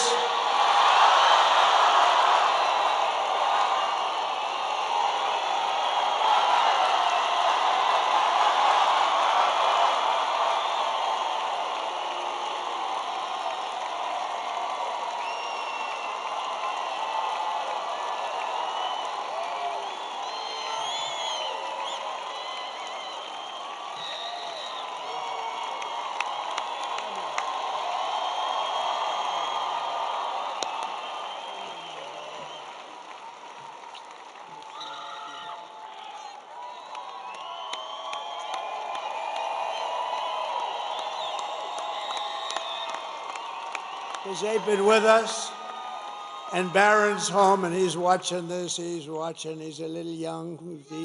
He's watching. They love Barron, huh? They love. We love Barron. And Ivanka's great. She watches. She loves this whole thing. She loves it. She loves you. She loves it. She loves the whole thing.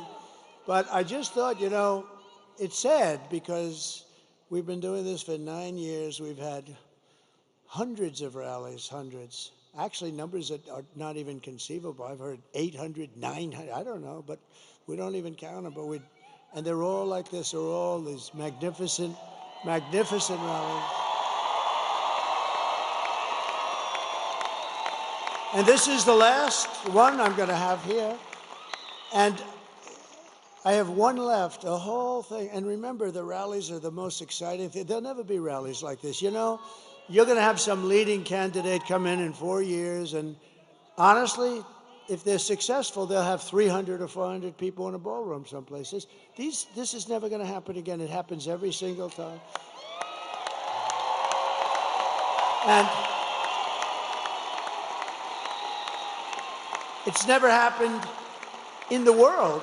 There's never been, this is a movement that's never happened, and it's going to be a movement that's going to save our country. It's going to be a movement that's going to save, but it's sad in terms of we'll never have this, but we'll have other get-togethers, and in a way, all what we're doing, all these years of work, and you know, we started off with that very bad situation 4 years ago, and it was so sickening to wait 4 years. And if I didn't do so well, I did so much better the second time than the first. I wouldn't have done this if I took in less votes. We took in close to 12 million more votes. I mean, Barack Hussein Obama, he didn't do that. He got far less votes the second time, and he won.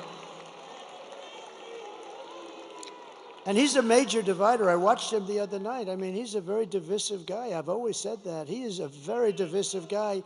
And his wife, I've always been so nice. Ooh, she was hitting me. She was hitting me, Michelle. She was hitting me. That wasn't nice. I've always been nice, but they're dividers, I'll tell you right now. We're not going to stand. Dividers are no good. He's a highly overrated man, I'm telling you that. But he's a divider. I watched him with this crap where he's trying to get her in. He's the one that pushed her in the first place. And look what happens. I mean, I hope it happens, because if it doesn't happen, this country's in big trouble. But we've been doing this now for 9 years, and we had a great first term. We rebuilt our military. We cut taxes more than any president in history, including Ronald Reagan, who did a big tax cut. We cut more regulations. We developed an open space force through the Congress, and I think that's going to go down. First time in 82 years that last one was the Air Force. We did that. I mean, think of all the different things that we did. We were respected all over the world. China respected us. Everybody respected us. There was no laughing at your leader. They came up with all these hoaxes, Adam Schiff and all this scum that we have in this country. They're scum. And they knew it was a hoax. And they tried to put this guy who didn't know anything about Russia, they tried to put him in jail, Adam Schiff, conceived of the story. Think of it. Adam Shifty Schiff, one of the truly unattractive people. I call him Watermelon Head. He's got the largest head and the smallest neck. He's got a neck that's about 4 inches around. He's got a watermelon on top of it. But he's not a stupid person, but he's an evil kind of person. And he's likely going to be a senator, unfortunately. But I mean, this scum is going to be a senator. So their movement carries on, but our movement carries on too. As long as ours carries on. No, he's got the smallest neck I've ever seen. Do you think he can play football for the Pittsburgh Steelers? I don't think so. One shot, and there goes the whole thing would fall apart. One little shot. One tiny tap like that, boom, falls off. No, but bad. But think of how bad this is. I don't want to put him on the spot, but this kid went through hell on a story that they knew was made up, Russia, Russia, Russia hoax. And I saw Schiff come out of an intelligence meeting or something. He's not supposed to even do this, but he goes out into his press, and he says, Donald Trump Jr.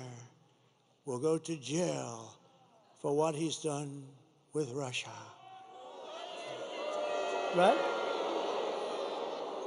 And I said, whoa. I said, what's this all about? So I call him up. I said, Don, what's going on? I said, Dad, I don't know anything about Russia. He didn't do anything. He went before grand juries. He went before what they did to this guy was, and you know what? I think he became tougher because of it, maybe too tough. He maybe I think he's too tough, Sarah. I don't like it. He's too tough. They've made my son too tough, Mike. But he's a great guy, and he's a good person, and they put him through hell. But think of it. What person, and Hillary was in the act, they spied on my campaign. It's now proven. Spied on my campaign. The Russia, Russia, Russia thing with Mueller, you saw Mueller's performance in Congress, right? He didn't know anything. We were totally exonerated. But for 2 years, this guy went through hell. He went through hell. He had nothing to do with Russia. He didn't know anything about it. They went through millions of phone calls. They didn't find one phone call to Russia. It was a hoax. But think about how bad you have to be. We're going to put the son of the President of the United States, in prison for what he's done with Russia. And he knows it was a hoax because he conceived of the hoax along with Crooked Hillary and the rest of them. And Obama, in my opinion. No, but think of it. He conceived of a hoax, and he wants my son to go to prison. That is human scum, I'm sorry. And he'll probably go on to be a senator, and that's okay, because we have blocked them. Everything we've done, we've won against, but they are bad people. You know, if they put that genius toward making our country great, boy, would we have fun. We would have fun together. But I don't know if they're capable of doing that. It'd be great if we could bring everybody together. The time we came together is just previous to COVID. We had the most successful country ever in history. We were doubling up in China. They were paying us billions of dollars. No other president took in anything. And you know what was happening? Everybody had jobs. African American, Asian American, everybody. Asian, the Hispanics. Look at me with Hispanics. Hispanics, they remember that period 4 years, 5 years ago. But everybody was successful. Men, women, people that went to MIT, Harvard, and Wharton, and people that didn't have a degree. Everybody was doing better than they've ever done before. People that never graduated from high school. And I'll tell you what was happening is I was getting calls from people that I would say are the radical left, but people that were definitely very far left, and people wanted to start meeting. There was a whole thing. This country was coming together, and then we got hit with something that nobody knew what the hell it was, although I did say it was from the Wuhan lab. I was right about that. And bad things happened, and we actually did a great job. Never got the credit for that. We got the credit for what we did with the economy. For what we did, we rebuilt the entire U.S. military, and we knocked the hell out of ISIS. It took them, they were fighting ISIS for 18 years. It took me 4 weeks to get rid of them, right? 4 weeks. So, 4 weeks to get rid of them. But I will tell you, and I just say this because so many people say, is there any way to unify the country? And I used to sort of say, no, look, we want to have walls, we want to have borders, and they don't. I think it has to just be explained. I think that's an easy one. They want the men and women sports things. You know, I've been a politician for now, I can't believe I say that, but 9 years. I've had a lot of people come up and say, well, what about taxes? What about this? Nobody's ever said, sir, it's really important to allow men to play in women's sports. I've never had anybody say it. Nobody's come up to me and said, you know, on the transgender thing, sir, it's very important to my family that you get that. I mean, these things are crazy. And yet on television, that's all they talk about. That's all they talk about. But we're going to turn this country. The bottom line is it was really starting to come together. Then we got hit. We got to fix that. Think of it. And when I turned it back over, the stock market was higher than it was just previous to COVID coming in. Think of it. Amazing. We handed them something beautiful, and they blew it. They blew it right out the window. It's terrible. They blew it, and now we're going to end up in a depression, frankly, if you look at the numbers that we are going to present in a second. But I just want to thank my kids because they are great kids, and they have been with me from the beginning. They've been with me right from the beginning.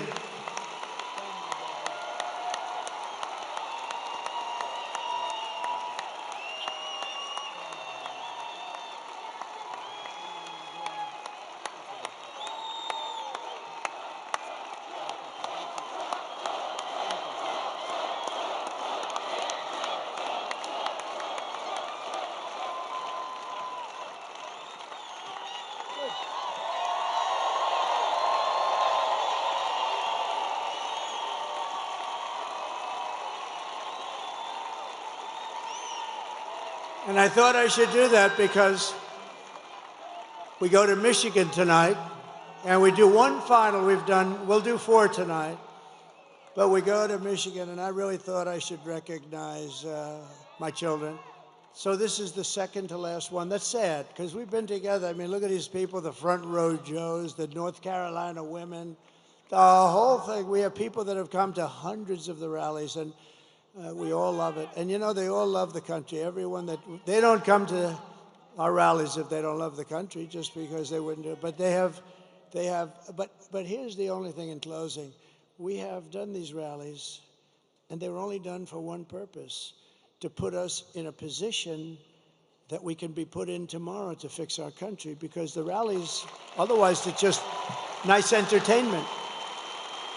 So all of these rallies that we've had for years now, they're done to put us, and you know, after that last horrible situation, and so many bad things happened, China was immediately allowed to go buy oil, and Iran has hundreds of billions of dollars now. They had nothing. They were broke, and so many other things happened, and it's really sad. But we were put in a position with these rallies where, I can't tell you yet, but I mean, we're certainly on the 2 or 3 yard line, and the only way we can blow it is if you blow it. I've given you the ball. I mean, you got to go and vote.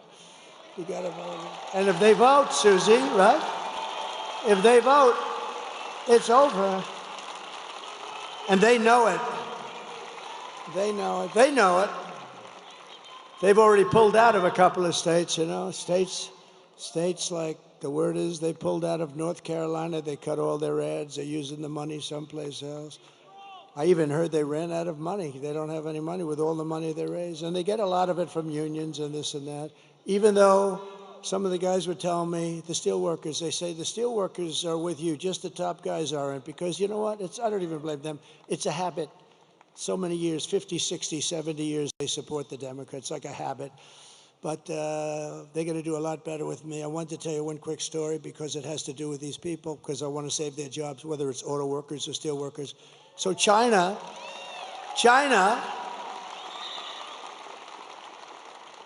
I have a friend who's the best and the biggest auto factory builder in the world, I guess. Very big, very good, very capable guy, John. And I see him, and we're talking about a year ago, and he said, yeah, we're building some big, oh, good, I want to see, we're building some big auto factories. Great, I want to see one. When can we go? I want to take a look, because, you know, I'm thinking about running pretty hard, and that's a big thing. We got to save Michigan. We got to save Detroit. Detroit's got big problems. But just generally the car industry, right? It's a big industry. We want to be at the top. So I want to see one of the factories. Okay, good. We're going to go down to Mexico. I said, I don't want to go to Mexico. I want to look at it. No, we don't build the big ones over here. What do you do? He said, it's just, we don't. It just doesn't work that way. So he said, as an example, we're building a really big one in Mexico right near the border. I said, who's the owner or the principal? He said, China. So China's building a massive auto, massive. He said, it'll produce probably more cars than the state of Michigan produces, when you think, you know, because they have smaller plants. They're all over the place. Some of them are very old. I said, that's bad. That's going to kill Michigan. It's going to kill Detroit. It's going to hurt South Carolina, Tennessee, and various other places that are involved. That's really bad. This is a big, yeah, they're going to build more. And I thought about it, and about 2 months ago, I let it be known that I'm going to put tariffs on all the cars that they're going to be selling us into the United States.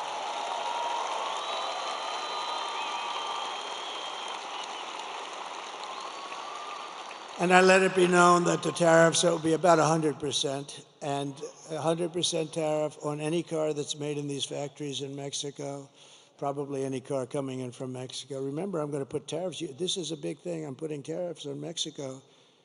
If they don't straighten out this drug, it's their problem. They're coming through Mexico, and Mexico's accepting this fentanyl. And I'm putting tariffs on Mexico.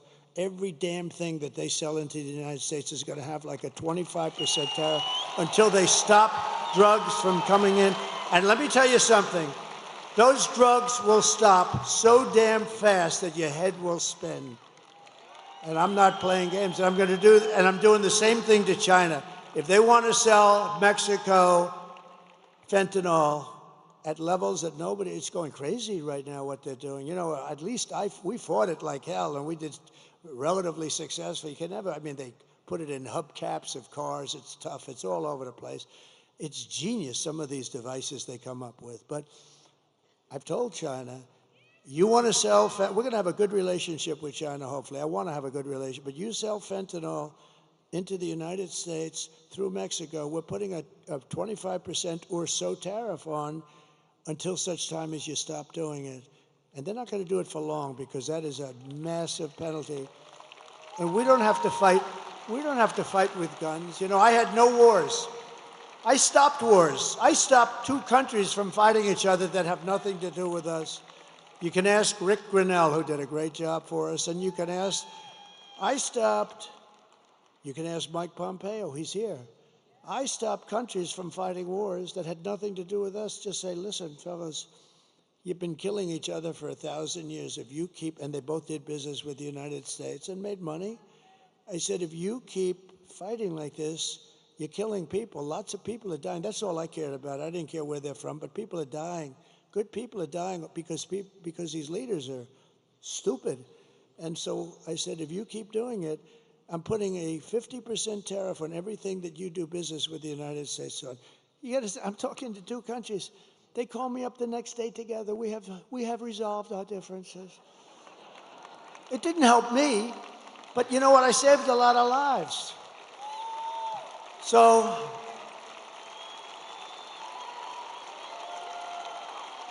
getting back to the auto plant, because, you know, I may be the greatest weaver of all time. But what happens, only brilliant people can do that. Stupid people can't do it because they get lost. Where am I? So the stories are very boring. They have to go right down like this, right down to the bottom. They can't weave it all, but I can weave and tell you all these stories. And they're all related, and in some cases, not too much, 10%, but 10% is enough. So getting back to where we started. So I see John. I'm at the Detroit Economic Club last week. Had a great people. And I see John sitting in the audience right where that big, strong guy is with the label on his jacket, right there. You with a hat on. Big, powerful guy. He's much more powerful physically than John, I can guarantee you that. But I see John sitting right there, and I'm making a speech. I want to see John. I want to get this speech over with. I want to find out what the hell's happening with that plant. But I had told everybody that if they build that plant, I'm putting a 100% tariff on every car that stupid plant makes, because they're looking to hurt our country. And I did that and then sort of forgot about it. But now I see John. I say, do me a favor, that guy sitting over there, please bring him backstage after I'm finished speaking. They bring him backstage. I say, hi, John, how's that plant going where China's going to spend all that money to build a big plant that's going to hurt the United States and kill its auto industry? He said, sir, I was notified last week that they've given up the plant. They're not going to build it. They think you're going to win. And if you win, they think it's going to be a very bad experience for them. They're going to lose their show. And that's what happened. And I stopped it. And those guys back there, I took some pictures with a few of them, and they were hugging and kissing me. I said, get off me. Look at the size of those arms over there. They never kissed a man in their life. But you know why? Because I put tariffs on China dumping steel in the United States, and every one of those guys is working now, right? And they're all working now, and their steel plants are open. And I was just starting. So they like Trump. The rank and file loves Trump. The other guys are sort of like, there's something strange going on. But I don't care. It doesn't matter. I don't want the other guys. I just want these guys. I'll tell you, the Teamsters supported Trump, 62%. And they have a great leader. They have a great leader in the Teamsters, right, Steve?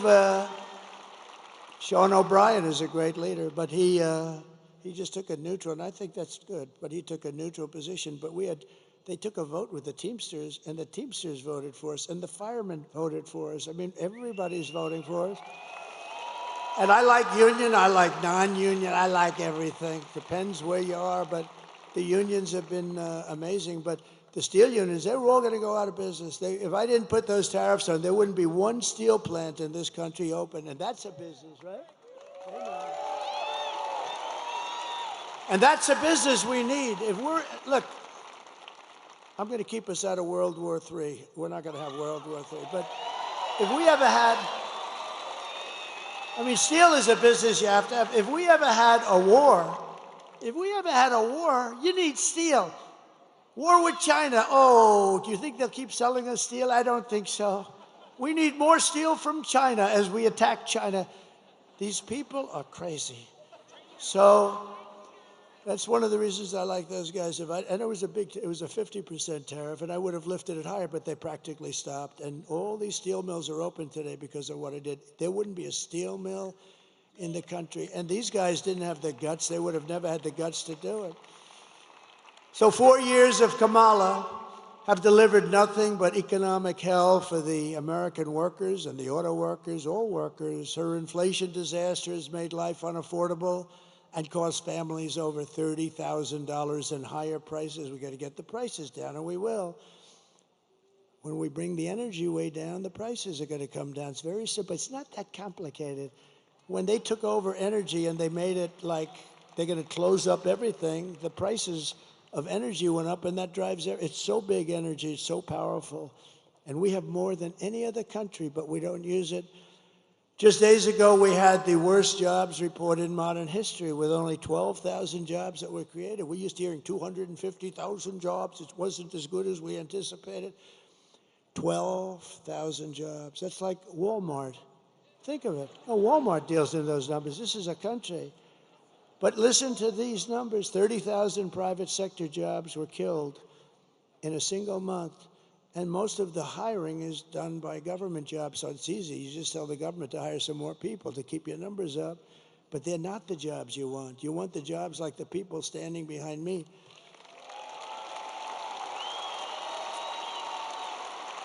And listen, and nearly 100,000 manufacturing jobs were wiped out. And these are government numbers. These are not Trump numbers. This is not Trump. This is government. We get it right off the tabs. They were wiped out. 100 jobs, manufacturing jobs, were lost since the start of this year. 150,000 Americans joined the unemployment rolls in October. 150,000. And nearly 250,000 people dropped out of the labor force over a very short period of time. Just think, a few months ago, they had fraudulently claimed, these people are crooks, they had fraudulently claimed that they had 818,000 jobs created. And it was a fraud. And what happened is they wanted it because that was such a big number that it made the jobs picture not look great, frankly, because they're so far down. But it looked okay. It wasn't like a story. You know, they had a normal thing. So they created a fake 818,000 jobs, and they thought they'd be able to get away with it through the election. They wanted to get away with it right through the election and then announce a week after the election that they're going to revise the numbers. How would you like to be me? And that happened. When I heard this, I looked up, I said, thank you, God. Thank you very much. Because, you know, how would you like to be me and have a phony, well, I sort of had that the last time, in all fairness, with all the phony crap, but how would you like to be me and let's say I didn't win because the economy looked like it was doing okay, and then you see that they fraudulently put down almost 1 million jobs on the rolls, and then they announced that we're going to revise the numbers downward. But they also did something else because they just revised past jobs report down by an estimated 112,000 fake jobs. So that's almost 1 million fake jobs, and the press doesn't want to write about it. But Megyn Kelly will write about it and talk about it, and others will, but they have to know about it. Meanwhile, 100% of the net jobs created in the United States of America has gone only to migrants. Migrants have occupied 100%. And these are depression-type numbers, and that's where we're heading. If she's elected, that's where we're heading. If she's elected, this is a depression. This is a 1929, and there was nothing worse than that. This is in 1990s where it was not good, but fine. This is a 1929 where people were jumping off buildings. This is a 1929. It took 25 years to recover from that mess.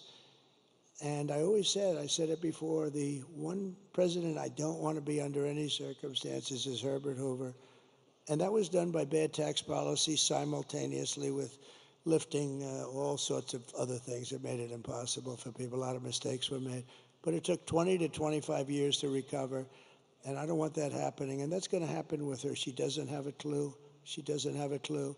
And, you know, I just mentioned a name, but a woman who I saw the other night on television just ripped some poor idiot apart.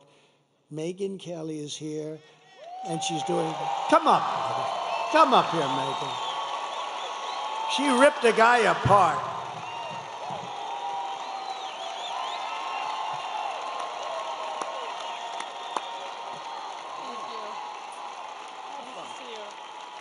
Hi, everybody.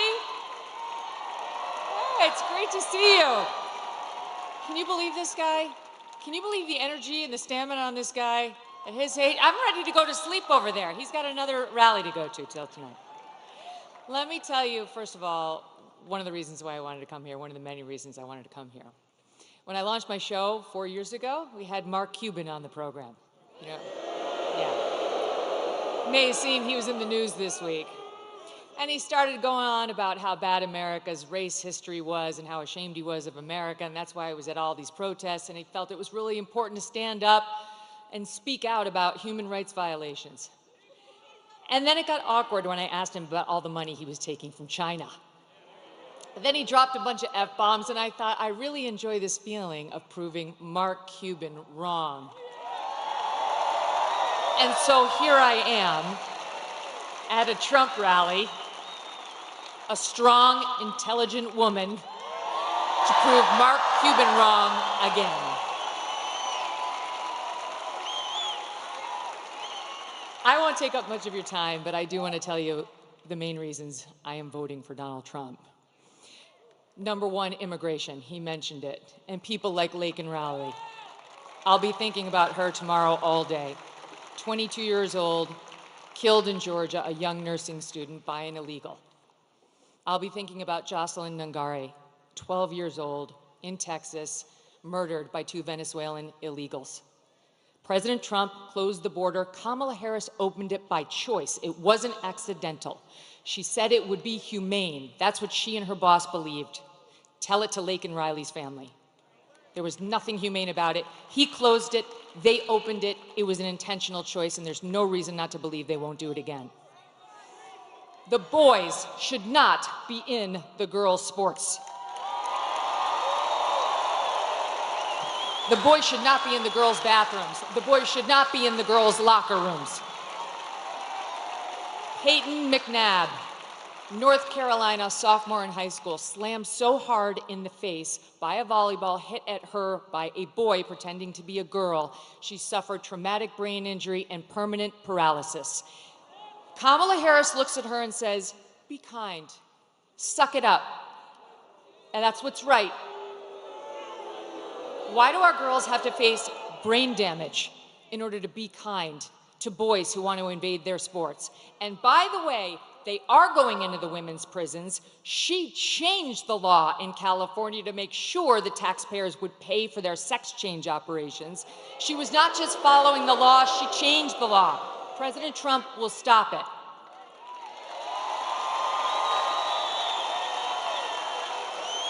He got mocked by the left for saying he would be a protector of women. He will be a protector of women, and it's why I'm voting for him. He will close the border.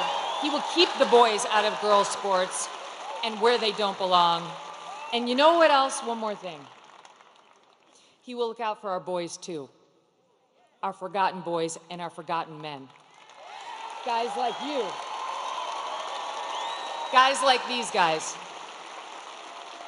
who've got the calluses on their hands, who work for a living with the beards and the tats, who maybe have a beer after work and don't want to be judged by people like Oprah and Beyonce, who will never have to face the consequences of her disastrous economic policies. These guys will. He gets it. President Trump gets it. He will not look at our boys like they're second-class citizens. And ladies out there who want a bit of girl power in this election, let me tell you something. How can you win when the sons and the husbands and the brothers and the dads you love are losing? It's not a win. We care, young women and older, about the lives of our children, the safety of our children.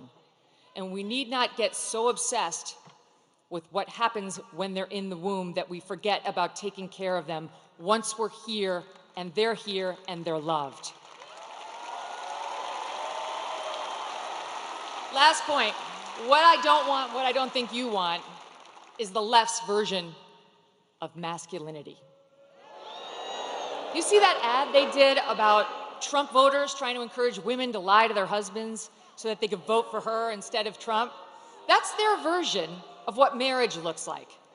An overbearing husband who bullies his wife into saying she voted one way as opposed to an honest, open relationship. Oh, wait, I'm talking about Kamala and Doug. Okay, sorry. Where was that story in the news? Where is that story? I don't remember a single media person, not one, who sat with him, asked him about the abuse allegations against him by a successful professional attorney who has great details, who has receipts, who has witnesses. No one even asked about it. I'm not into their version of toxic masculinity or new masculinity. I prefer the old version. Them, all of you, and I prefer a president who understands how to be strong and how to fight. I hope all of you do what I did last week. Vote Trump and get 10 friends to vote Trump too.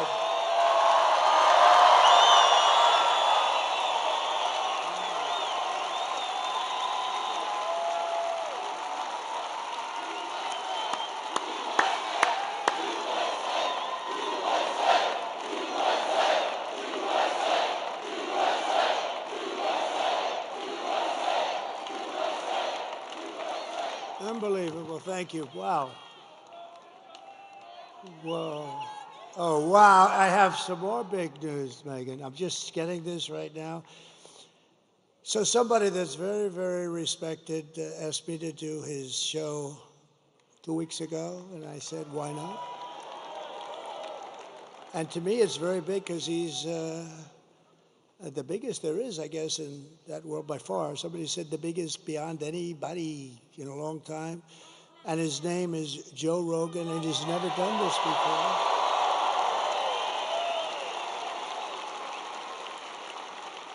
And it just came over the wires that Joe Rogan just endorsed me. Is that great? Thank you, Joe.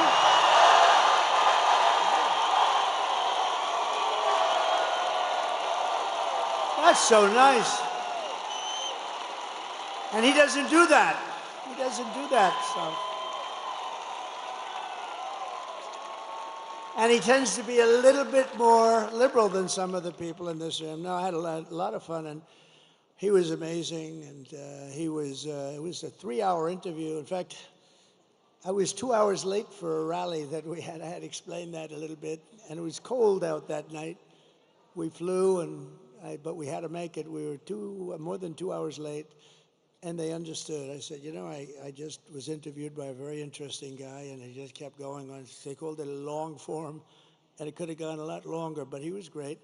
And he's not a person that does endorsements, but he did an endorsement. So I just want to thank Joe Rogan. That's fantastic. And Megan, thank you very much. That was something. That's really something. Also with us tonight is the man that I hope is going to be your next senator. He's a winner. He's tough. He's smart. He loves your state. He loves your Commonwealth, and he will take this Commonwealth to new heights. He's just a spectacular guy, Dave McCormick. And Dave, I think, stand up, Dave. I think you, I looked at a poll before, and I think you're doing very well. He's against a survivor. The guy is a survivor. He's a lousy senator, doesn't do a thing. Do you think he's talking about fracking? That guy talks about fracking. He's not letting fracking get it disturbed in any way, shape.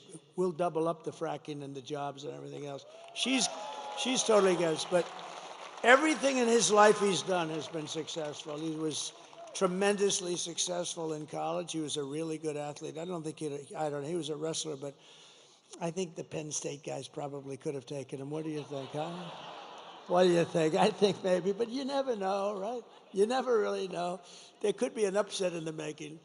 But he's been successful at everything. He went to Wall Street, became one of the most important people on Wall Street. And I just want to say that I hope you vote for him. He's going to be a great, great senator.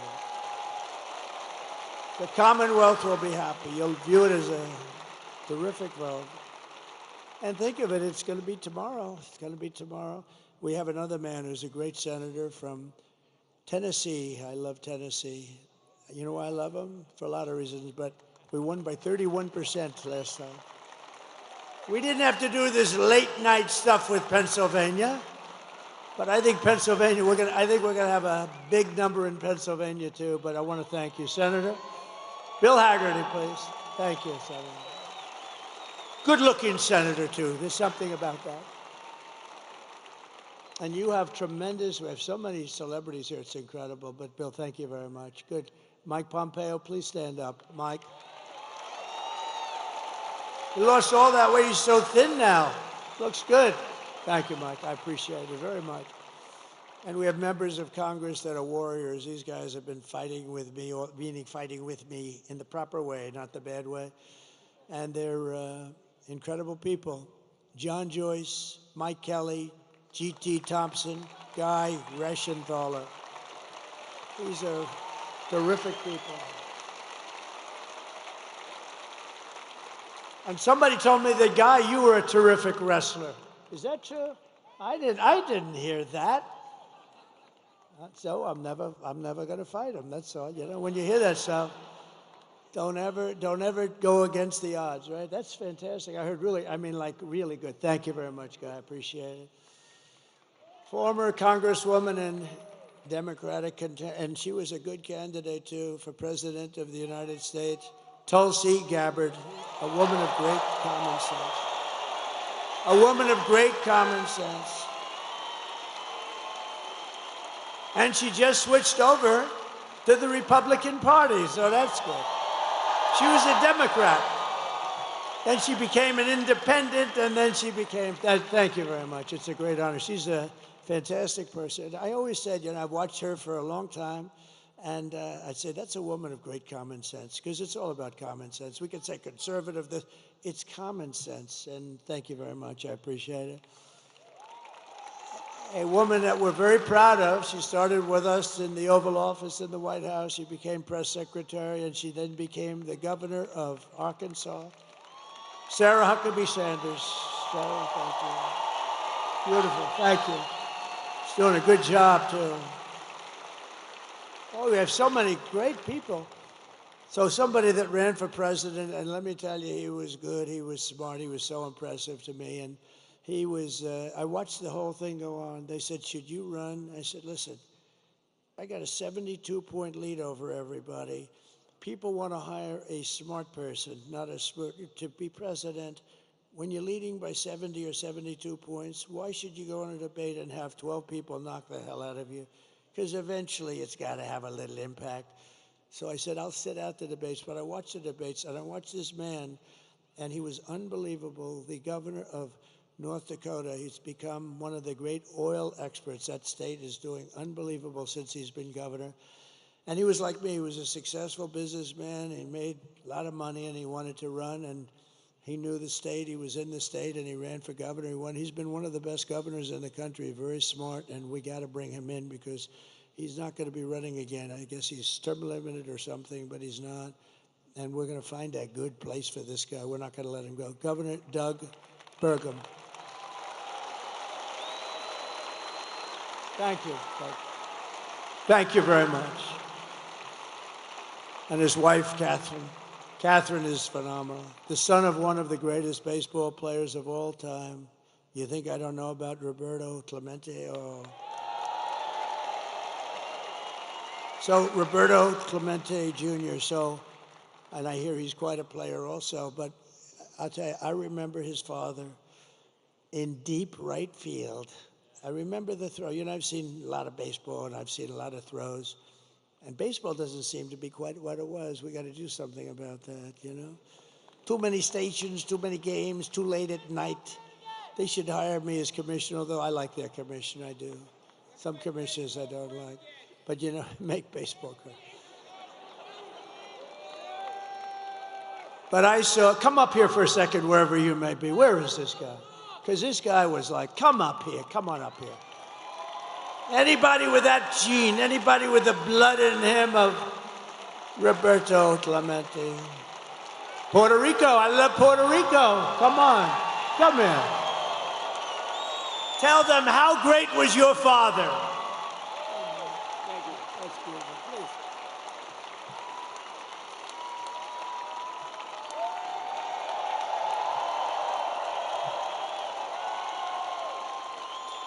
Hello, Pittsburgh.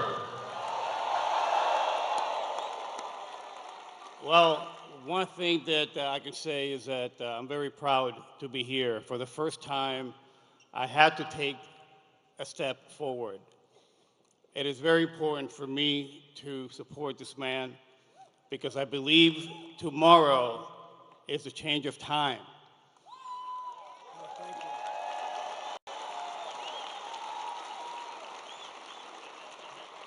And to answer your question, to be able to talk about my father, the name Clemente, what it means is goodwill and unity.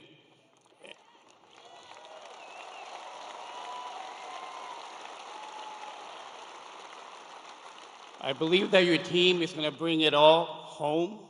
I believe in everything that you stand for right now, being able to make the change for our families, my 3 kids that are very young and we live here in Pennsylvania.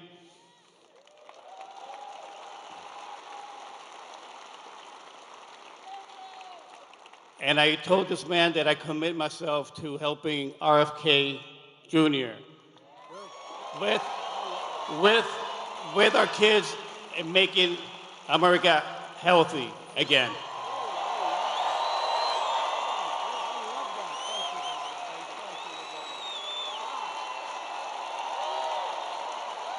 Wow. Well, Bobby's going to like that. Bobby's great, by the way. He's going to work, and he's going to work with it, but now he's going to work with Roberto Jr., Bobby Kennedy. You know, he's a credible guy.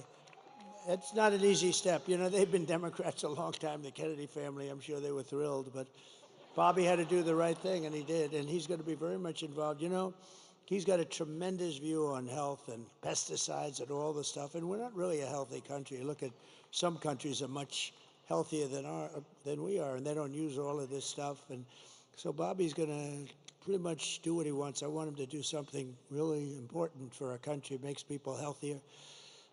We have obesity, we have every problem you can have, and Bobby feels very strongly about it. And he's going to be very much right. The only thing I told him, though, Bobby, you got to do one thing, do whatever you want. You just go ahead, work on the pesticides, work on making women's health. He's so into women's health. And, you know, he's really unbelievable. It's such a passion. But I said, Bobby, I want you to do it, but leave the liquid gold to me. Don't trample that. Don't trample on our liquid gold, because we have more than any other country in the world by far. Don't trample on that, Bobby. Let me just close your eyes. Let me just make our country rich as hell. So I got to keep him away from that. That could be a problem, but I got to keep him away from that. But so that's so exciting with Megyn and Joe. That's so exciting. I mean, we have so many great endorsements. It's just really amazing.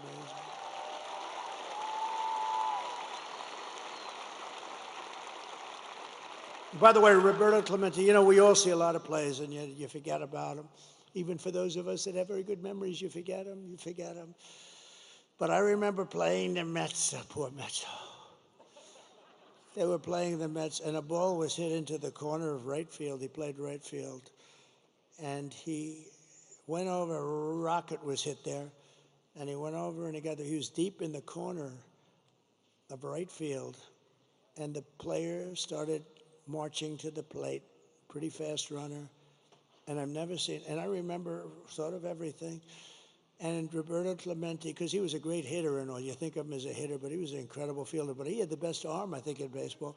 He threw from the deep corner of right field.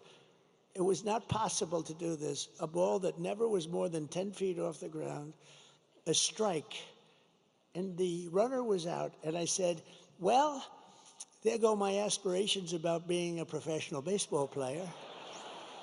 It was the greatest throw I've ever seen to this day, and so I wanted to, it's funny, he was one of the greatest hitters, but I remember him more for the throw than the hitting even. So it's an honor, and Bobby is going to be thrilled, and I've heard so many great things about you, Roberta. We're going to get you lined up, okay? I love that. Thank you very much. That's a great honor. Also, Mayor J.D. Longo is here, and Sean Parnell. Thank you, Sean. Thank you, Mayor. Good job you're doing. Good job you're doing. And a couple of friends of mine are here, Steve Witkoff, who's given so much money to North Carolina. And any place that has trouble, this guy, I always bring him with me. You know why?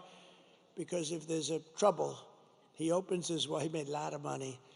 And he loves giving it away to people in places that have trouble. He's an amazing guy, actually. And he opened his wallet to North Carolina, to Georgia, to a woman last night, Carmen, who lost her daughter to a migrant 5 days ago. And he felt very badly. He just helps people. He likes to help people. He's a great businessman, but he loves giving the money away. Thank you very much. Steve, stand up. Thanks. Steve Witkoff. And another man who's with us tonight, Howard Lutnick. He's working on transition with Linda McMahon, a phenomenal woman. And he rebuilt Cantor Fitzgerald. His whole firm was taken down in the World Trade Center catastrophe. The plane flew right into him practically. He had the top 3 floors. Cantor Fitzgerald, one of the most successful firms on Wall Street. And he was riding down the road at West Side Highway, and he actually saw this happen. He said, oh my God. He saw it happen. He saw the plane go in. And you know why he wasn't there? He was always there at 6 o'clock in this morning. But for 5 years, his wife was saying, will you please take our child to school?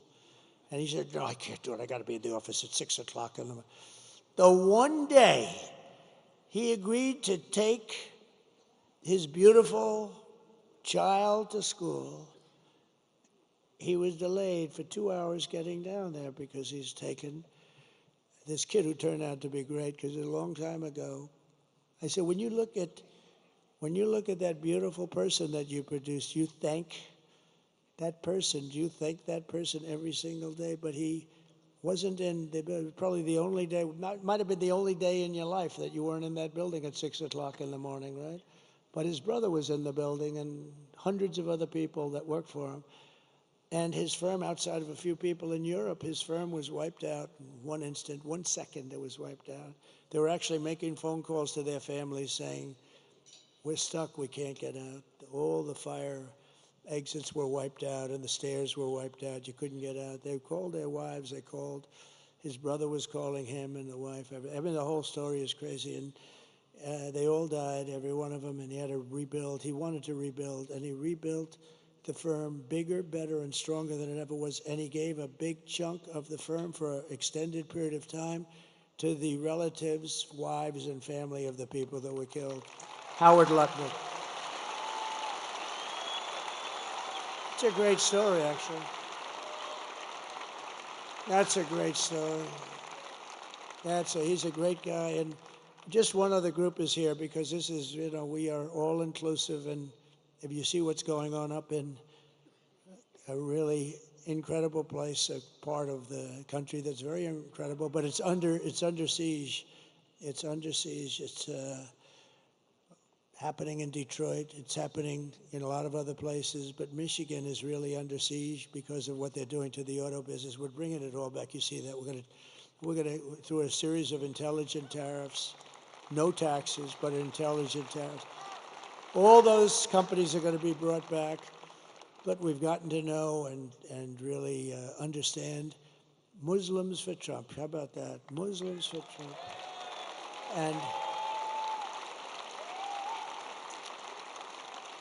And it's become a big movement in Michigan, a beautiful movement. And you know what they want? They want peace. They really do. They don't want to be in wars. They're very smart. And, it started off as a little thing, and it's grown and grown and grown. And now we have a much bigger vote than they do. Can you believe that? because they said these people are stupid. All they want to do is, they didn't know what to do. Actually, they were in between, and she has no idea. She doesn't know where the hell she is. She can't. And they liked me, and I liked them. And let me just tell you, they want peace. They don't want to fight. And they're not involved in the terror and all the things that are going on. They're great people, and it's an honor for them. I don't know where they are, but Muslims for Trump, if you want to stand up, because this was a really great, thank you very much. Thank you. Thank you. And I think there's tremendous cohesion, and I think they may very well be responsible for the kind of numbers we're showing up in Michigan. Michigan is really looking good, just like Pennsylvania's looking good, just like Georgia's looking good, just like Wisconsin is looking good. North Carolina is looking really good. Arizona's looking great. Nevada's looking great. Where else is there? But, you know, even Virginia, we had a great meeting, Glenn Youngkin. We had a tremendous crowd. You know, it's not a swing state, but we had a tremendous crowd in Virginia. I'm hearing New Hampshire, where, you know, these are states that aren't really in play in theory, but they're in play now. No, I think we're going to have a big day. But you have to go. Forget about the others. It doesn't matter. You have to go and vote. We win this state, it's over. We win the Commonwealth. We're going to win the Commonwealth of Pennsylvania, and it's going to be over. So get out and vote. That's all I ask. In conclusion, with your vote tomorrow, we are going to fire Kamala. We're going to save America. We will cut your taxes, end inflation, slash your prices, raise your wages, and bring thousands and thousands of factories back to America and back to the Commonwealth of Pennsylvania. We will build American, we will buy American, and we will hire American. I will end the war in Ukraine. Would have never happened if I was president. I will stop the chaos in the Middle East, and I will prevent World War III from, you're very close to World War III. You're very close, and we have people that are not the right people to handle it. They are grossly incompetent. We will crush violent crime and give our police the support, protection, resources, and respect that they so dearly deserve.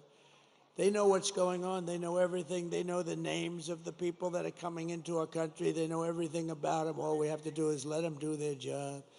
We will strengthen and modernize our military. I rebuilt it, but now a lot was given away to Afghanistan. Can you believe? They had a parade last week where they paraded our beautiful equipment down the middle of their boulevard.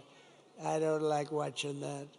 And we should have never let them have Bagram, the big air base that's just literally an hour away from China. We will build a missile defense shield over our country, all made in the USA, and a lot of it made in Pennsylvania.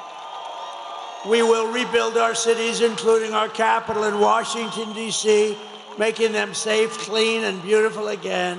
We will teach our children to love our country, to honor our history, and to always respect our great American flag. I will get critical race theory and transgender insanity the hell out of our schools. And we will keep men out of women's sports. I will defend religious liberty, I will restore free speech, and I will defend the right to keep and bear arms. Your Second Amendment, your beautiful Second Amendment, which happens to be under siege, and for 4 years it was fine. After years of building up foreign nations, defending foreign borders, and protecting foreign lands, we are finally going to build up our country, defend our borders, and protect our citizens and our land. And we will stop illegal immigration once and for all. We will not be invaded. We will not be occupied. We will not be overrun. We will not be conquered. We will be a free and proud nation once again, and it will be soon. Everyone will prosper, every family will thrive, and every day will be filled with opportunity and hope and the American dream. But for that to happen, we must defeat Kamala Harris and stop her radical left agenda. which is a landslide that is too big to rig. We're going to have too big to rig. So you need to get out immediately. You have to get out tomorrow. You have to get out tomorrow and vote. For the past 9 years, we have been fighting against the most sinister and corrupt forces on earth. They're the most sinister. With your vote in this election, you can show them once and for all that the nation does not belong to them. This nation belongs to you. It belongs to you. It was hard-working patriots like you who built this country, and tomorrow it's hard-working patriots like you who are going to save our country. After all we have been through together, we stand on the verge of the 4 greatest years in American history. With your help, we will restore America's promise that we will bring back, we will take it back, we'll do whatever we have to do. The nation that we love. We love this nation. I mean, I'm doing this. I could be in the most beautiful beaches in the world getting whacked by saltwater waves with sharks in it, by the way. I don't like that. I'd rather be here. I want to be right here in Pittsburgh.